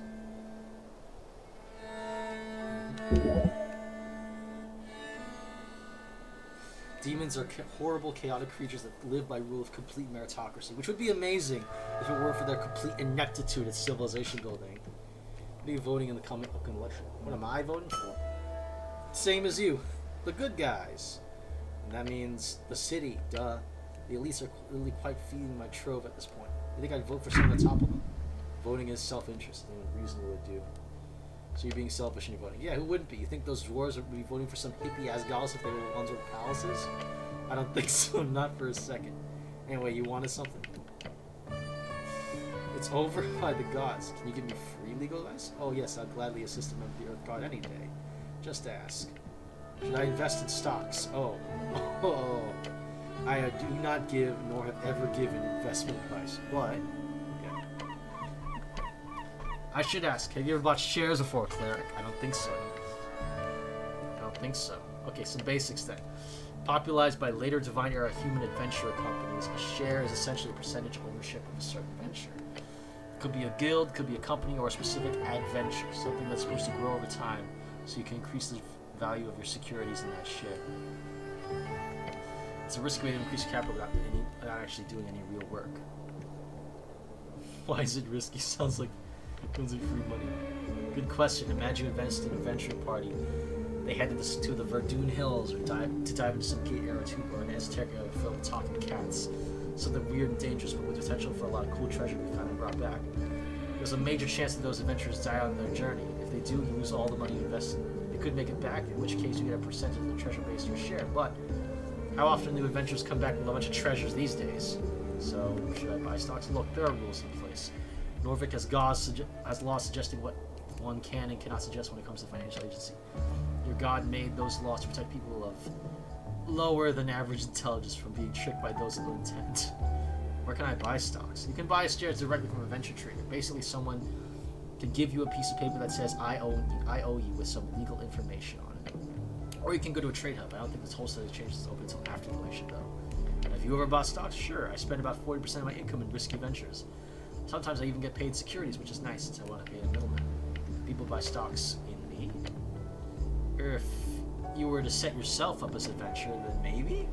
I mean, if you could convince someone to invest in you, without breaking any laws regarding investment advice, I'd be impressed. So why not? What about currency trading? That's something I've heard about too. Oh, that's just the art of switching between various currencies. Say you've got a pouch full of old embers, that is the old draconic coins. The currency of certain former dragon colonies in Old Dimnor, they're entirely in gold, which makes them quite valuable to this day. They're made of gold, so even though there's no government these days to support them, you can always just sell them for the gold value. Great, that's the most basic form of it. But when it comes to city-backed currencies, it gets more complicated. If you got 10 brim marks, currency of Blood City Bay and subjects, they come in both paper and soul-infused iron coins. And let's say you want to convert them into Reedsian 10s. How many do you get? The currency of the Freestar Revolution, or current free cities of most currencies, the magical paper money of Reeds is quickly growing to the most valuable across the coast. 10. No clue! The value of each currency fluctuates day to day, as does the exchange rates of each other currency. Not to mention the location as well. 10s are powerful because of the far reach of the Free Strider trading charters. Brim marks are near useless in Norvik, so the exchange rate, while still nothing, is quite low. That makes Blood City corporations way less interested in investing here, which then perpetuates the value of the currency. Sigs of Old Dimnor are used in some places, sure, but bring them out in Norvik and any shopkeeper will laugh at you holding those shiny little crystal discs. Currency of Thays during the Arcane are still used in some places, but these are magical crystal discs. These magical crystal discs are only supported by a handful of cities and reeds, while the penning is accepted automatically, almost as if it's a slightly less valuable crown. Currency of the Vizca kingdoms, as well as several dwarven fiefs in the Undercoast, are commonly accepted coinage. Then the soul, on the other hand, is extremely valuable just because of the Golden Horde influence. Currency of the Golden Horde, faintly self-glowing square coinage, a mixture of amber and gold. Technical term is electro.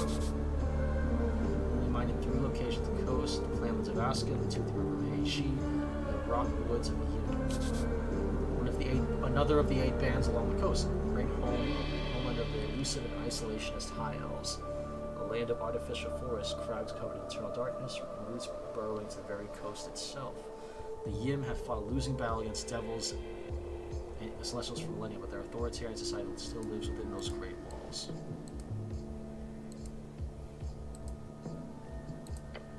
And the Ilim Janpala, with those weird little ice cubes, well, the currency of the Ilim Empire looks like a piece of ice, very rare to see in Norvik. Ice. Thank you, Gabe. I'm guessing you've never seen one and never will. Take one to an exchange station and they will quite literally think you're messing with them. But yeah, that's some info for you. He has been factual. He's been long-winded. Nice rant about coinage. I'm learning so much. Economy, messy and fun. That's all I have to ask about stocks. Hope you learned something, Claire. What about alignment? Ah yes, the overrules of morality. Norvik does not moralize over alignment, officially. Nor do most of the city-states across the coast. Why don't we lock up all the evil folk? And you being a devil, are you, But why? Look, really, I'm no expert. If you want one of those, I suggest heading down to Waterlane. Scholar Appledent has an office there. He'll be sure to indulge you. That halfling's got one hell of a green lean, if you catch my drift. So be careful not to catch any bad ideas from me here. What does the law have to say on resurrections? That's one hell of a question.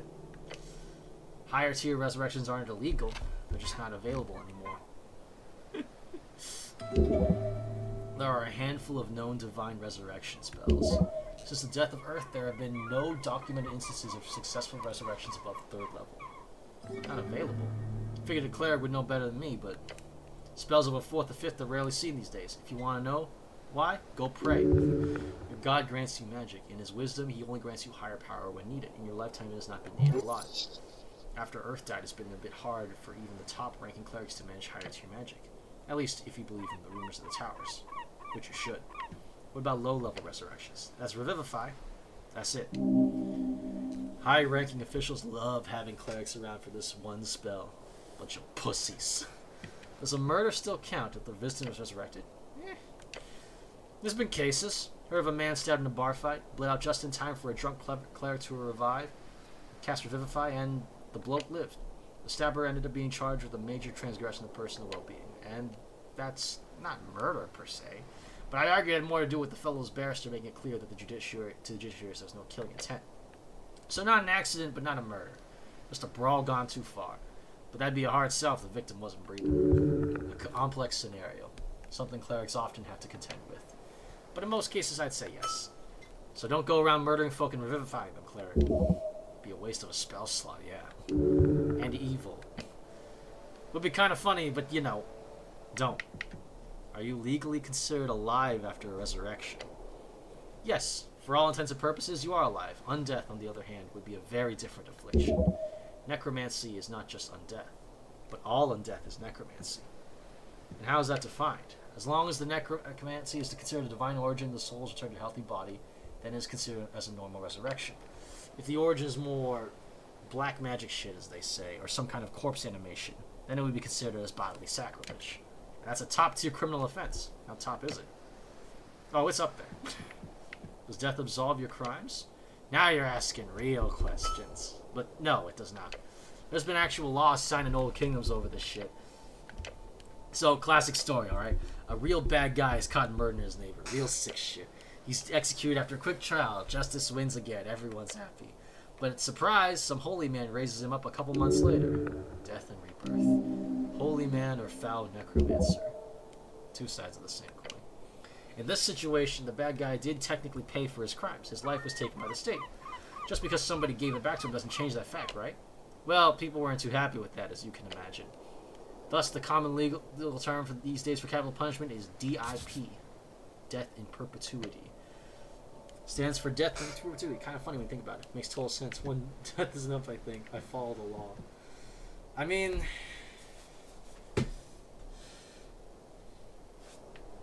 we don't live in a world with magic, so is one death enough, or does it? Like, if someone is killed by the state and someone brings them back, do they have to be re-killed again? Maybe. It's not the most unsound logic, but you have to wonder, maybe one death is enough? But if the Joker if the Joker once got away with getting killed with this thing, then maybe I should say it makes sense. It does. The city of Norfolk might be a bureaucratic mess at times, but believe me, the law keepers know this shit. So to keep criminals DIP'd, most states tend to hide, lock up, or simply burn corpses and spread the ashes using non-resurrectable methods. So a properly DIP'd dead guy shouldn't be able to turn without the use of some miraculous 9th level spell, which obviously these days isn't too likely. Anything else? What about Charm Person? Charm Person! Such a fascinating spell. Of course, all spell classes are required to be registered in Norfolk. It's all the same in not completely chaotic city-states. There are certain spells that are just not allowed at all, like Fireball is a popular example. Damn. 3rd level evocation causes fire to emerge at a given point, spreading within a 20-foot radius filled with available space. But Charm Person, despite its devilish mind control, legal. If it is cast by a registered cleric or city-hired interrogating mage. Private entities are not allowed to learn to cast it, although I can promise you, many still do. I cast it on you. People don't tend to like when I cast Charm Person on them. Sure, but it'd be a waste, since I'm already a friend, Claire. I have some questions about PPG. A permission to public gathering? Yeah, I think I know what you're getting at. He throws a look over his shoulder. He is aware of the dwarf's plight. What would you look for if you're investigating PPG? Wording. Legalese can get pretty complicated after all. A good barrister could twist that stuff into oblivion. Other than that, I check the basics. Names, spellings, dates. A single lithographic error can cause a landslide of troubles. I know from experience. The Osgold dwarf's got an expired PPG. Expired? Huh. Strange. Why is that strange? It seems like a strange just seems like a strange mistake. As Gallus is known for many things, but making a mistake like that ain't one of them. I don't know. Just seems strange. Though if the dwarves got a legal expired document, they should leave. They got no legal right to be there. That's a PPG. Okay. Whew. The legalese. Can I have one? Not for me. Ask Darrow. A man known for little else than being the great-grandson of Borgo Darrow, the legendary right-hand man of Earth. First paladin of Earth. Founded the Earth Guard as well as the illustrious Darrow Berlin. Known for his bravery and inability to be damaged in battle. Died of a heart attack at the age of 40. Oh. His passing is used as the example of keeping of hordes of aging men to keep track of cardiovascular diseases. Or maybe don't, unless you've got some really important messages delivered to the people. Okay. Yep. How long does it take to get a PPG? Yeah, a week, depending on your contacts in your pouch.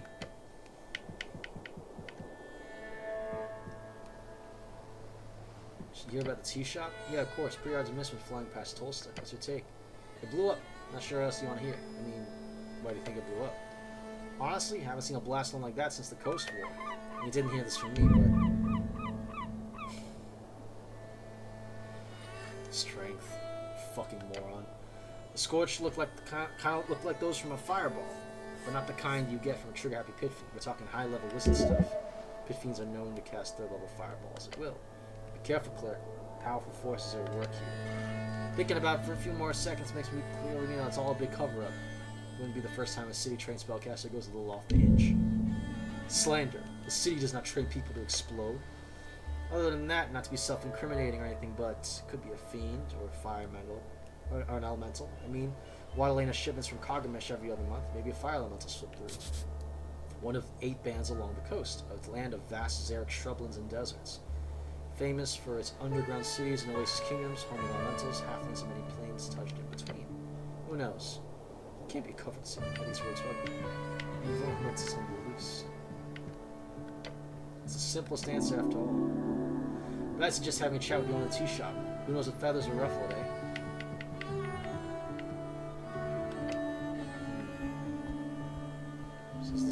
Is the owner of the tea shop like an Aarakocra or some sort of feather folk? Anyway, let's head down. We should probably head down. The Sacred River fights against red dogs. Dank smell from below.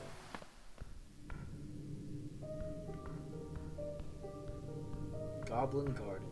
Welcome to Lower Tolstad.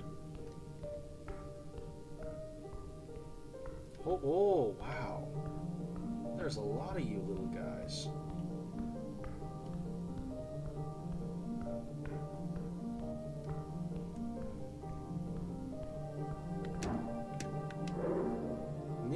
Nesvikala, Nesson of the Green. Wisdom Behold. Come on, baby. No! 12? Elf, Pimea. Level 6 druid. Unbothered, moisturized, happy in her lane. She is focused on her work, but she does not seek strike. She will help you if you don't pose a threat. Okay. I shouldn't be a threat to anyone.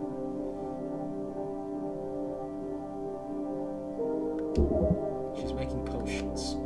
Underneath a large red hat, her drooping gaze slowly glides toward it. Not a hat. She's got an actual mushroom growing out of her skull. Nice corner you got here. Ears, white hair, ashen hue, those eyes. That's the second elf I see here. Aren't they rare? In your days, you only seen a handful of those gangly... Okay, strength. Jesus. The city holds many folk, but elves are both few in numbers and seldom intermingle with lesser races. But look at her. This is no elf of England. This is an elf of Pimia. The elven enclaves who live in the Undercoast, also known as Dark Elves, and lots of more names. Hello, elf. A man delves into the garden. The sight set on the mysterious below. Are you that man? Am I that man? More or less. Is she trying to intimidate you? I'm a man. Somewhere between yes and no. Good. Do not see realms and categories. See the in-between. Yes, that's right. Division is false. The elf stammers, or is that an idiolect? The elf does not stammer does not as much stammer as she tastes some words more than others. Not a speech impediment. It is her undercoast accent seeping through. She turns around, her red eyes glimmering beyond a mist of spores. Nesvikala of the Green. Call me Nesson. I am underling to Hierophant Opidania. Hierophant Opidania, legendary archdruid of the coast, known for keeping balance, which usually means stopping any proper seafaring civilization from taking hold of the Dark Archipelago, which are thousands of islands and or speleothems found across the Undercoast. Of course, a druid. Primal spellcaster. You're a druid? Prove it. You're a spellcaster.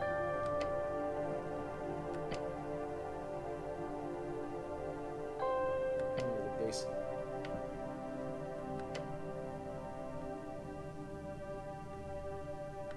I'd like to hear your tale here. There's much to learn from your folk and your son in this band.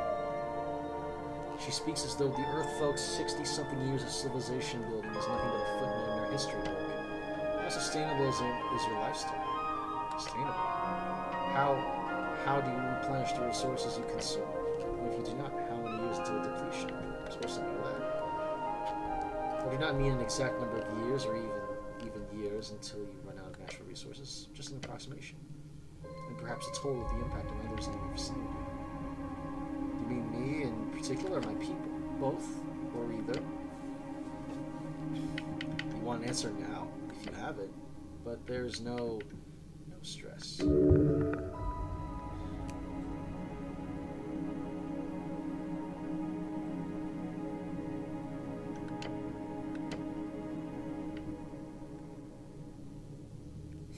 Yeah, I've watched your people grow for some time in the business. I am not one to make judgments. That is for the earth and sea, but it worries me how few primal forces there are to keep you at bay. Old Vidania has helped keep the undersea from being overtaken by unbalancing powers, demigods, fiends, celestials, your humans, arcanists. Each creates a power that not only overtakes the primal, they do so with ease. That great war your kind waged upon none that delayed it, but I certainly do believe it is inevitable. She speaks of the unsustainable nature of magic. Primal is just another of those powers she mentions. It can be tamed. It should be. Most often it does, but look at your so-called burned coast, those cursed lands in Diminor. She means reeds. Diminor is the old name. She could have called it Old Diminor. Nature makes it through most things, but there are forces in this world that can wring the life out of every band if it so wishes. Magic is not what it used to be, but she is wise to stay. We must stay vigilant. Do you have a mate? What she just said? Well, what the? No, no. What? Why is encounter? What?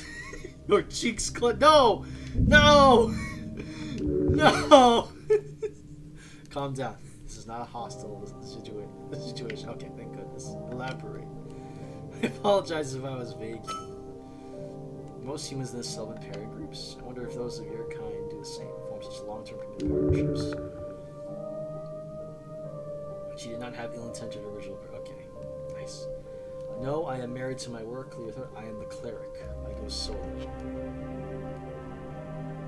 I gotta keep insisting that I'm the cleric, man. She lowers her muscular sides. I see it as the path of an esoteric guardian is to be alone. You're never alone, even when it feels like you are. The elf starts adding some kind of oily liquid to her mushroom. What?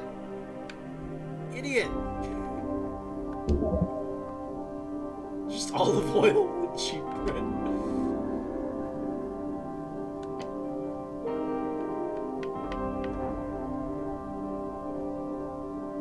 Challenging still. It's whispering. Something rotten happened that day. Did it whisper anything useful? You do not speak with trees often, do you? You should stop and listen more often. So you were here when I was much further below. What did the goblins whisper about? That the city was at fault, that the Lady Sageleaf should take over. What do you think happened? I'm not deliberating on things I have no knowledge about. Refreshing sentiment. What are you voting in the election? I am not a citizen of Norvik. According to city law, universal suffrage includes any inhabitants of Norvikian soul as of the 1st of Ingarmi, 26. How long have you lived here? About a year or so. How so? Makes you a citizen. Oh. She's taken aback by the news. Don't I get a say in that?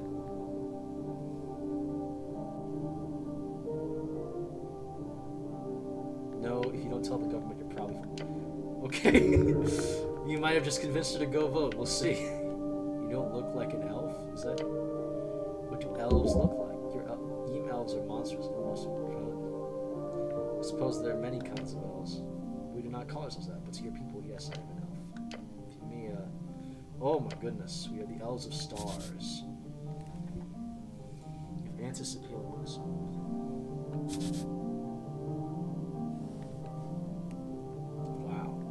Anti-Sepalian. Before the closing of the... Oh, so it's like our equivalent to antediluvian. Alright. It used to refer to those who lived before the end of the Gate era, exactly 2,027 years ago. Suspiciously close to now. The closing, a term for the closing of the gates. Any questions? You speak Elvish, impressive. Your grasp on the human tongue is remarkable as well. She's too kind. Your people have a great civilization below? No. I believe your people would call us nomads. So you're from the Undercoast? How do I get there? Holes and tunnels. There are more than enough even within the distance.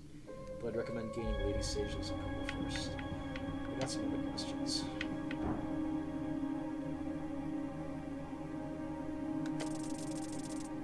No! Piece of shit! Oh my god. I have to try.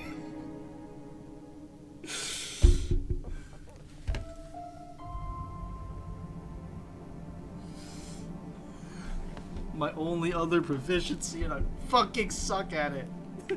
Stupid ass game, man. Kneel and focus. Oh boy, this is gonna hurt. Funny looking mushroom. Why isn't this working? Oh god, pressure. Ah! Ugh! Ouch.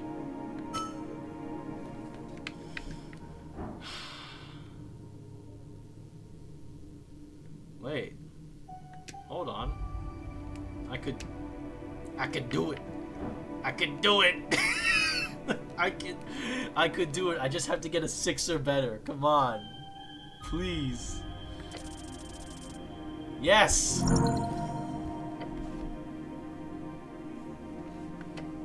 Kneel. You need to prove it. Your attunement to nature. Interesting. Yes, yes. She places the bowl from her desk to the ground before you. You must show what you've learned in your studies. The primal forces are complicated, but you can still sense the tingle of Jor's strength through every branch and mushroom. Hold your hand over her bowl. As you reach out, the elf hums. She then moves the bowl even closer to you. You've attempted this before. It did not go well. You believe. It is all you require. Magic is not an exact science, despite what the instructors in the towers used to tell you. The esoteric in your realm does not conform to rules. That is the only rule that you truly follow. Now feel the oily mushrooms inside this bowl. The strings within them, around them. Grab one of them. Change it. Whoa! Oh!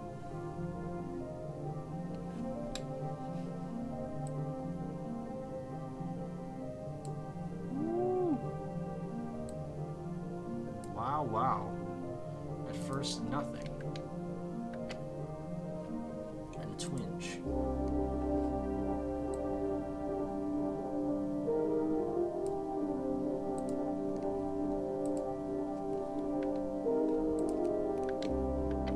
Whatever touched it's connected with the spores, the growth, the decay. You did a little, but you did something. The elf nods. What did I do? Ruined my brew. Nice. It's fine. Listen. Oh, whoops. You chose the fungi to the bowl change acidity. It's subtle, but it's there. You performed an act of druid craft, human. Yay, I got a cantrip. Woo! I did? Did the mushrooms come to life? No, they're supposed to move like that. You did not perform that big of an esoteric feat. Not yet, at least. 30 XP. We are on our way. Perhaps you could be one human I share knowledge with as a tradition. I love plants.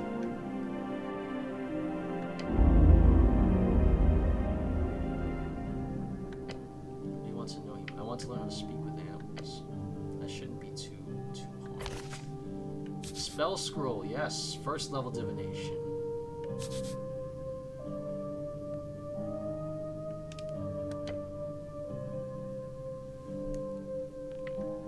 Druidcraft really? I would call it a most useful path of communication with nature. It can be used for many things, but for you, I would suggest focusing on the basics and use it to move peacefully through it and to show your balanced nature to those primal spirits who roam below. Did druids create magical food, perhaps? Certainly. There is a spell that would be very useful for you since you're on the run all the time. Good apple. It creates 5... Oh, I love apples. Can I have that spell, please? I don't have that spell, so... But I used to remember I handed one to Moongore. She might keep one of the roots of Pooh. Moongore. One of Sage Leaf's enforcers. A bugbear. Lovely woman. Quite the bite on her.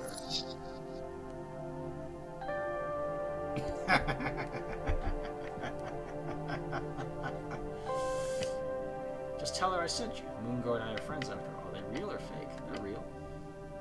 I'll customize a spell myself in the process of helping Sage Leaf's apple strains down here. Magically created, yes, but real. Can nature protect me? Of course, with bark skin. But it's down in the roots, below the garden. If you pass by, take it. I keep a cache underneath it. Pew is Elvish for tree. Some kind of nature.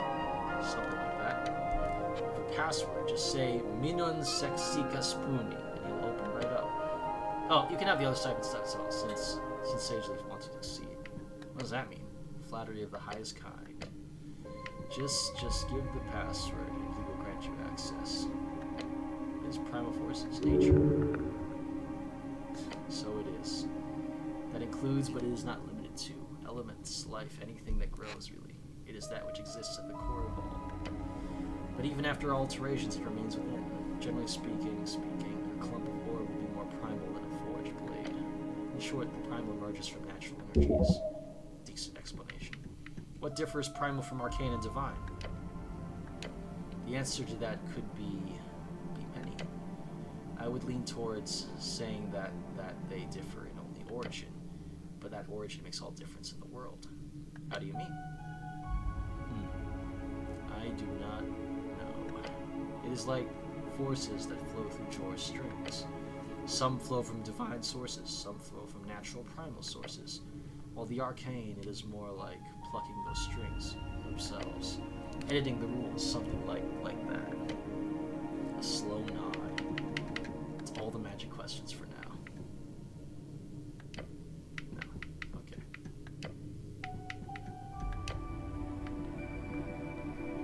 What a fascinatingly quick encounter. Wow, wowee. It's already 6 p.m. Alright, shit. We're so late. We spent we spent like 10 hours fucking around. What a place. Your stomach twists. Beware her illusion. What are you talking about? Oh, oh, okay, hold on. That's the story. Wait.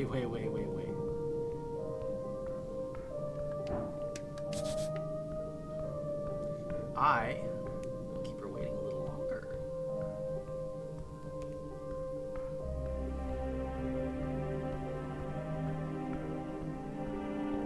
They've got some nice music for this game. A tunnel to the river. I could have gone here so many ways. Those before left many holes in the berm ground. Alright.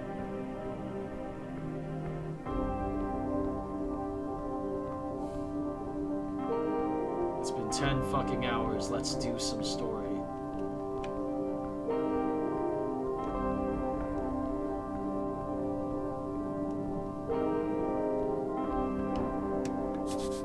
He's waiting.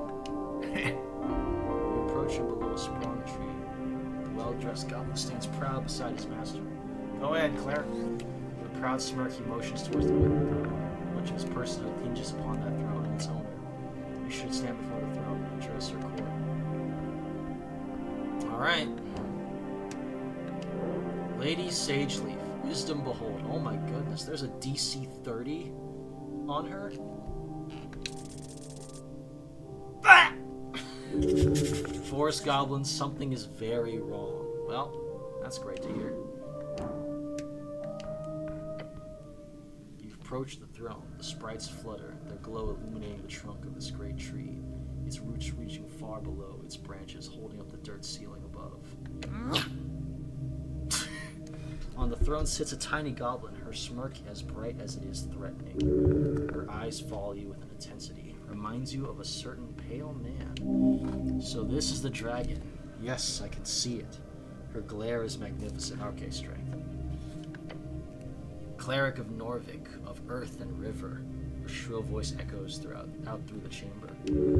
She's talking to you. You're the cleric.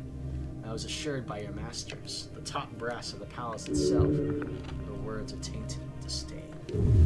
Her voice causes you to shiver. Thank you, Khan. They told me a cleric of the highest standing would arrive within the hour. So tell me, human, you should run. No, wait, you can't, but you should. Dominion, she has control here. Thank you, Strength. Why am I sitting here, waiting? An immense presence. You have no power here. Thank you, Riz. Every word you say here could have a profound impact on the rest of this quest of yours. You had an accident. It's only been a day. My apologies, lady. My masters are idiots, but I'm here now. Don't worry.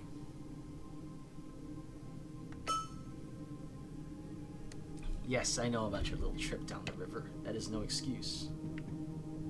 I literally died. What do you know about the river? Eyes meet yours glaring. These are my streets, doubling. Nothing eludes me.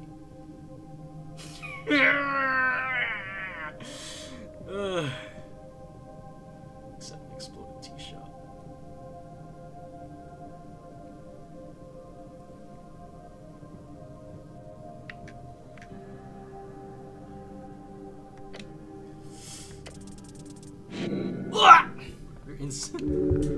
Her force of personality is enough to break you. She does not enjoy snide remarks when she's angry. You should appease her. Hers is a frightful presence. Holy shit, she actually has frightful presence. Great. Oh! Whoa. Holy shit. Thank you, Thank you, Khan. Trembling inwards you resist. Such an incredible aura emanating from this creature must be esoteric in nature. You stand. Good. She's not impressed, just happy you didn't completely lose your mind. The dragon leans in her armchair, letting out an exhausted groan. It is vexing to watch my streets descend so far. Are you even aware, cleric? A local business caught up in an inferno, in the middle of the day, right on Pillar Road. My road. The way she says it causes you to tremble. And yet Magistrate Darrow, he alone believes the Halfway Bridge tribe does not have jurisdiction over this particular location.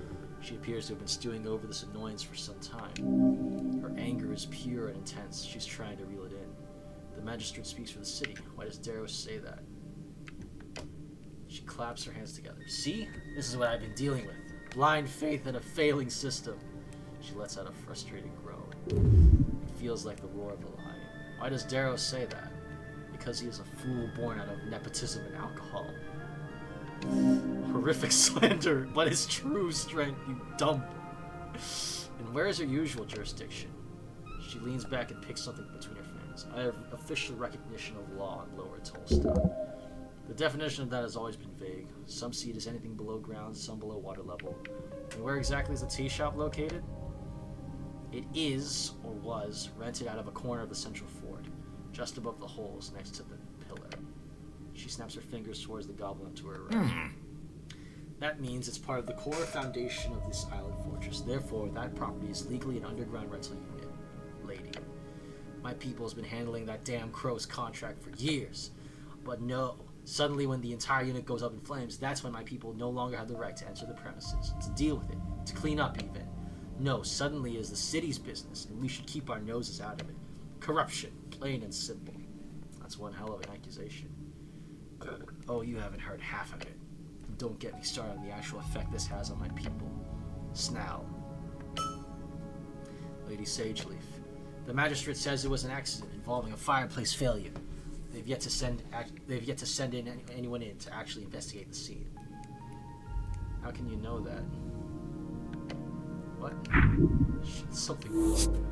You talk. Say fast. I said, how can you know that? No, you didn't. Uh-oh. Yes, I did. No, you didn't. You said Snell. The goblin scratched his neck. He wants to point your mistakes so badly. Well, too bad! We've kept an eye on it. The explosion occurred on the 21st of March, just past noon. 3 minor injuries were reported in the area. Luckily, foot traffic was low at the time of the incident, so despite the massive kaboom, no dead folks. Who were the injured? We only managed to get one name in the chaos. A certain Frank, son of Frank, was said to have walked away with lesser burns. That's a sort of prefix used by Earth folk. A human, most likely. Ha! That ain't a real name. He's apparently dressed in a fancy yellow outfit, whatever that means. Beyond that, we have some conflicting accounts. One person said he looked, quote, he looked like one of the Dungeoneers, you hear? A real adventuring man, end quote. Another said he was looking to get out of trouble, heading right down the stairs to Water Lane. Dungeon or Water Lane? Both sound like trouble. Frank sound like Frank. Yeah. Really? Yeah.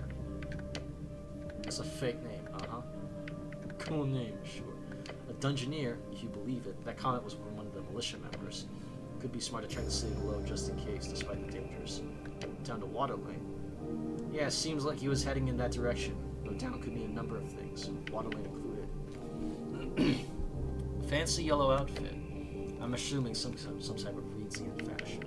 Was he inside at the time? I doubt it, he says, considering the state of the building. Why was he there? We don't know. He was annoyed to have to answer that question. Where is he now? We don't know. You just let him leave? I wasn't there, Cleric, but yes, the militia did let him leave since they were busy dealing with the fire. Although one of the militia members mentioned him just calmly walking away, down the stairs. Maybe down to the crossing or somewhere else, we don't know. Anything else you do know? Wait.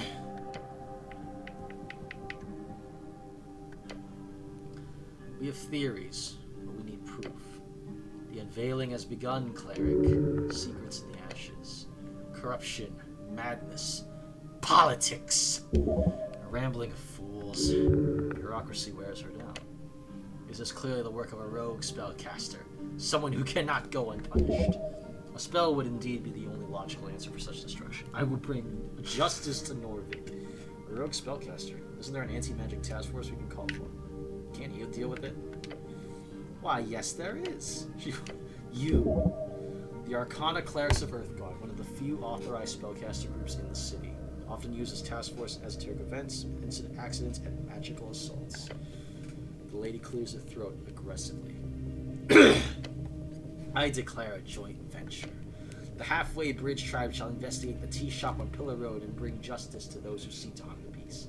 This Earthguard city cleric shall follow a law. No creatures, foul or fair, shall escape my rage. Not even you, cleric. The words seep out from her maw, burning the air. Her rage focused almost entirely on you. This goblin needs to be taken down a peg. She does not rule this. Shut up, Strength. You do? No, but I serve. Shut up, Strength. Interesting. You made her mad, but she holds it in. It's almost like she begrudgingly respects your stubbornness. Cool. Of course she does. What kind of man would fall to his knees in front of a strange goblin queen? Strength. No, this is your investigation. You must take and keep control of it until the end. Every goblin in the chamber looks upon Lady Sageleaf in awe. She is theirs to serve. The dragon has spoken. So this is about revenge? No. Revenge? No, cleric. A gardener does not seek revenge upon the hail snail. A small icy moss, often spread in esoteric weather events, often wreaks havoc on crops and groups alike. They are simply eradicated. This is about keeping the peace, nothing more. I do not expect you to understand. Snell. Yes, Lady Sageleaf. You are the handler of this case. You've worked on it since the explosion. You know more than anyone. Oh la la. Complimented by his queen. I want you to represent the tribe in this venture. His face lights up. A goblin and a cleric. Together you will have access to both Upper and Lower Tolstad. You're going to have the pretty boy around. Damn, I thought this was going to be fun. His expression is that of shock. He did not expect this. Do not disappoint me, Snell. It appears you've received a party member divine mission. Sad it had to be a damn goblin. Strength, come on, man. Am I ever saying this? No. Her eyes burrow into your soul. You are not strong standing against it. We're gonna try. A new member to the party. Yes, Lady Sageleaf, your work will be done. The mystery of the tea shop shall be uncovered. The sooner the better. First priority is the tea shop and you gain access. Let's go, cleric. The lady is keeping information from you. I visited the tea shop entrance, but it was shut. Yeah, by esoteric decree. So you gotta ask your coin load for the passphrase, unfortunately. We should also look for that witness. Yeah, Frank, dressed in yellow. Either over on Water Lane or down below the city below. Yeah, the port of the dungeon. I'd suggest the port. This is generally less life-threatening, generally speaking. You know, the mass speech just west of that. Very fun funny, asshole. It is quite silly to think that anyone within 100 miles of it would not be aware of the precise location of a giant stone pillar reaching up and filling the sky, especially when it's less than 100 feet from your current location. Just look up.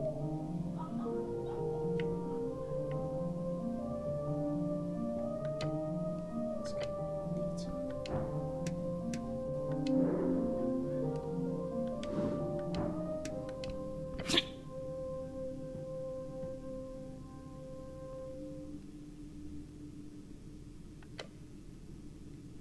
It's a bit of simplification, isn't it? I paid Viskin to resurrect you, but because you were foolish enough to get yourself killed right as you arrived at Tolstop, like an idiot.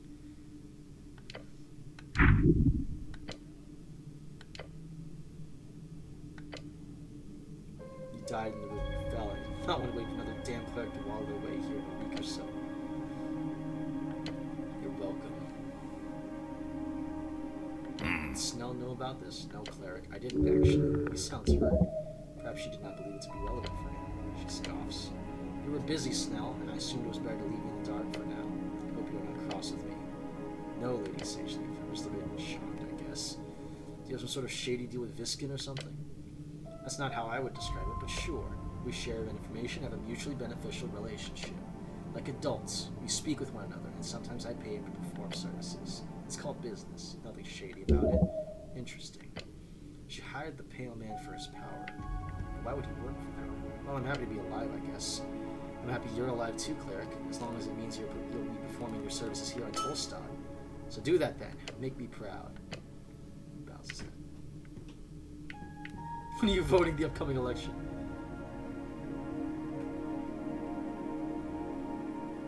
Does this kill me? Yes. It shakes. You dare ask of my political opinions? Oh! Is that an encounter? Smart. Ah, fuck it. A not so tiny dictator. Wait a minute.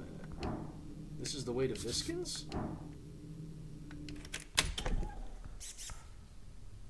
Oh! I'm on the other side of the...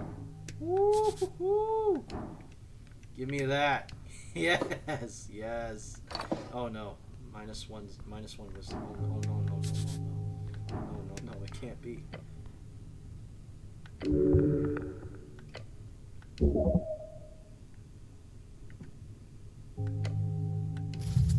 It's just... Uh-oh. Intelligence can't figure it out.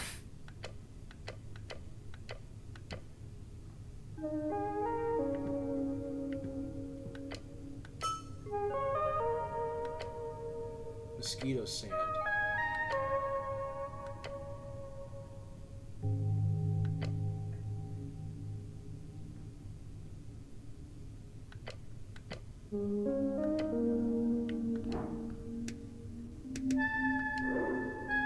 Dexterity behold. 4. I learned nothing. Mm-hmm.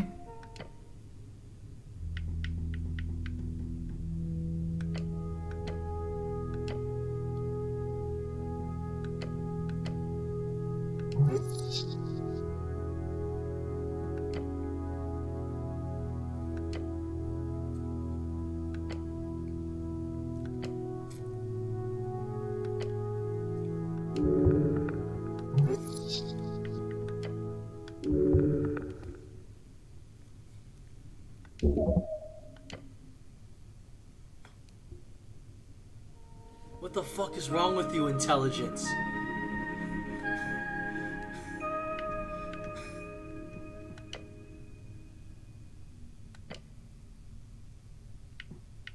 Yeah, fuck them kids. Uh-huh.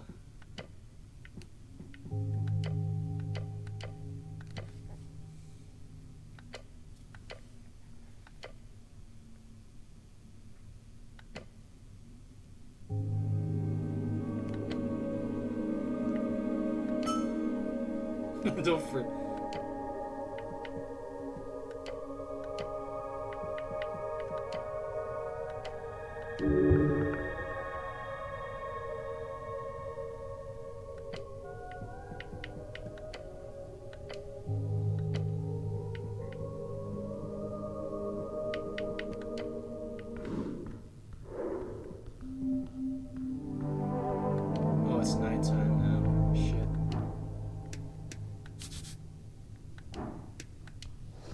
Yes, yes, more cardamom, baby. Let's have a bite of some apples. Let's get the cheap items out of the way.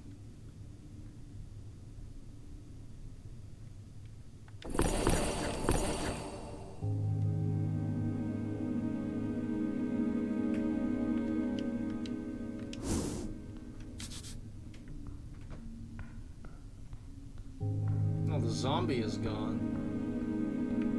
Probably because it's nighttime, so things are different. Whoops, I think I've wasted a lot of time. Oh well. Mosquito sting is crazy.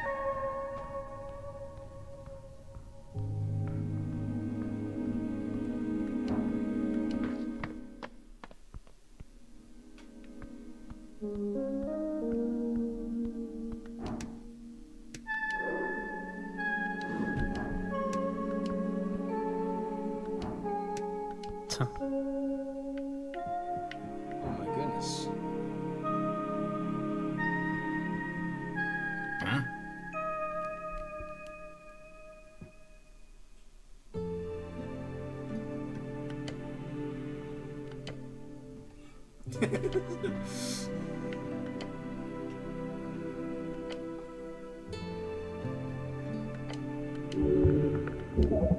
Lord. Ooh.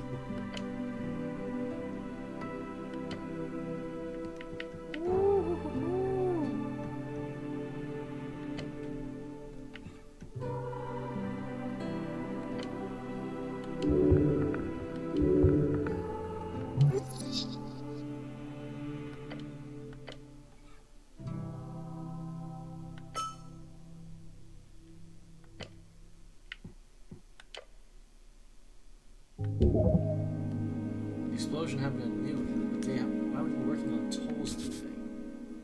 Norvikian holiday. We're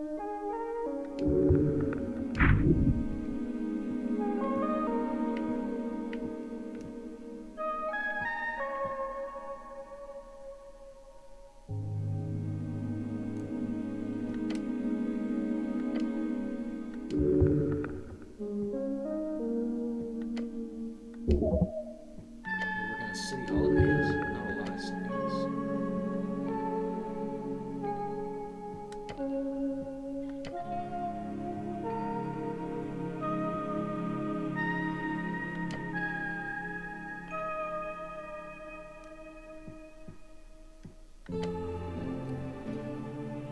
Fire prevention declaration.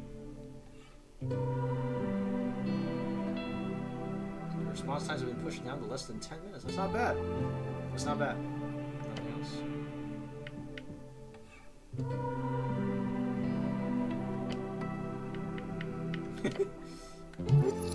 How thick are you?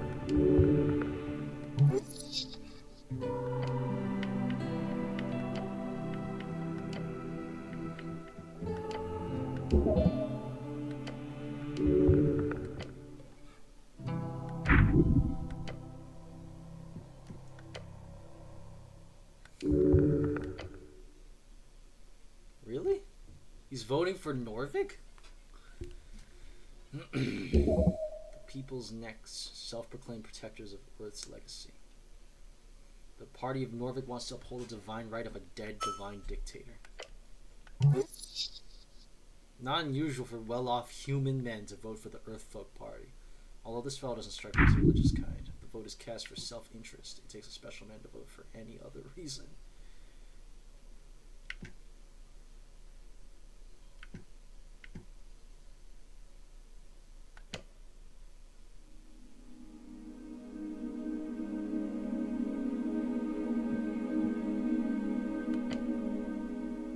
I'm saying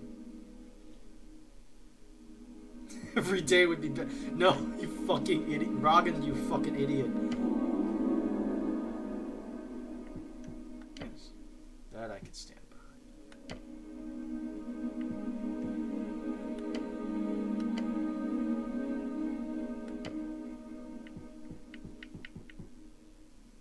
What do you pay the kobold?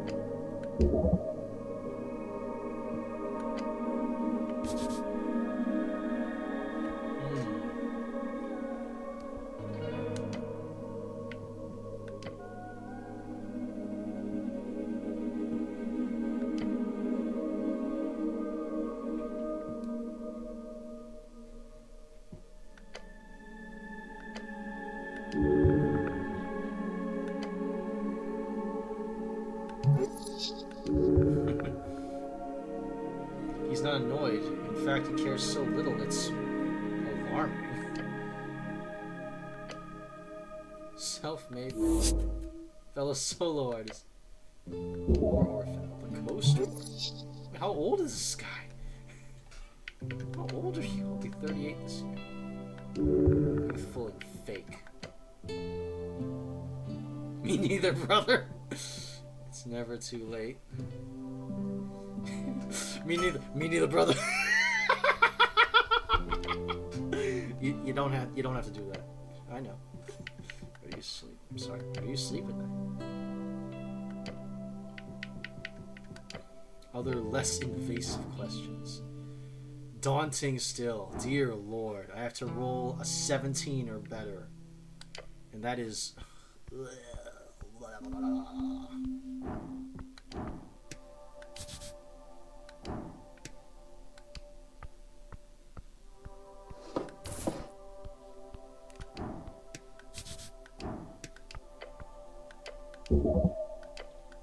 Alright, I need to find...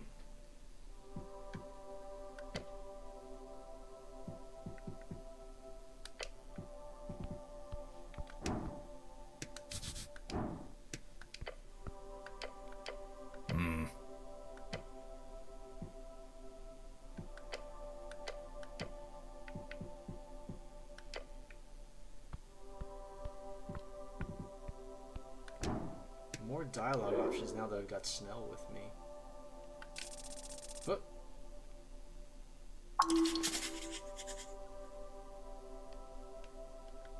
That'll just happen.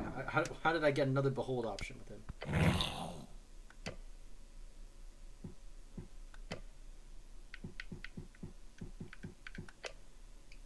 Goblin. Yeah, sure, good enough. I'm Goblin.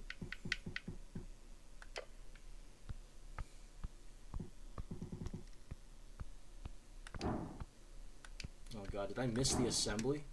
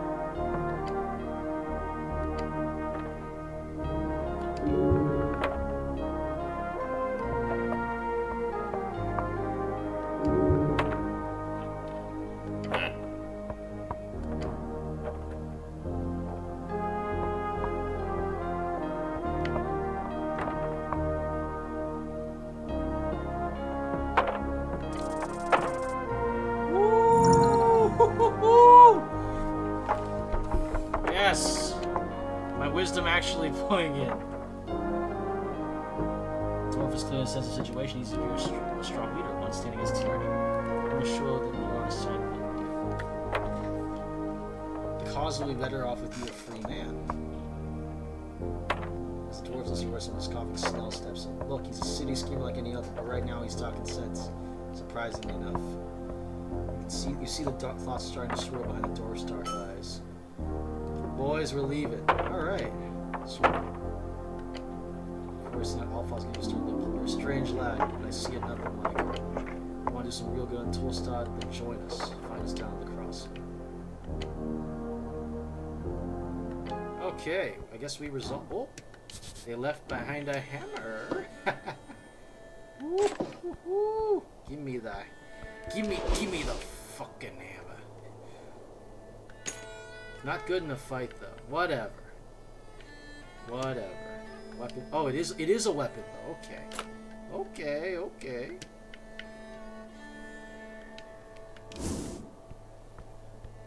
Please don't be too mad at us, Vera. Please.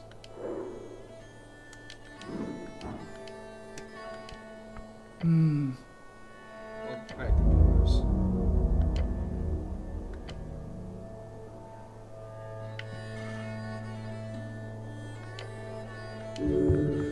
But a little blood wouldn't have hurt.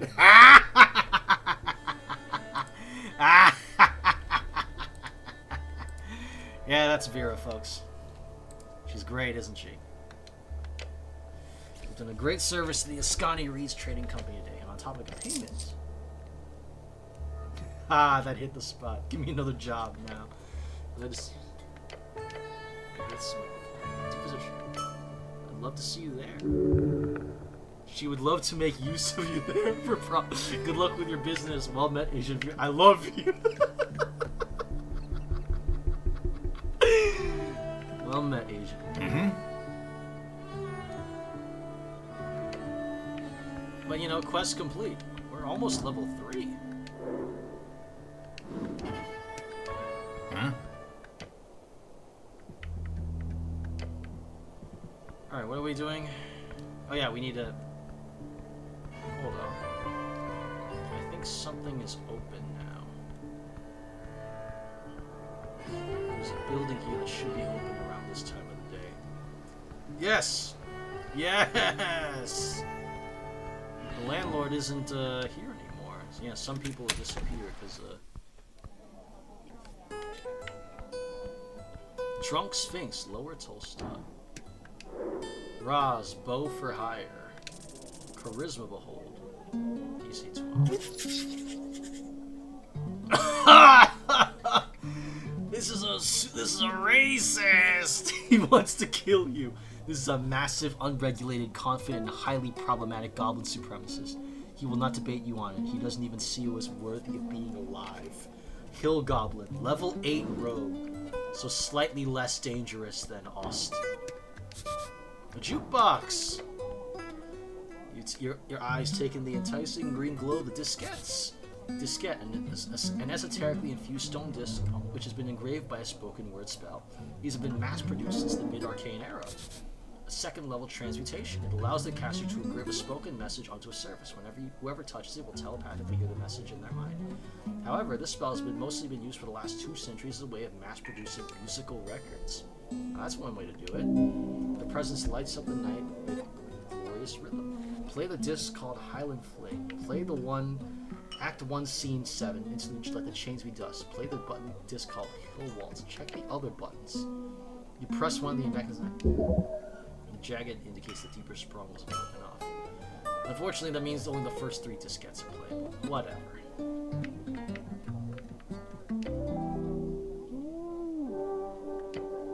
Highland Spring.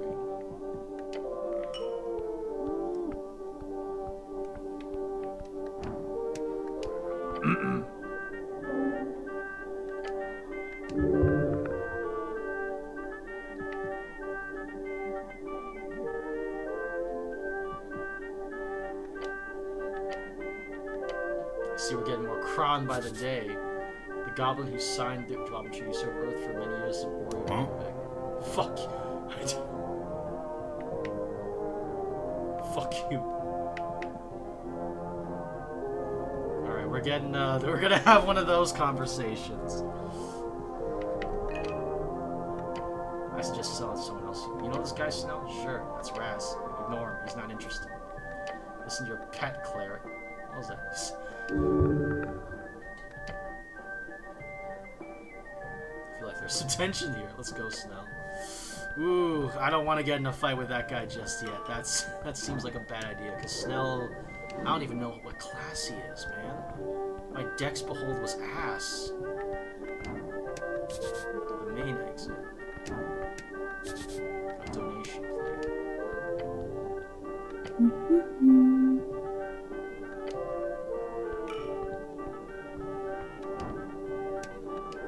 Miss Nearly. Wisdom Behold. Yes, please. 18. Level 1 bard. And the Another goblin. This one is looking to escape. She works hard, but only in ways that can improve her craft and passion. She's not for care for politics or the world at large, yet she tries to uphold a sense of understanding over further her art.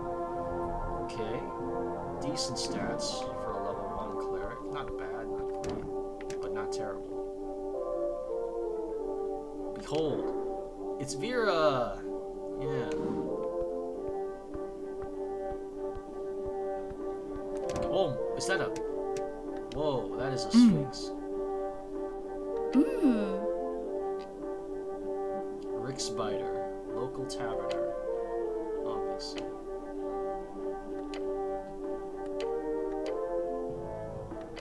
T-Flame.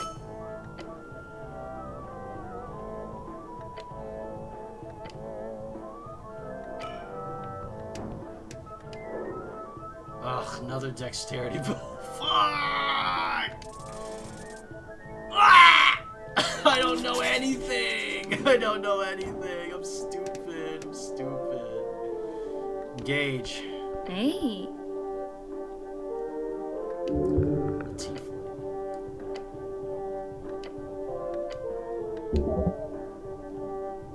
want to pick your brain. Don't say that, idiot. I am the cleric of Normal.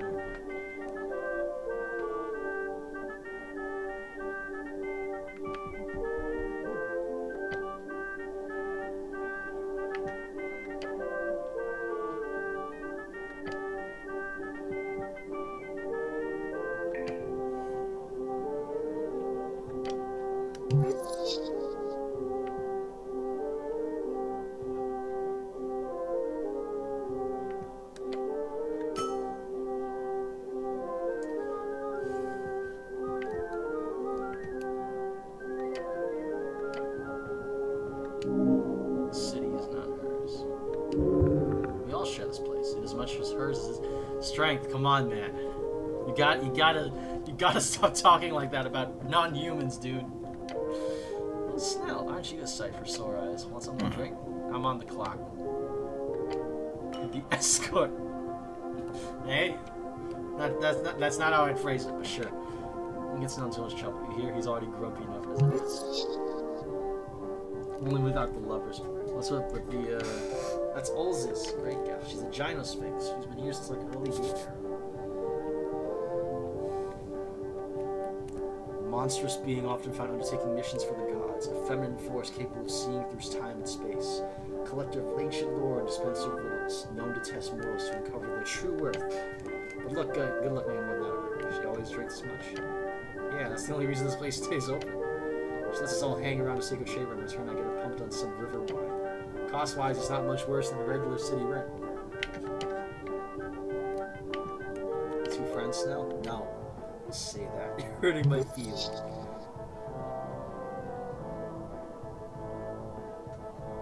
Snell spent a lot of time. You don't need to ask her, it's not relevant. He does. Although this is the most convenient third place for the HWPT, so it's not like too many options. We got all the wonderful God we could need here every night.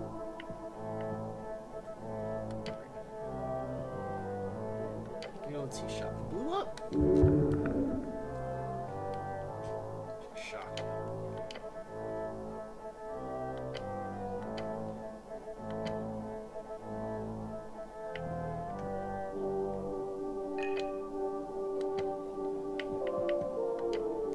Drummer is a real piece of work.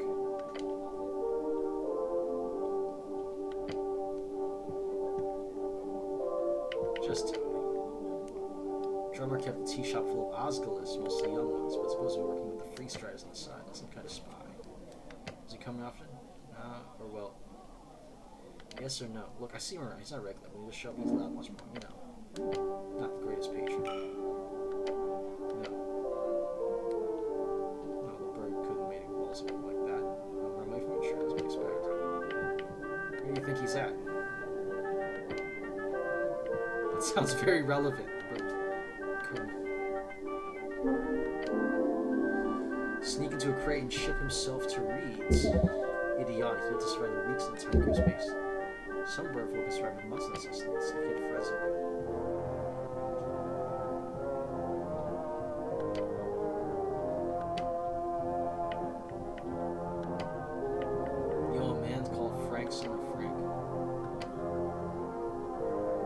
so happy I'm not the one to have to ask that stupid fucking question. She can't help. I'm searching for a paladin. Don't expect to find much. I haven't seen Lord Born in weeks. You know him? I've had him very few times.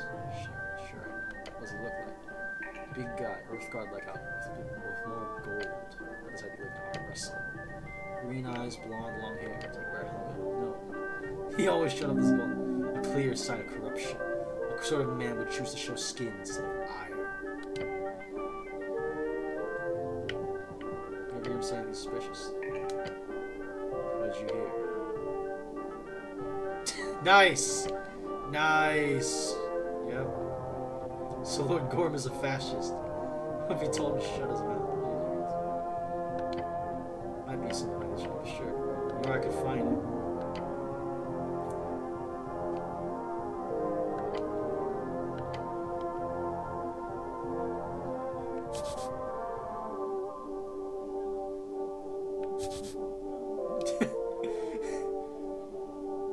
Black-feathered, medium-sized, who's known to consume travelers up in Toll's path. Jesus. I didn't realize they would just hate that the dreaded barnacle goose was even worse here.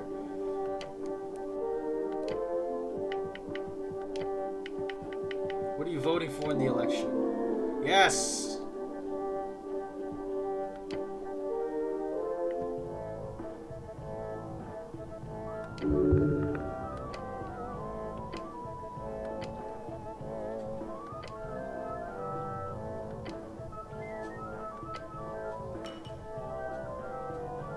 Stars let you buy your way to first class or what?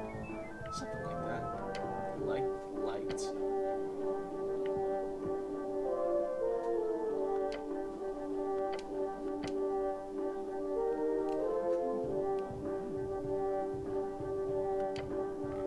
None in.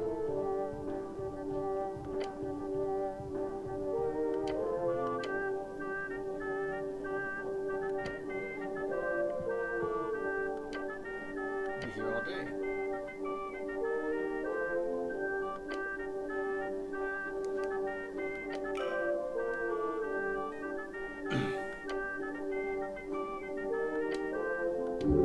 You do not.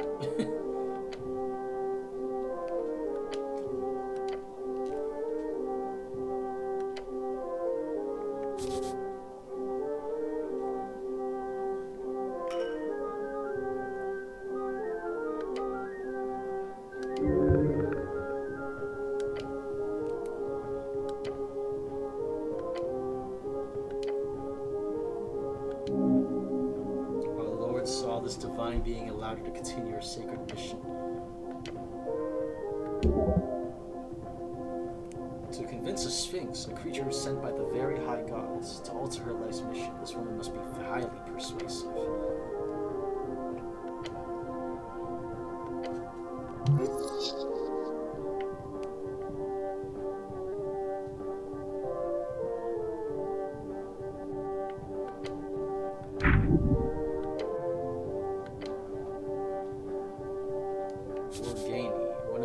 Another one of the 8 bands. An upland of crags, marshlands, and gravity-defying mountainous territory. More giant shamans to humans and tribal gnome folk.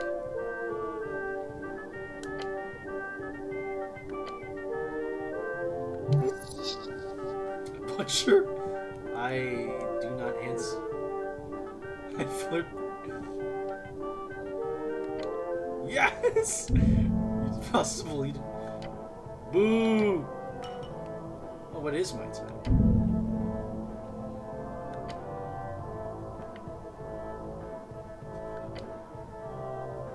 I see. This Roggen probably gay as hell. I always felt very welcome.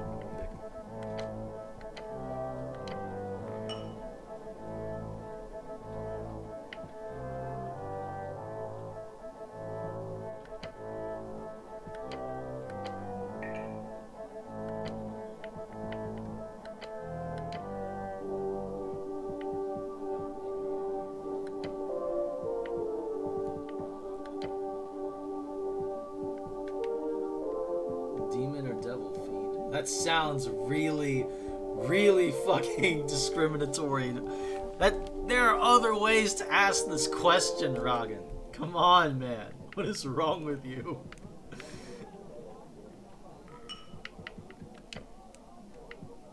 Rick Spitter's fun, though. She seems fun. Holy shit. Just a whole ass fucking Sphinx just sitting there. Oh well. No. I wish I was the greatest knight in all of Ascania and nothing happens. Won't you look at that? I've seen you already the greatest knight, right? Oh, I do not have the constitution to even consider making that jump. Am I crazy? Smarter Thongu. Intelligent. Oh, wow, an Inspahold. 18. Let's have a look. Level 1 rogue. Not so much. A crazed Kotomania goblin needs help. Professional help. Be careful with it. This is not an typical example of goblin. This is an extreme. A stereotype. A fable. This dude is gonna try to steal from me, except he's shit at everything. There's no way he could do it. I don't believe you.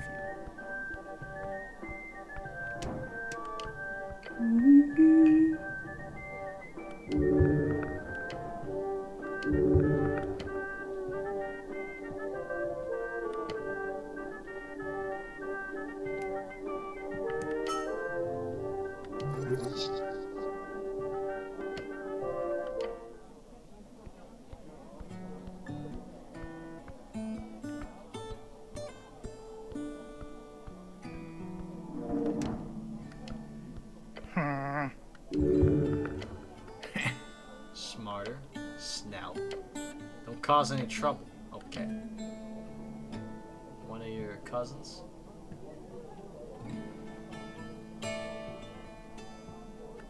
Something like that. Don't let him get too close. Oh, so he's a he's a rogue like me. He's a common thief. You know, I'm talking a real, actual, pathological kleptomania case. Like, can't keep his hands away from pockets heavy. Except Smarter, he fails every single time. Hurt himself in the process too. A fail. Oh, yeah. I don't think he's ever gotten away with anything, so just be careful. I don't want him hurting himself again. Let's talk to the big Sphinx lady. Dear Lord. Big Sphinx lady. Wisdom behold. Alright. Show me something. Oh, yes, monstrosity. Level 14 Gyno Sphinx. Lawful good. Thousands of years spent guarding a hole in reality. Remember, her perception is beyond your ability to conceive. For her, a day is a fleeting moment unless you make it memorable. A sphinx giving out riddles, a woman searching for something, anything, even remotely interesting about these scurrying mortals. Why else allow them into her lair like this? She's not being exploited. Whatever deal she struck with the Cavern Keep, this beast of Jor could break it at any moment. None of them hold any power over her, yet she cannot leave. Resentment. Anyone sane, with even a sliver of mortal understanding, would feel resentment after being stuck in this one spot for millennia. Ulzus, this oh-so-powerful creature, feels a hint of resentment towards her masters. Perhaps that is why she entertains this fleeting moment. And she is, oh my goodness, she is the single most powerful thing we've met so far. 18 strength, 18 wisdom, 18 charisma, 21 intelligence. Her lowest stat is a 15. Without a doubt, the most powerful being we've met so far. Imagine trying to trifle with her. Don't be stupid.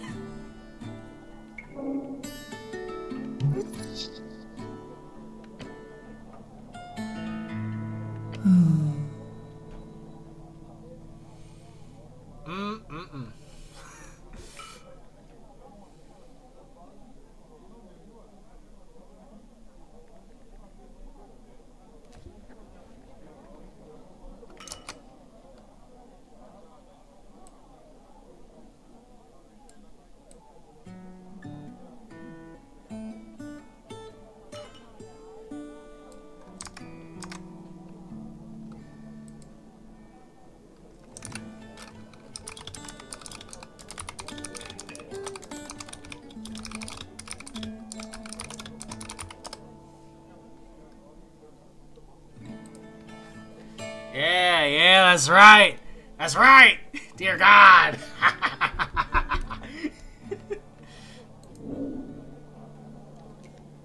The scent of cheap wine lingers in the air, along with an esoteric sensation. Gino Sphinx is not to be trifled with. Her physical characteristics are enough to crush everything that is you. However, she will not have to raise a paw, for her magical prowess could exile you from Jor's realm in an instant. Tread carefully.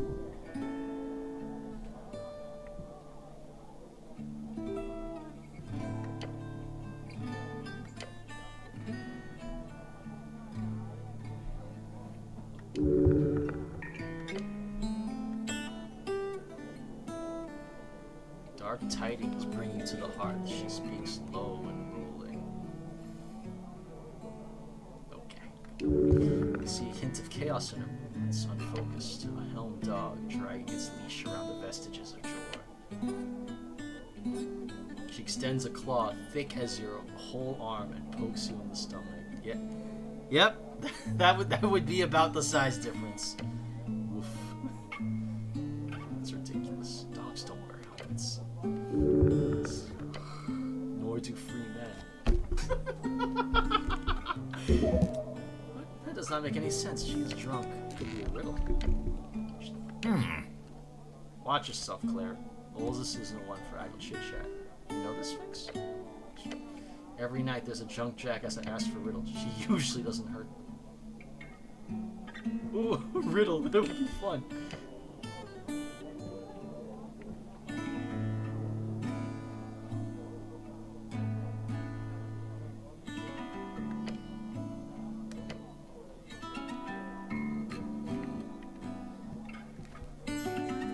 You give out riddles. Are you ready? Just like that? Oh no, I just figured you only give riddles to those who earn it. A riddle reveals it as a tool of gift. Once I had the sun's favor, my creed cling close to the wall. My creed cling close to the wall.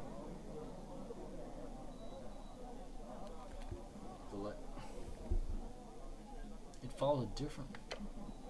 Miniature in the shadows, I've witnessed empires rise and fall. Once left in silence, now the life of the ball. Yet I remain a draught of remembrance of history's thrall. What am I? Easy. A lovely poem of a life's journey, how time changes all even the simplest scrape. What do you think, Snow? Challenging.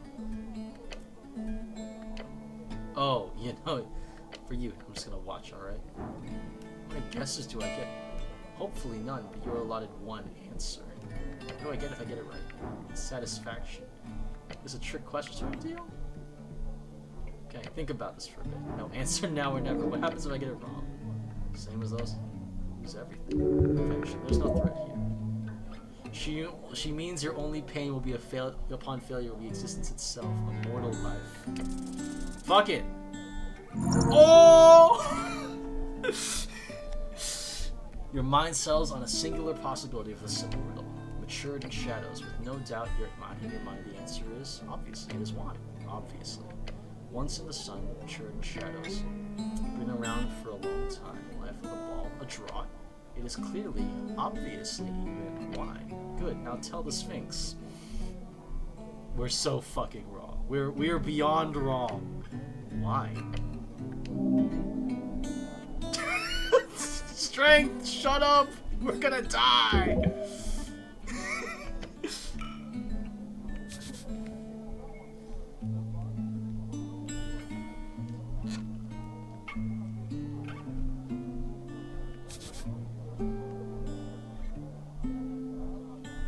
Yeah, why? Yes. Oh. Huzzah!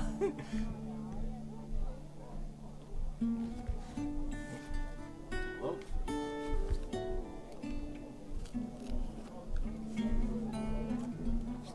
Huzzah!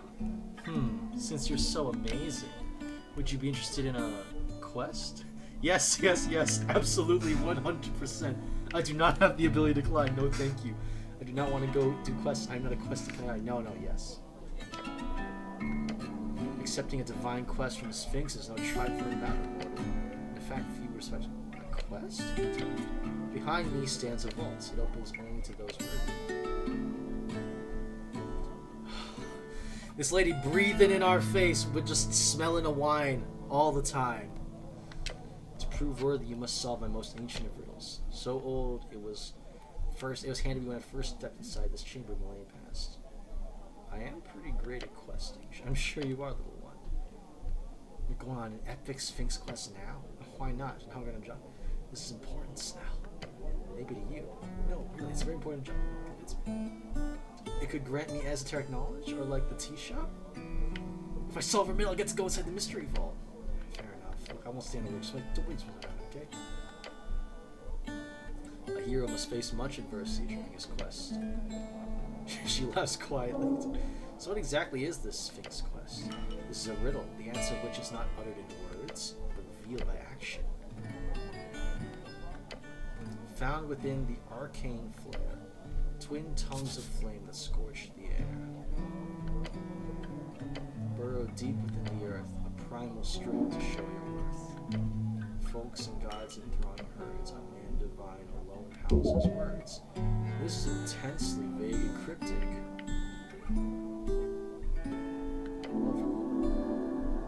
The answer is not something you can speak. Tosses it. Once you understand this rule, you can return here. You can only solve it during daytime alone.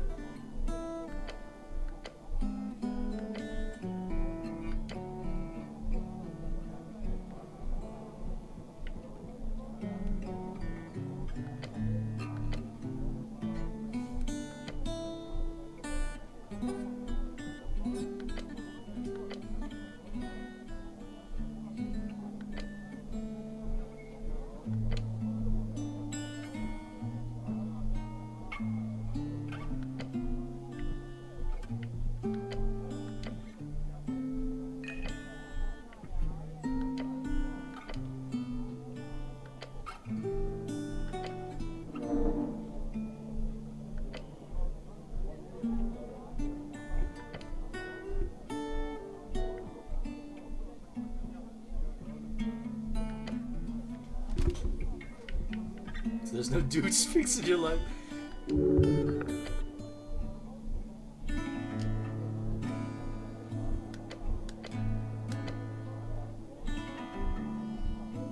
Is it an awkward subject? Yes.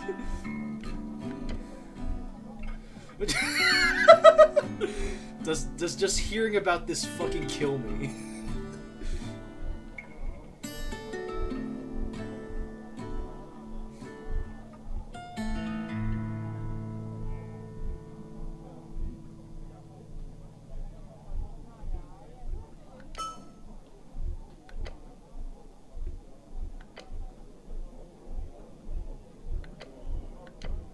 They are all male.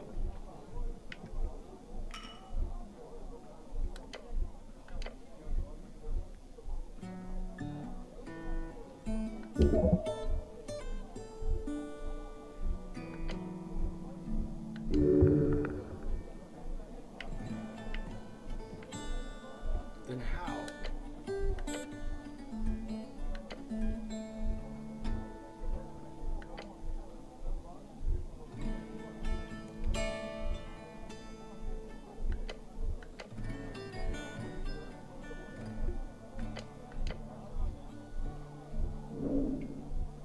True man is a riddle. Do they not have free will? They do, which makes it even worse.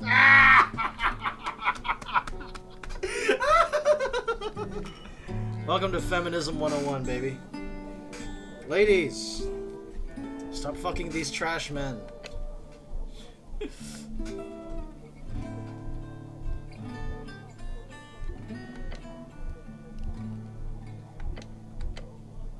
Androsphinx.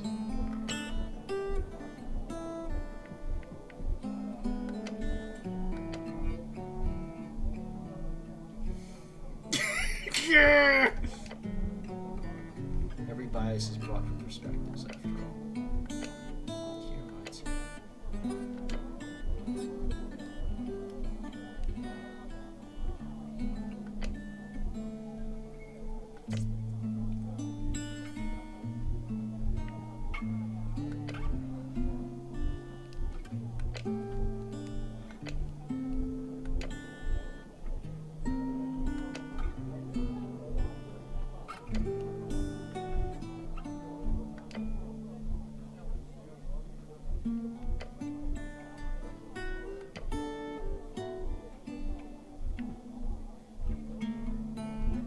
you two just weren't compatible?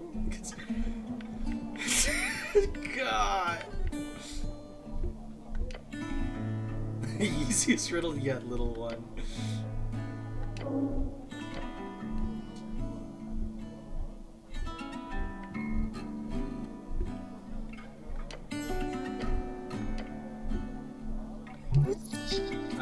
Well...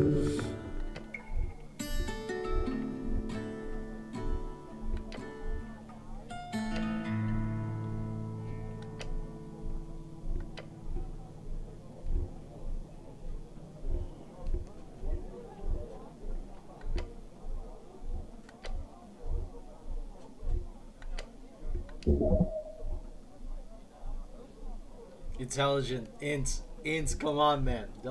Don't do this, man. Int, what the fuck is wrong with you?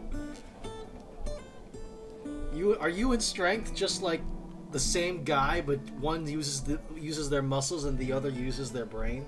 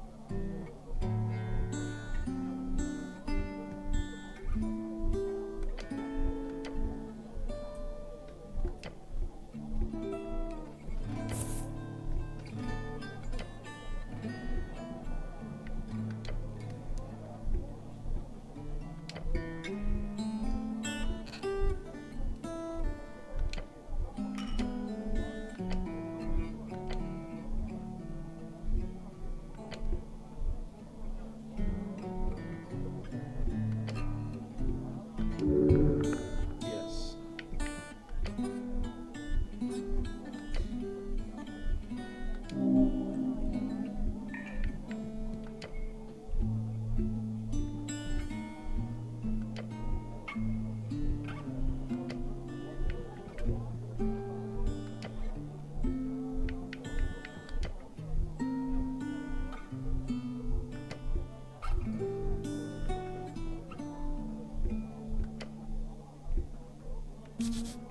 The Fade era. Second out of 5 eras. The Mollusca tulimacata. Oh, the snail folk.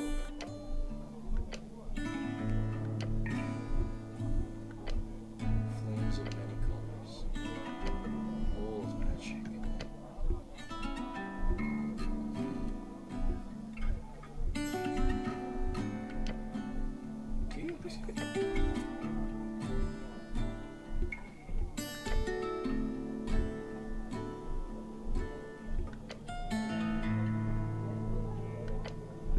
They picked the wrong side of the Dragon Wars.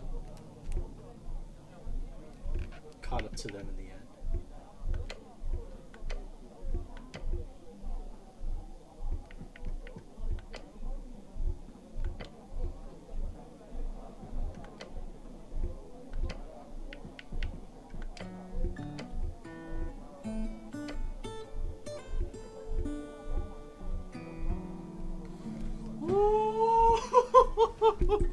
We are never gonna run into a dragon into a real dragon in this game, but oh my goodness, just these words about Isuf enough.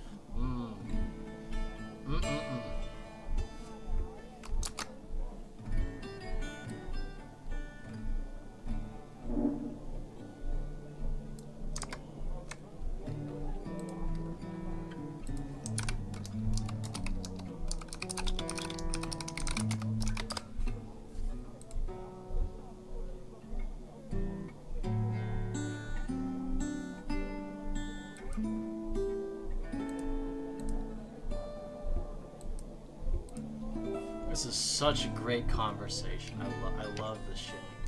Not for a moment.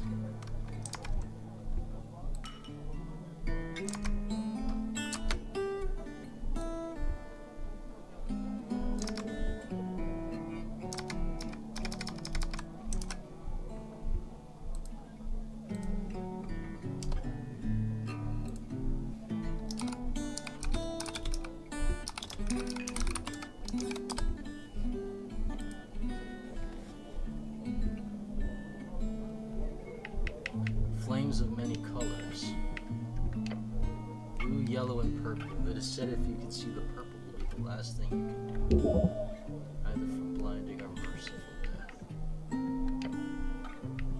What are you voting in the election? I'm not. What? Why? I cannot leave to vote, I'm afraid. Even if it was in my business to leave an imprint on the affairs of else. I can't leave here for a minute. That would break me. That's ridiculous. You could leave, but would you? I don't know.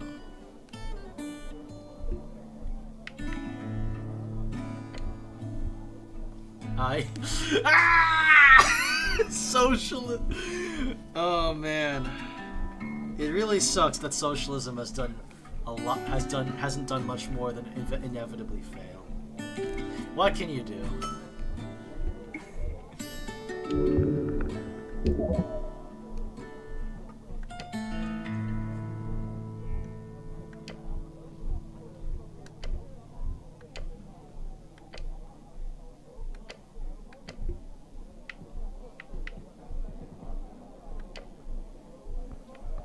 I like Ulzis.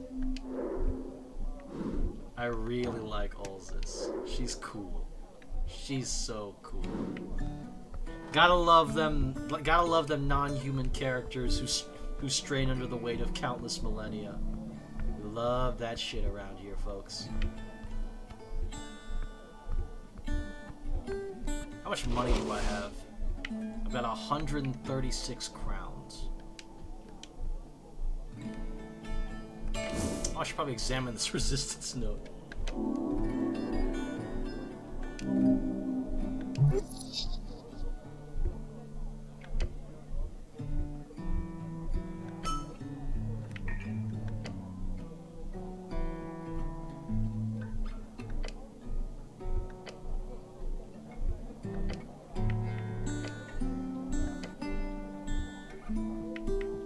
Uh-oh.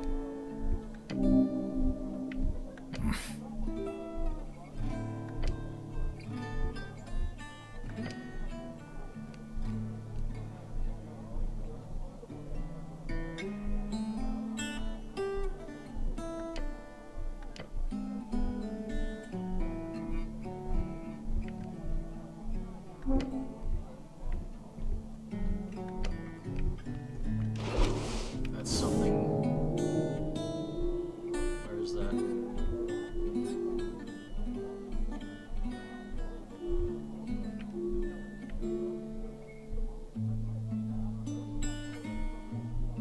Oh, it's done. River taking.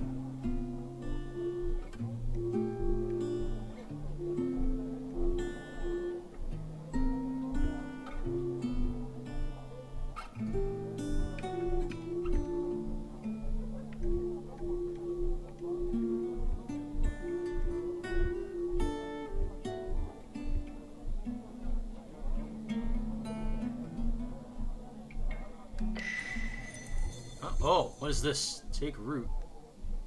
What does that mean? A dozen dwarves and an orc walk into a tavern. The orc turns to the tavern keep and says, "Hey, give me a large one."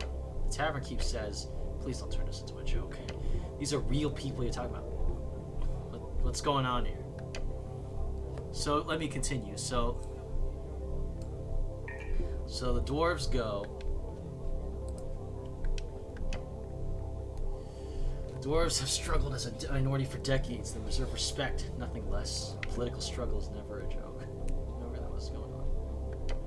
A true statement to lighten the mood is to ignore the very real pain in our realm. Look, whatever.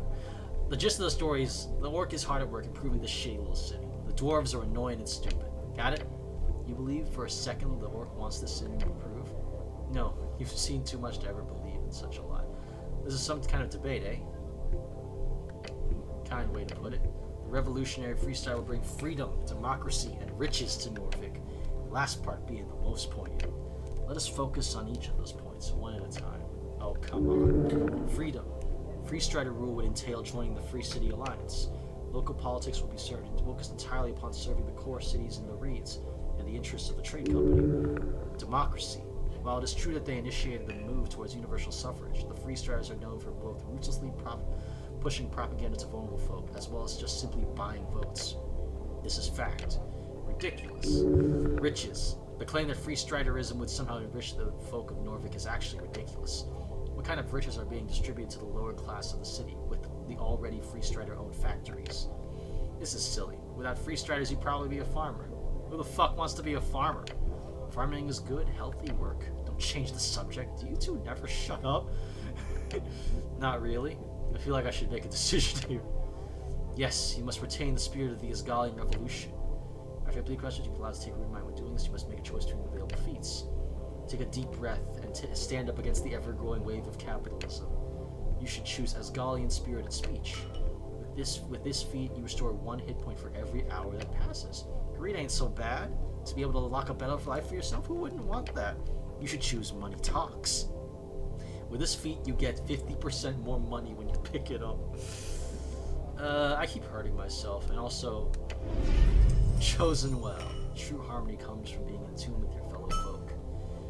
Dwarven spirit way is the good way, the egalitarian way. Feel like you've resolved some conflict in the world. Yes. Thank you, skills.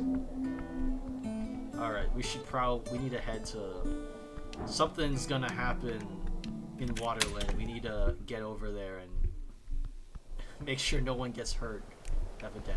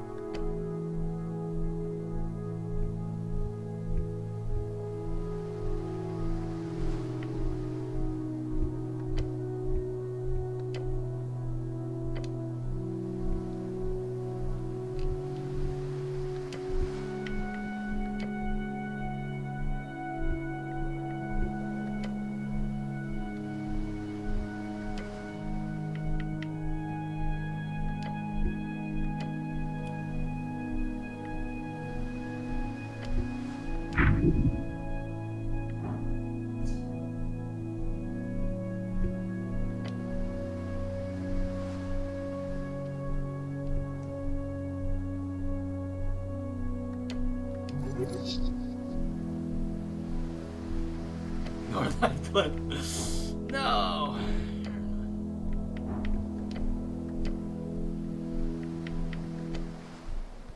Okay, hold on. We gotta.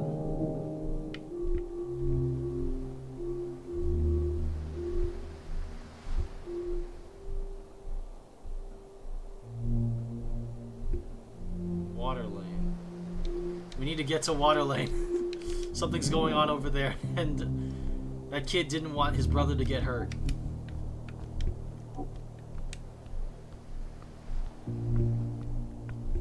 This fucking game lied to me. Why can't I can't run. Why am I not running?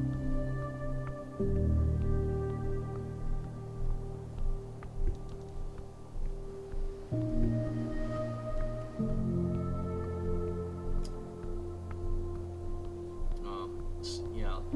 Alright, so shit changes. People are in different places. Did I?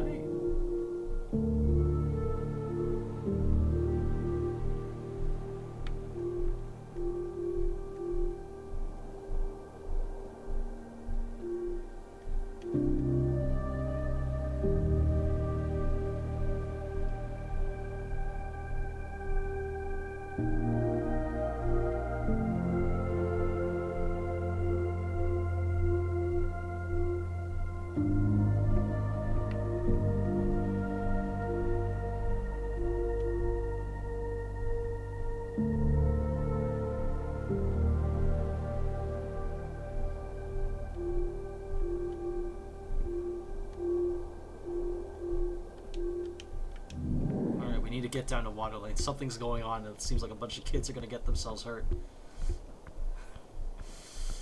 Fuck, we gotta look out for these youths. If only I could remember how the fuck to get to water lane. That sign. We can find a way to water lane, I'm sure.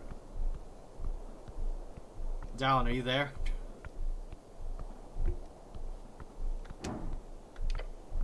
Alright.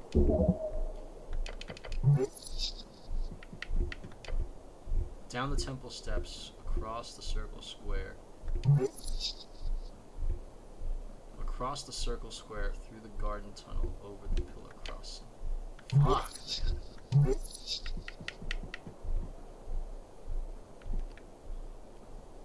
Down the temple steps, across the circle square, through the garden tunnel, over the pillar crossing. Fuck, dude! We have to get to water lane. We have to hurry. These fucking kids, they're gonna get themselves hurt. Alright.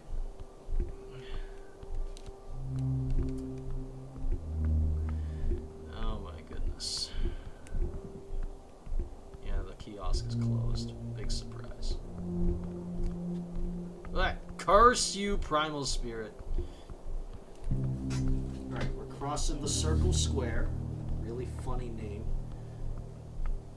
We gotta get down to water lane. Something's going down. We need to hurry. Roxo isn't here, or whatever his name was.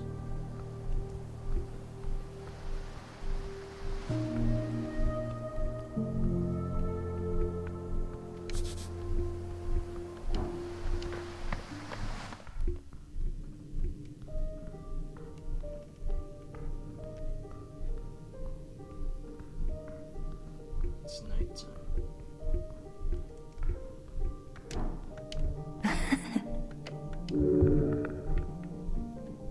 Snow, why are you acting weird? Shut up.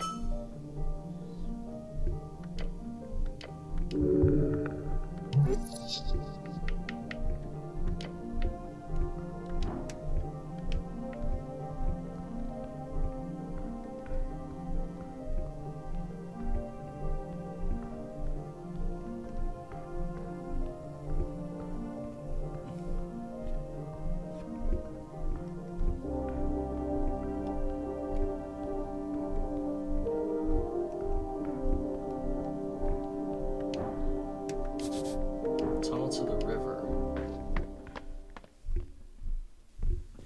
I'm somewhere along the right direction, right? Where is this? Okay.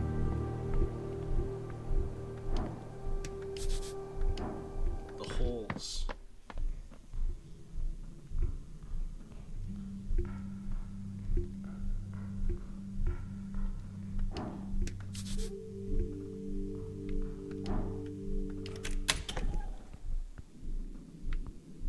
Oh, this is Snell's place.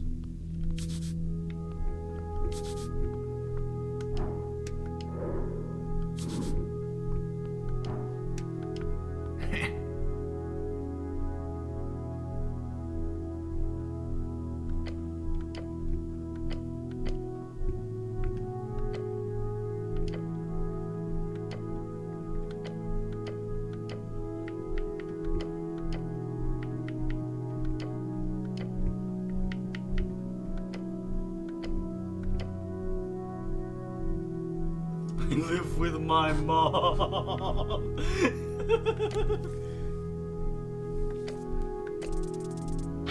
Ah!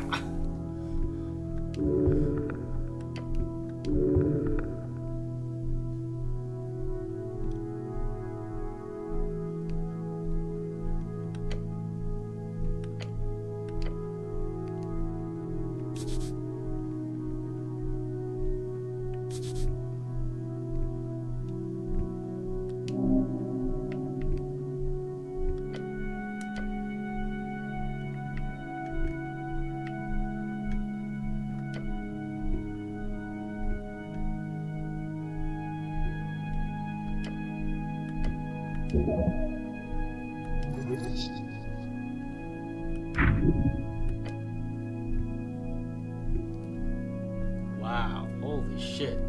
I got a new patriarch who didn't like me, and then when I presented to argue for the Republican Revolution without the influence of the free states, it was misused.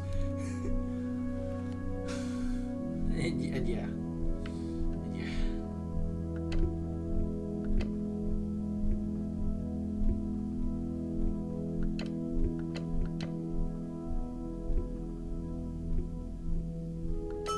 Oh.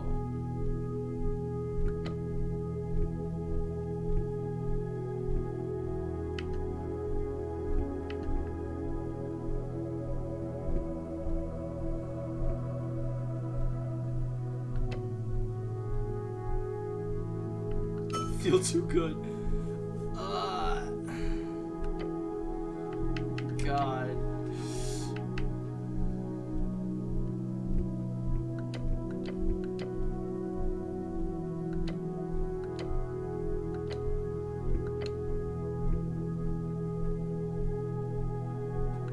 It's illegal.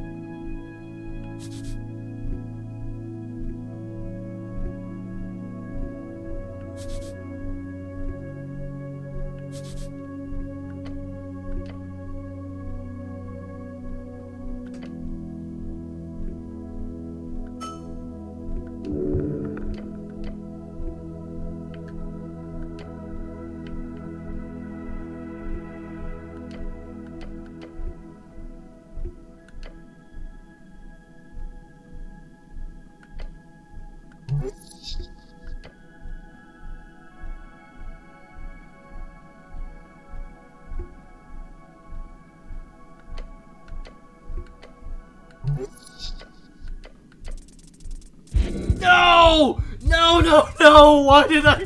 Ah! I'm gonna fucking...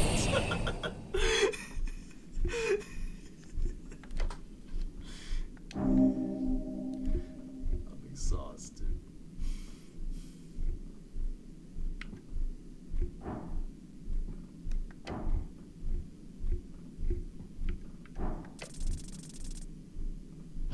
I'm fucking dead. I'm fucking dead. No, ah!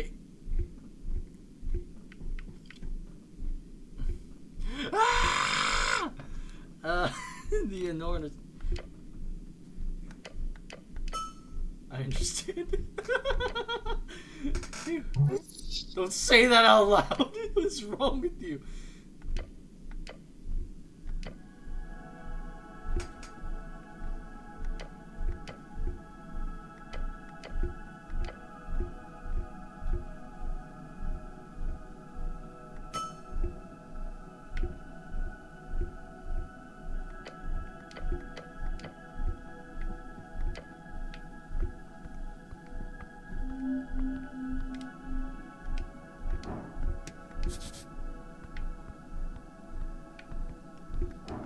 Oh, right. I should probably...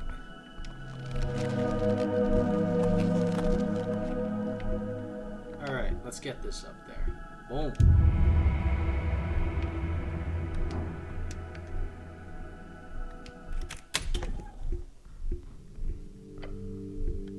It would probably behoove me to eat some cardamom.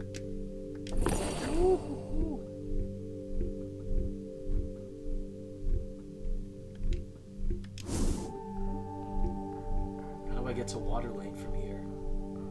Or do I not get to Water Lane from here is the trick.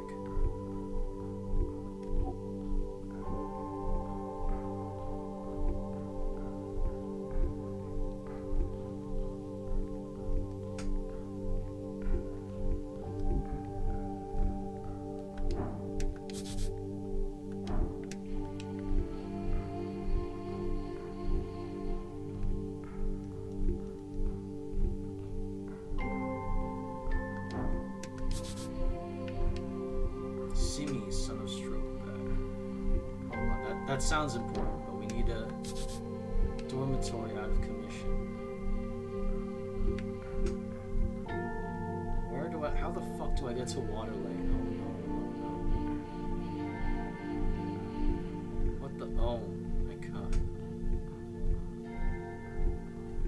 Who are you? Freydis, another strength behold. God damn it. Oh! 17. Earthfolk noble. She is dressed in a fine silken robe with noble.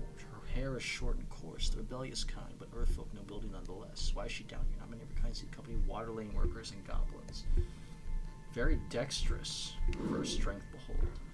And hopefully she'll be back here later. But we need a... Yes! Water lane! Quickly! These fucking kids! Gotta stop these morons from getting themselves hurt. Democratic propaganda. Thank you, intelligence. Oh, here they go. It's Osgal Modissa. I nat 20'd your ass. This must be...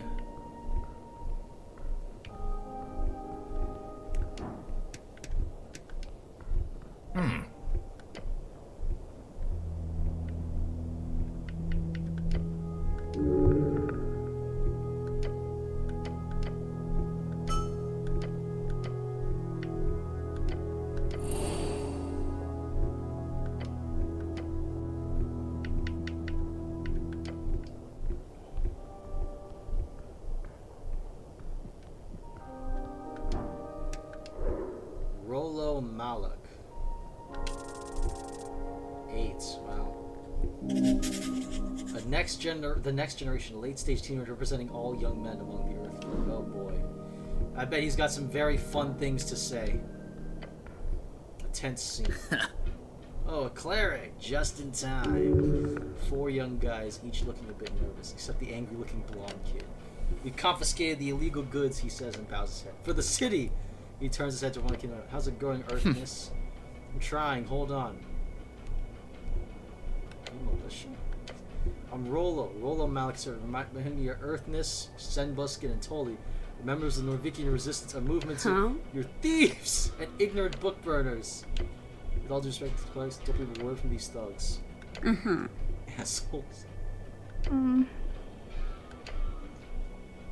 Like the AY aren't just a bunch of ruffians. Just activist clashing. AY. Asgul is you see your green armband?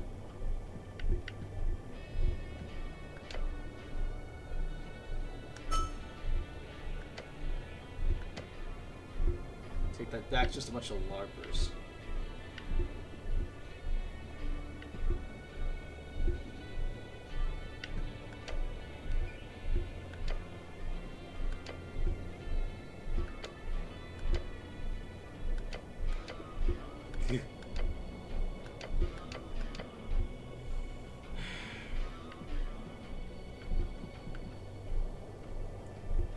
You, explain yourself. Okay, fine. This,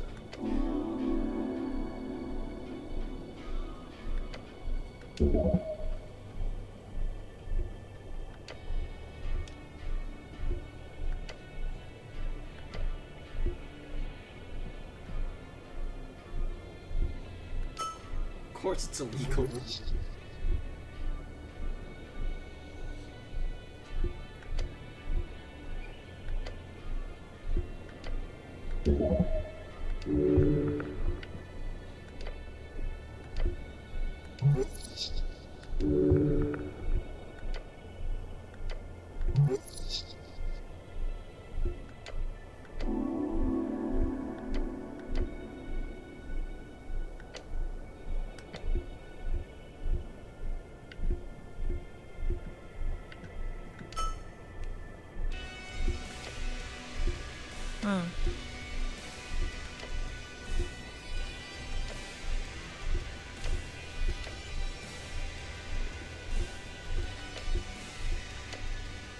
Huh?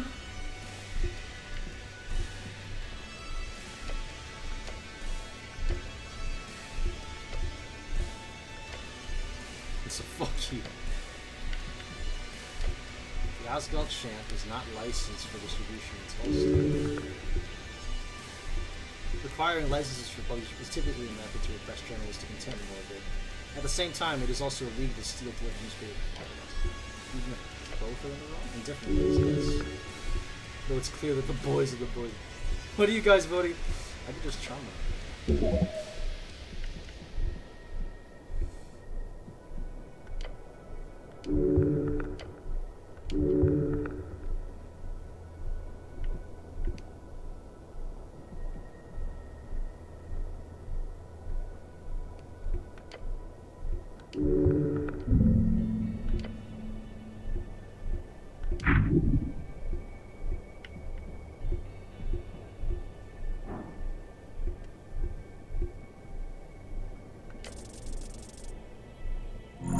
Woo! That was too close.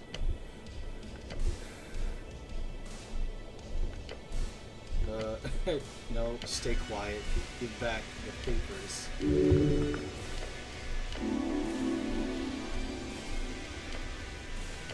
That's...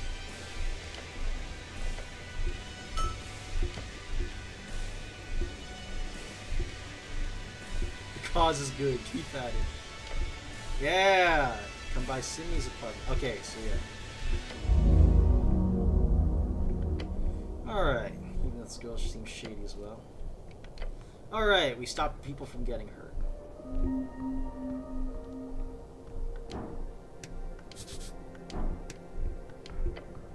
Hmm.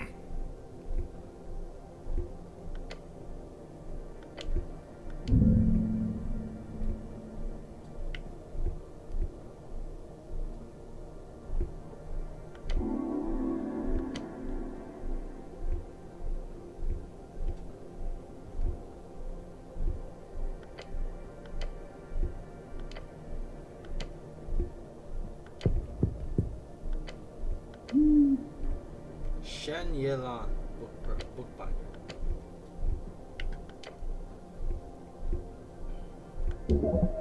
Bird folk.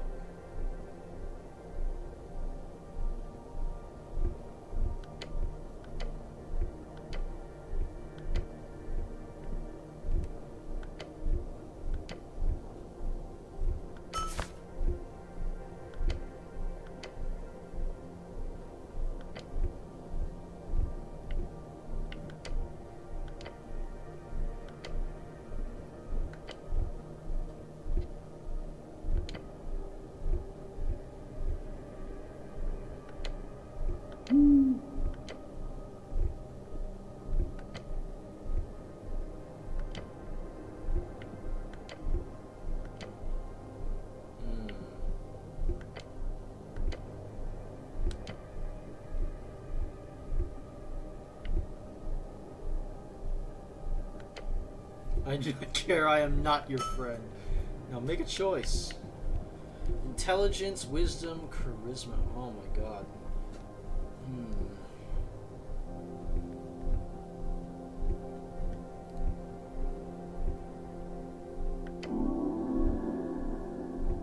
Alright, I guess I've decided.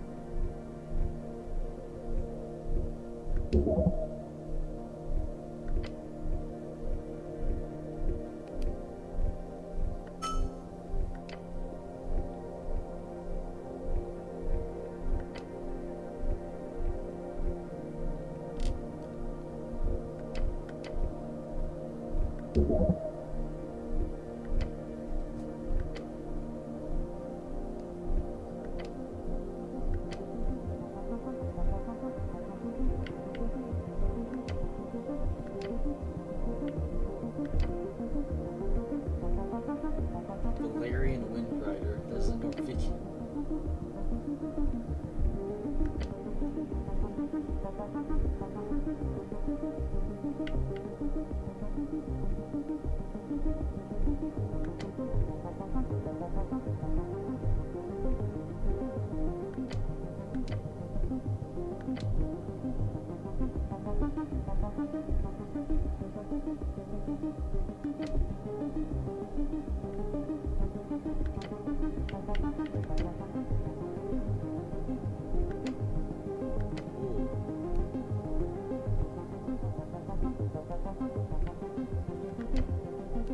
3 wings.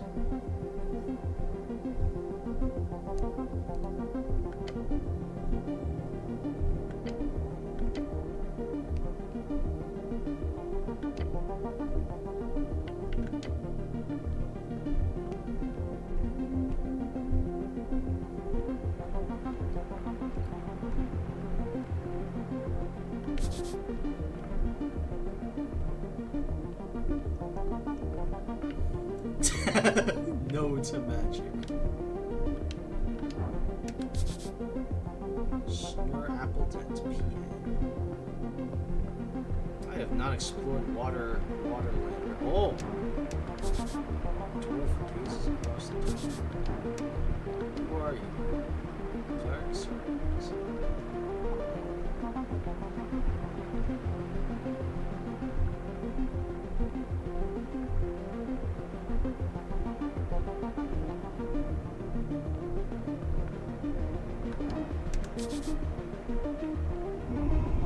Oh, it's a griffin.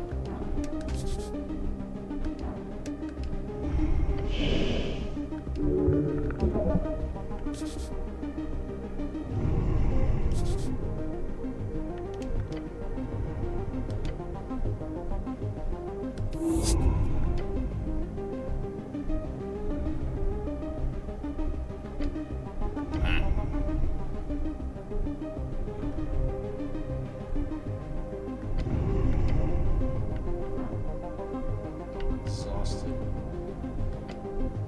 Not yet. I am nowhere near ready for that.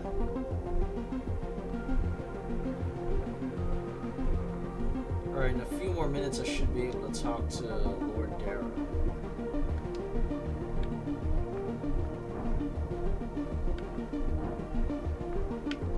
Can I not go down there?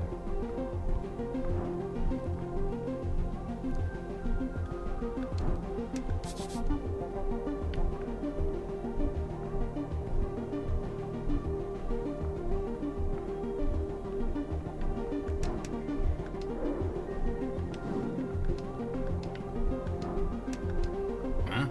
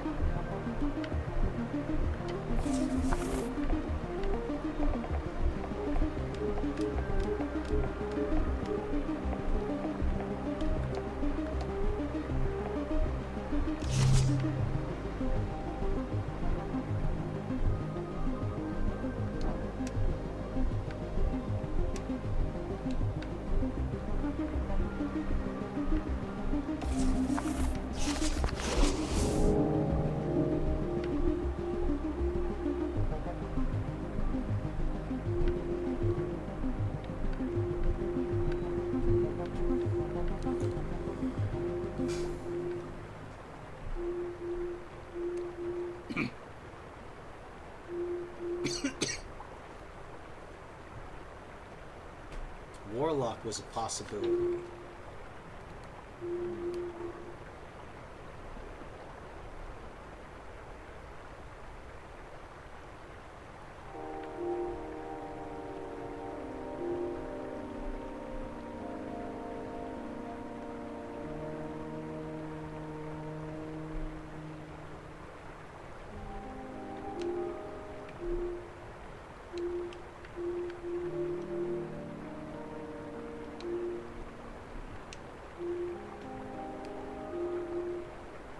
Oh, right. I should. Oh, okay. Let's take root again. I can do it twice now. Fuck it. Trouble brewing. Young women running around the streets, slinging Asgallus propaganda to unsuspecting citizens. Boys causing chaos in the name of some hapless magazine-inspired rebellion. This cannot be tolerated. It really can be. No, it cannot. Too much chaos has been caused by these damn kids. What? It can be tolerated. It's just some kids. The youth are attending it politically. They're learning as they go. What? So they'll be fine. Don't worry about it. That kind of looseness will bring order to its knees. It's all the Yazgal use did nothing to warrant such pushback. This era is one of communication. Ideas interchanged freely between a populace of free-minded thinkers, folk dreaming of an egalitarian potential. However, the problem lies with the unfortunates who break and sear full carrying pot with reckless unkindness. We must pray for them, beg of them, to please, please stop being so mean. You really think that would work? One can wish.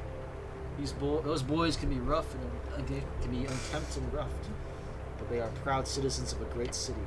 They are performing a service, albeit a rude one beyond the realm of law.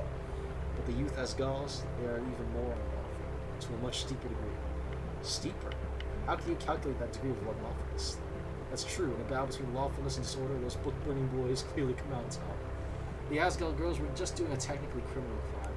The boys were doing multiple literal, actual, fire-related crimes. Steeper. Entirely through the malleable behavior, which means feelings.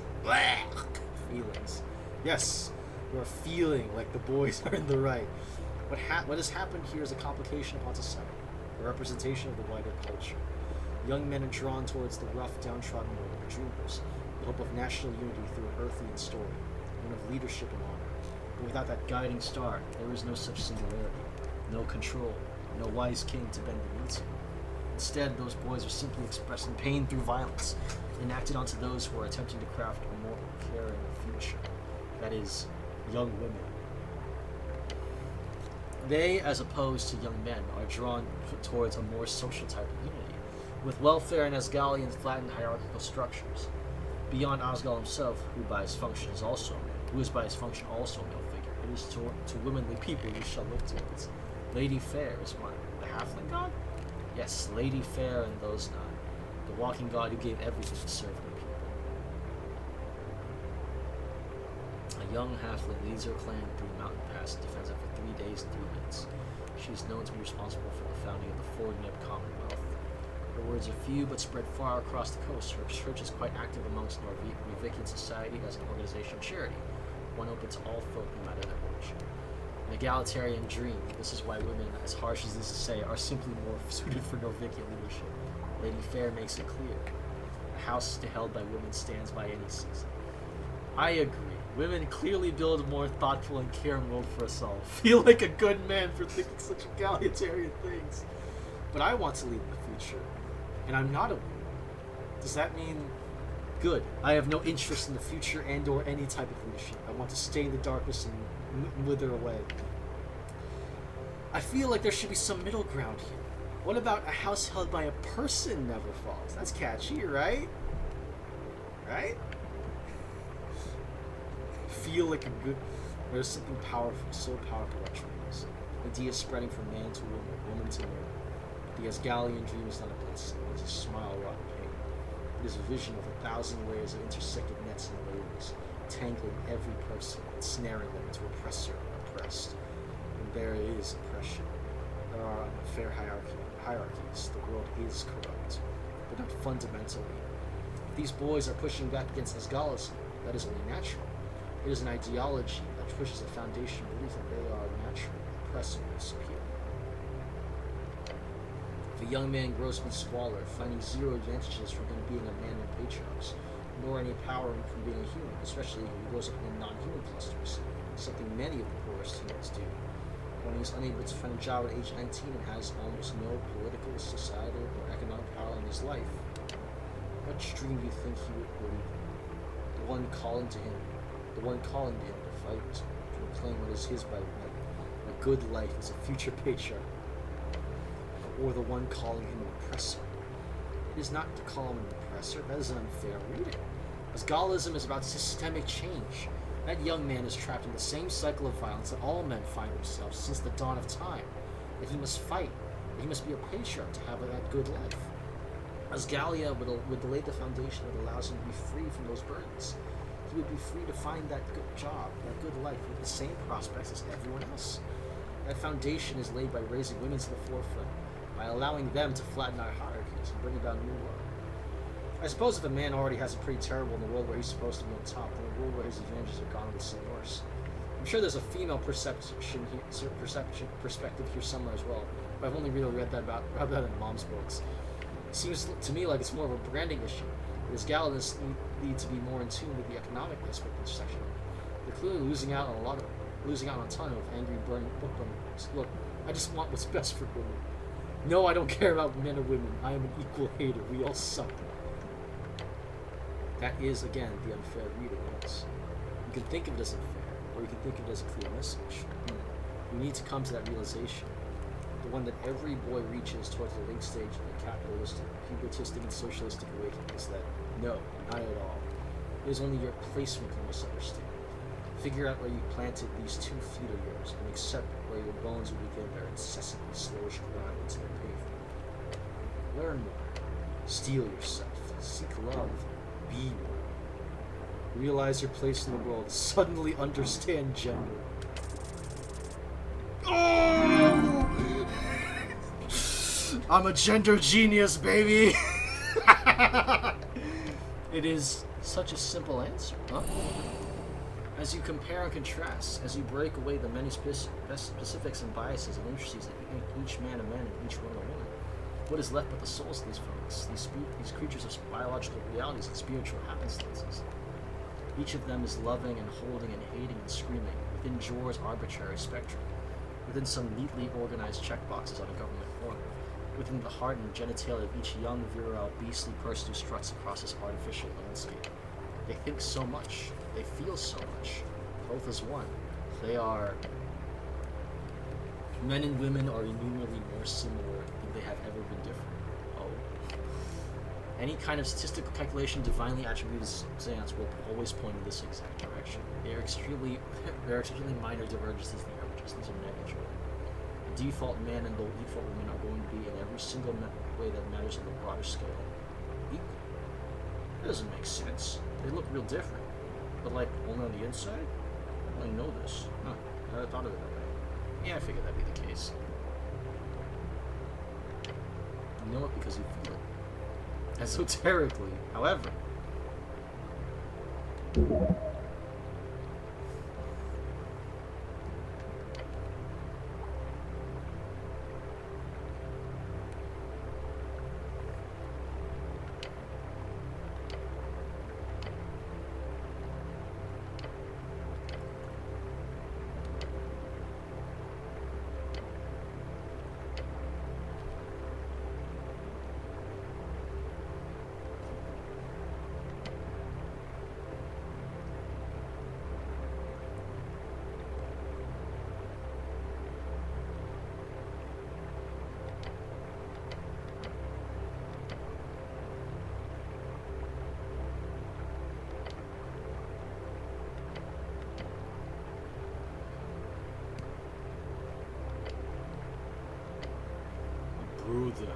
A brotherhood.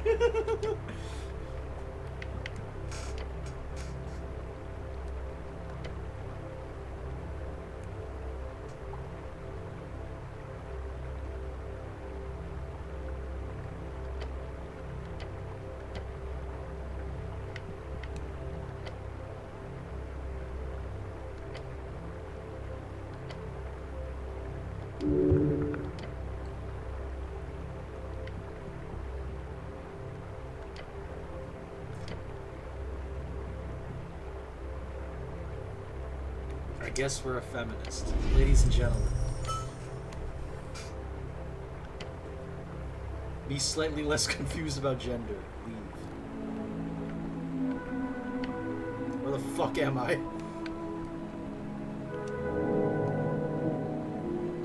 Oh yeah, I should probably take root here too. Well, first let me move into the main area. Wow. This game has been going on.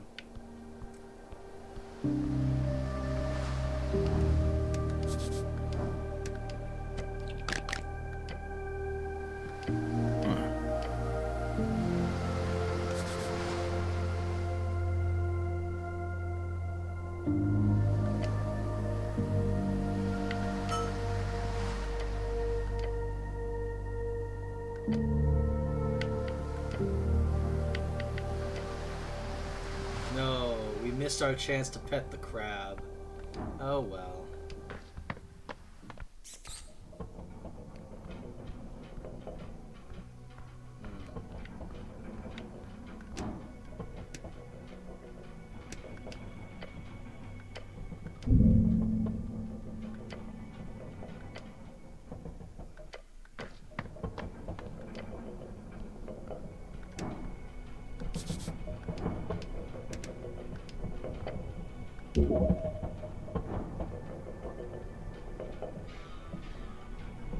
Fuck it. No!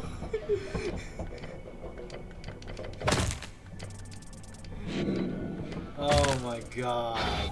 Oh my god. Huh?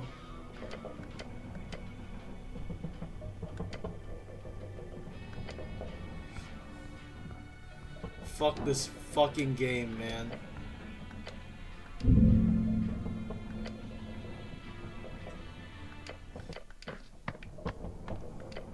Oh man. Can't believe it.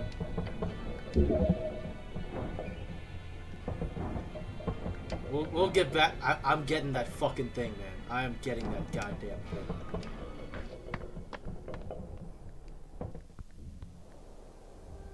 Alright, there's nothing really up here aside from that fucking resistance, no.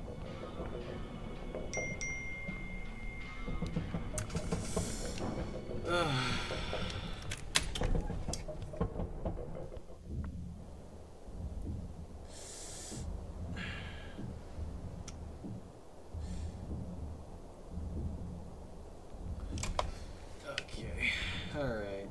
God damn it. I'm getting that cube. I am getting that goddamn cube. But not yet. We need to...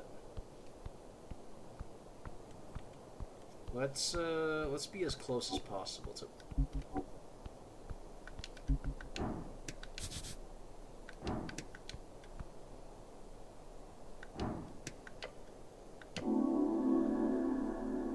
Esoteric Ebb.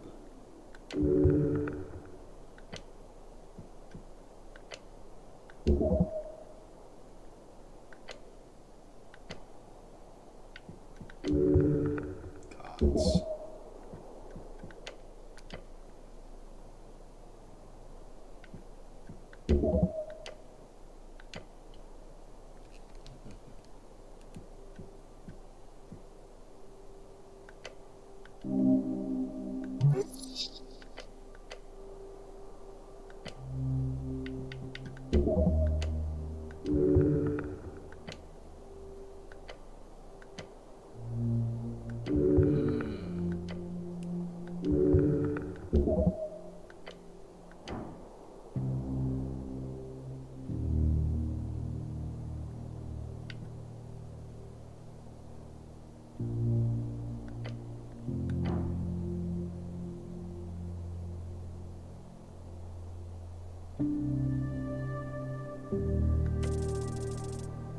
Oh, yes! Yes, yes, yes.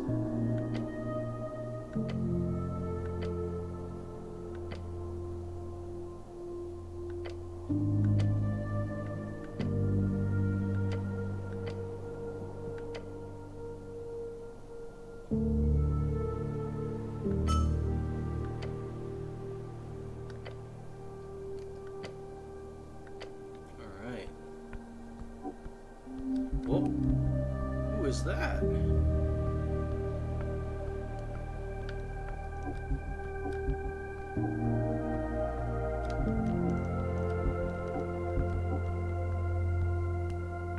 dareth stand at the top of the tea house?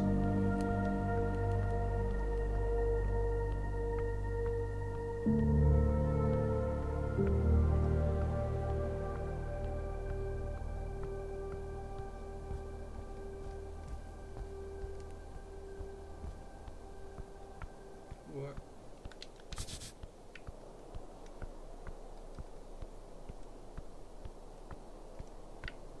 Who the fuck was that?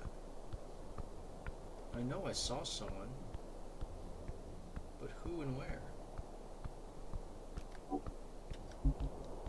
Someone was there, but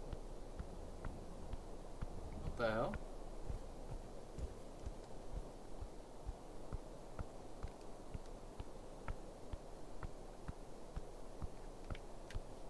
How?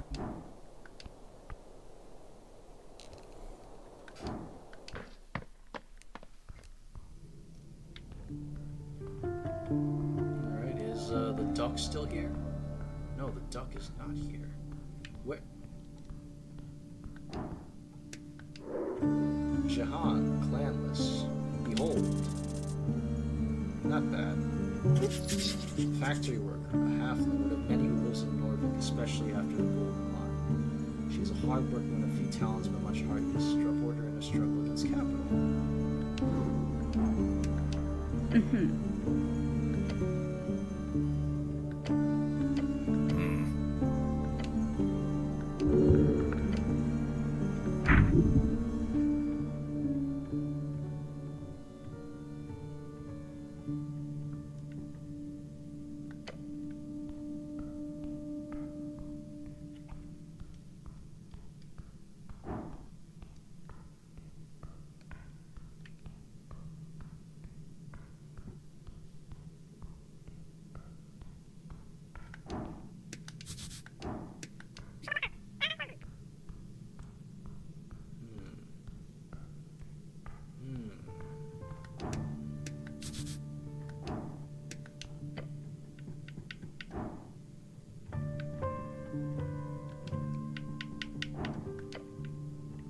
So exhausted.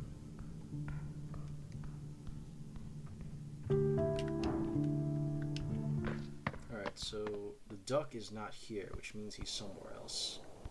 Which I can either find him somewhere else or he's utterly inaccessible. But which is it?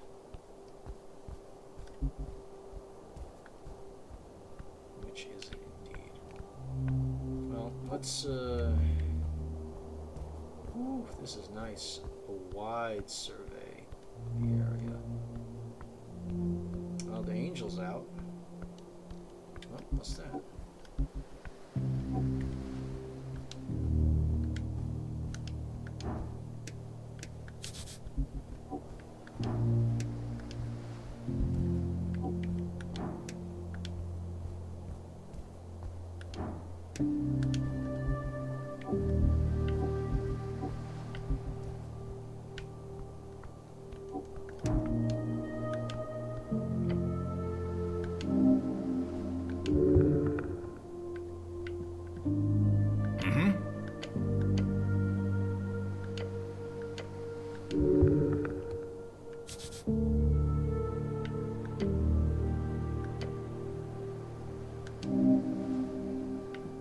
Let's climb up. No, I'm tired. I think I'm gonna take a short rest. Do I should have. Yeah, I have some hit dice.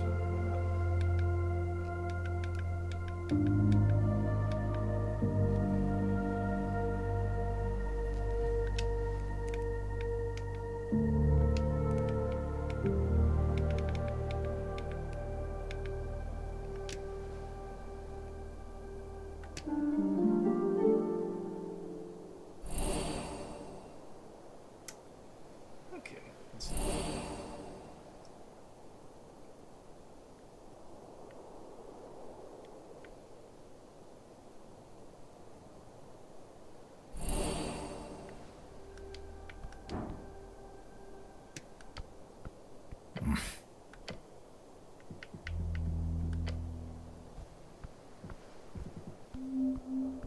Alright, let's talk to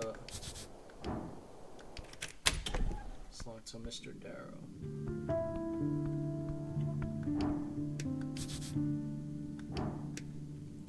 Must be a leftover. Take it.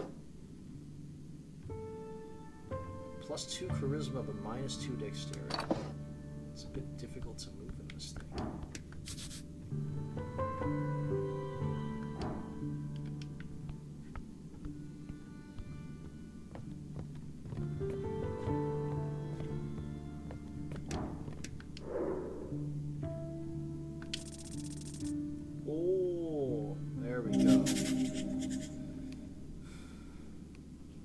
follows orders, the type of orders that grant eternal fulfillment. There's a sadness in her existence, her broken wings stuck among lesser beings. Who does she seek?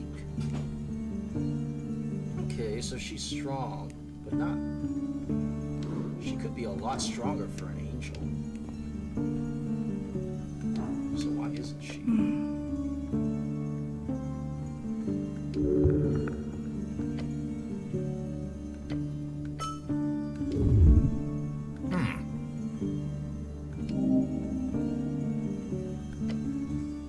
Alright, here we go.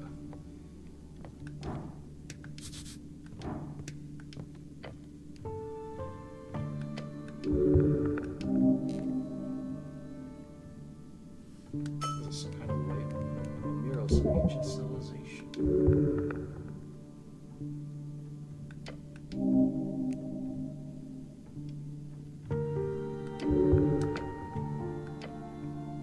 A whale. Here we go.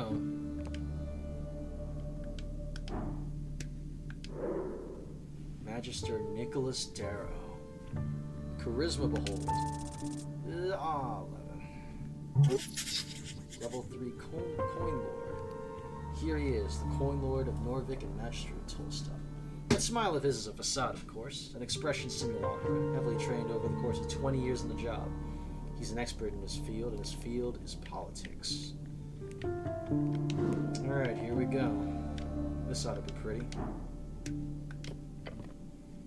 At the top of the stairs, you see a man placed upon his silken throne. His well-groomed face lit by a single bulb candle, but he does not look at you. Instead, he folds his copy from a Vickian Post in half its size. Vickian Post, the biggest newspaper in the city, founded over 50 years ago. Nationalist aligned. Anyone or anything that matters in Norvik will be written about in the Post. Your boss. You hear about this? He slaps the As Gallist opportunist strikes fear in Silker's Guild. 9,000 crowds and damages. He looks annoyed and impressed at the same time. Protesters, hooligans. They're just trying to get your points across. Oh, they did that a long time ago. His eyes. He is reading you. But what can you do? It's democracy. You don't like democracy? My opinion does not matter, does it? It's the age of crowds, that's what they call it. And the loudest voices keep shouting at me in particular, it seems. He's certainly playing the part of a marble bust. I see you picked up a goblet. Lord Darrow, Lady Sageleaf has declared us joint operation. Of course she has. Cleric, if you will, I would like to speak with you in private. Excuse me?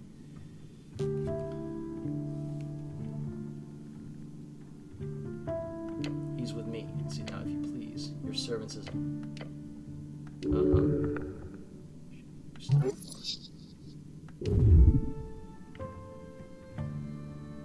Snell stays. It's fine, late anyhow. I'm heading home. First thing tomorrow, Claire. He respects you. Yes. Yes. Yes. I feel compelled to ask. How was your meeting with our dear Goblin Chieftain? I don't think she likes me. I'm in a similar seat myself. An iron mill ring makes any mind altering.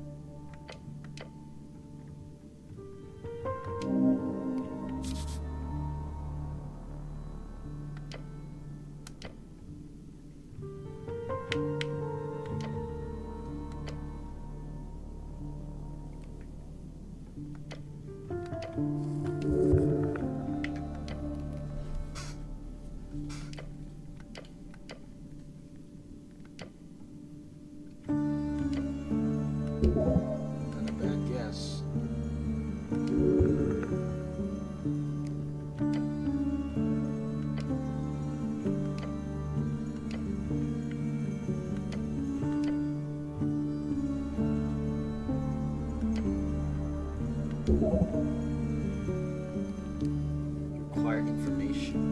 Ask.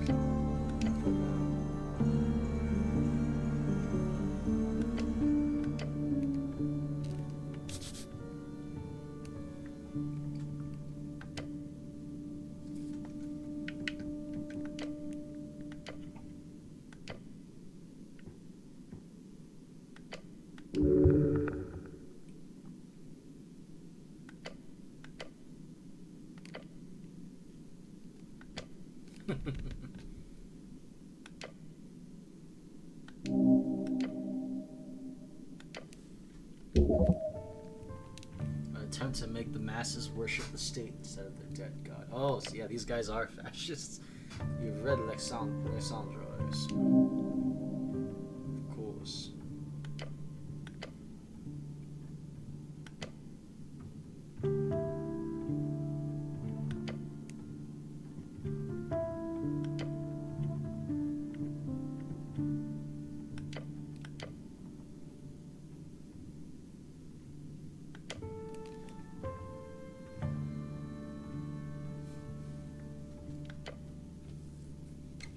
Yeah.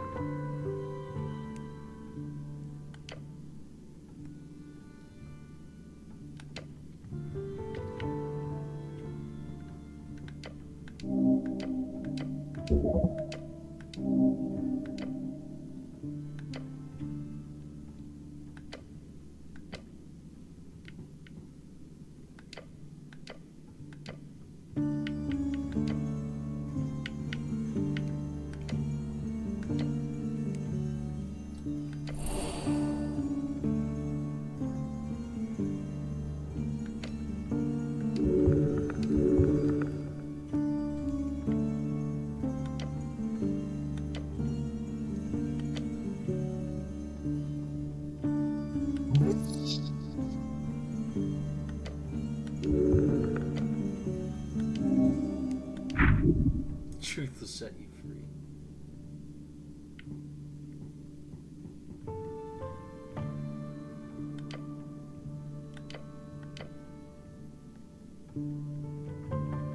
I was 25 years old. This thing's sad. What's my actual job here?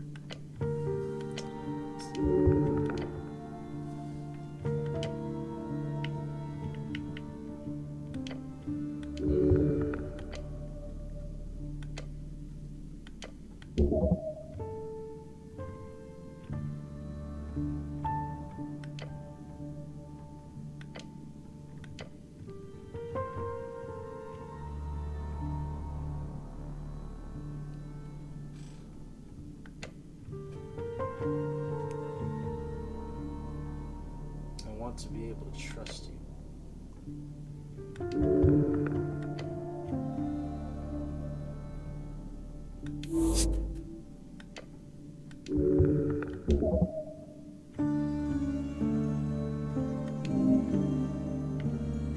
He's trying to steamroll.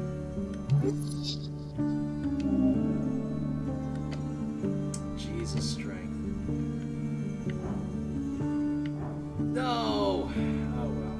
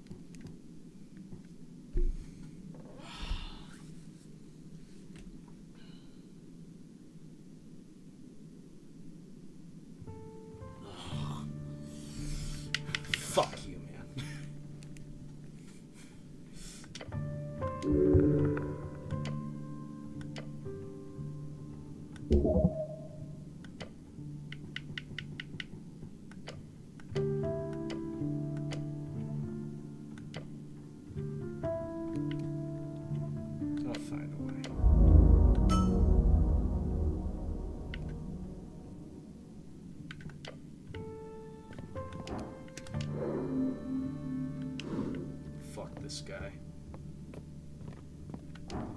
Hey, Rumi.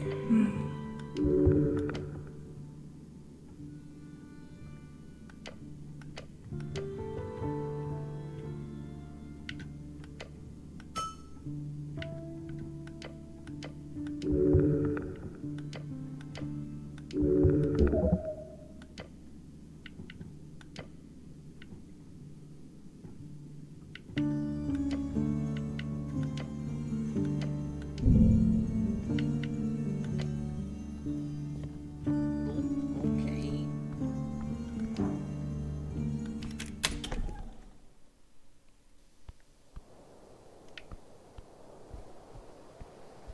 Alright, I should probably get some sleep.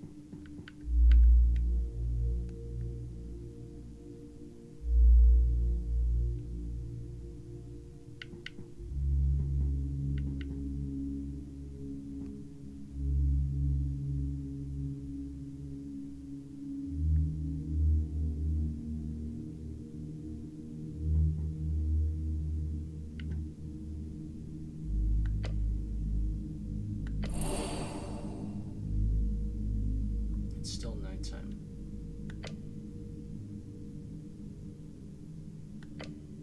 Okay.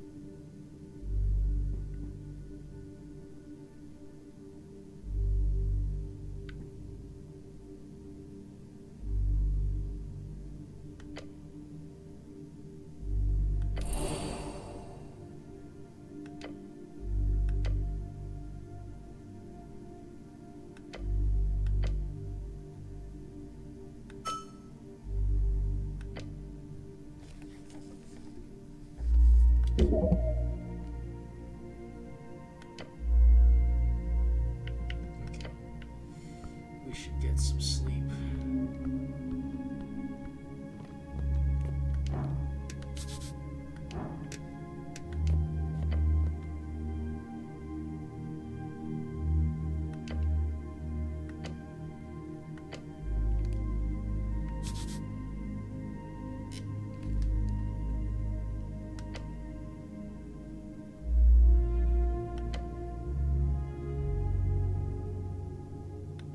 Can't read this shit. This is trite.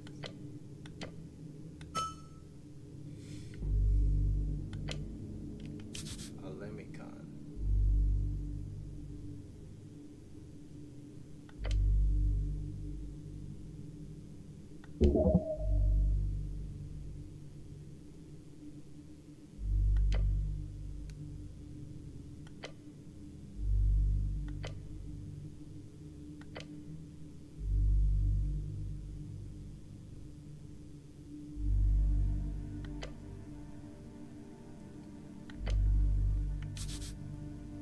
Draconic civil.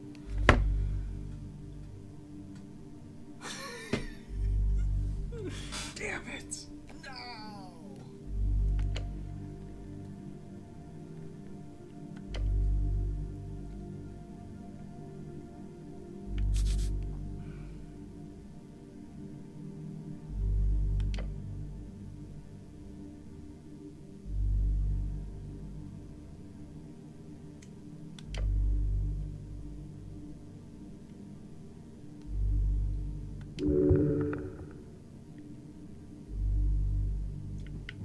The Japanese? They just exist?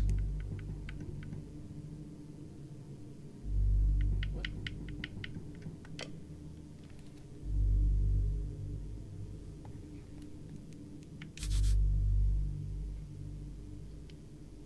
Who live in an isolated kingdom upon great plateaus deep inland. That's not Japan. Those are the steppe peoples. What? But, this world really is different.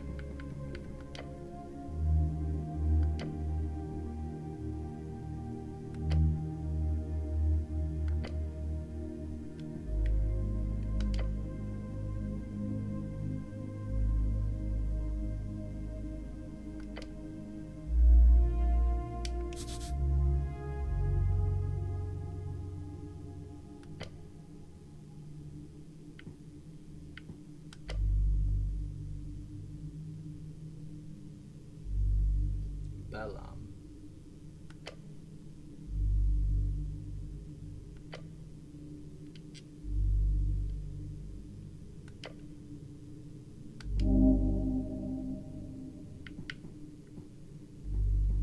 Abalindi, the blades of Blood City Bay.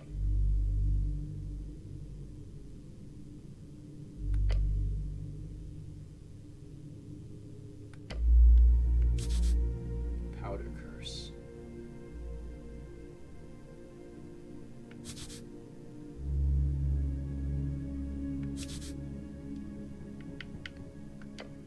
Diminorians. Alganoth. The great white dragon of Old Diminor.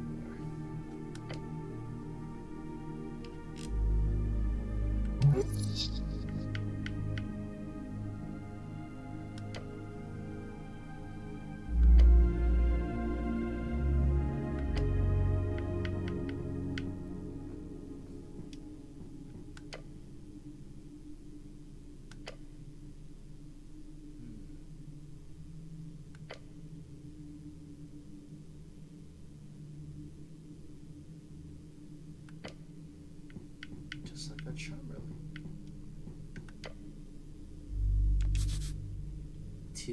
Tizereldanor, the great green dragon.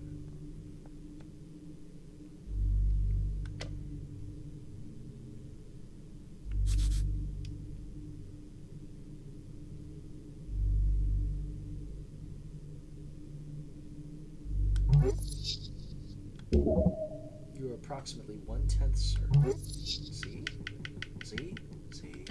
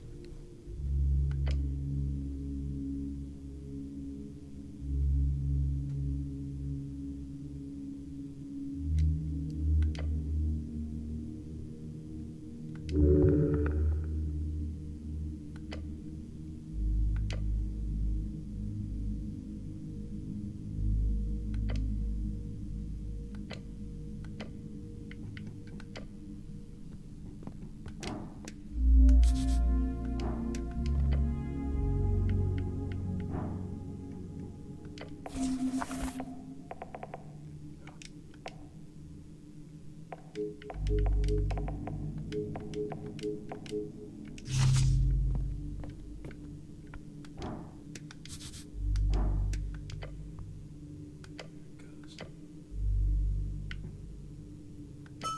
Yes, your body's right here.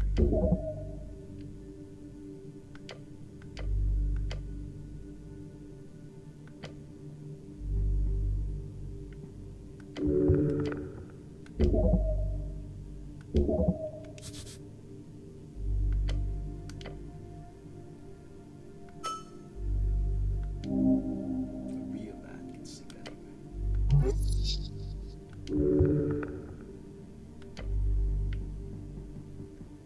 Alright, let's lie down. It's almost 6 a.m. We need to... I think that's the end of the demo, though.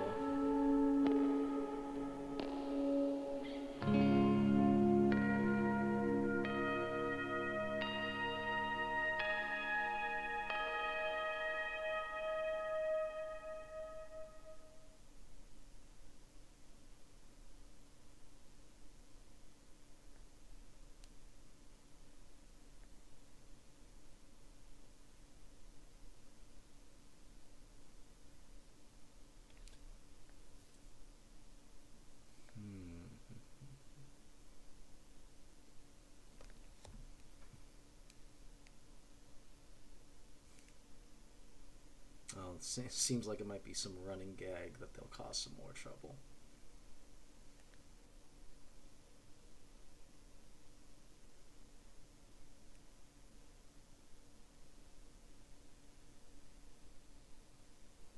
Tea shop awaits.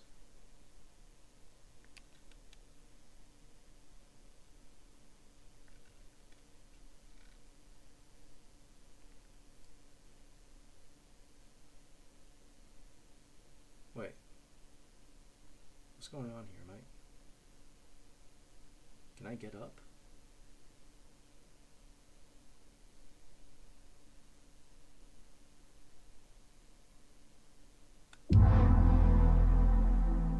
Day 1.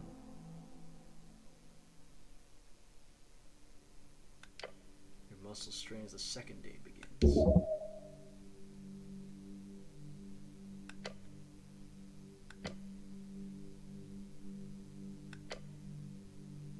You were exhausted.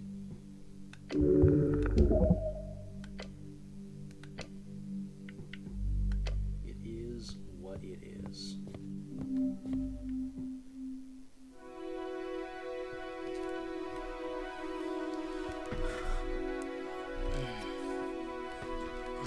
Alright, and that's the Esoteric Ebb Demo. I am very excited to play this game. I'm not going to have time to play on release day because I'll have work. But once I'm done with work next week, that'll be fun.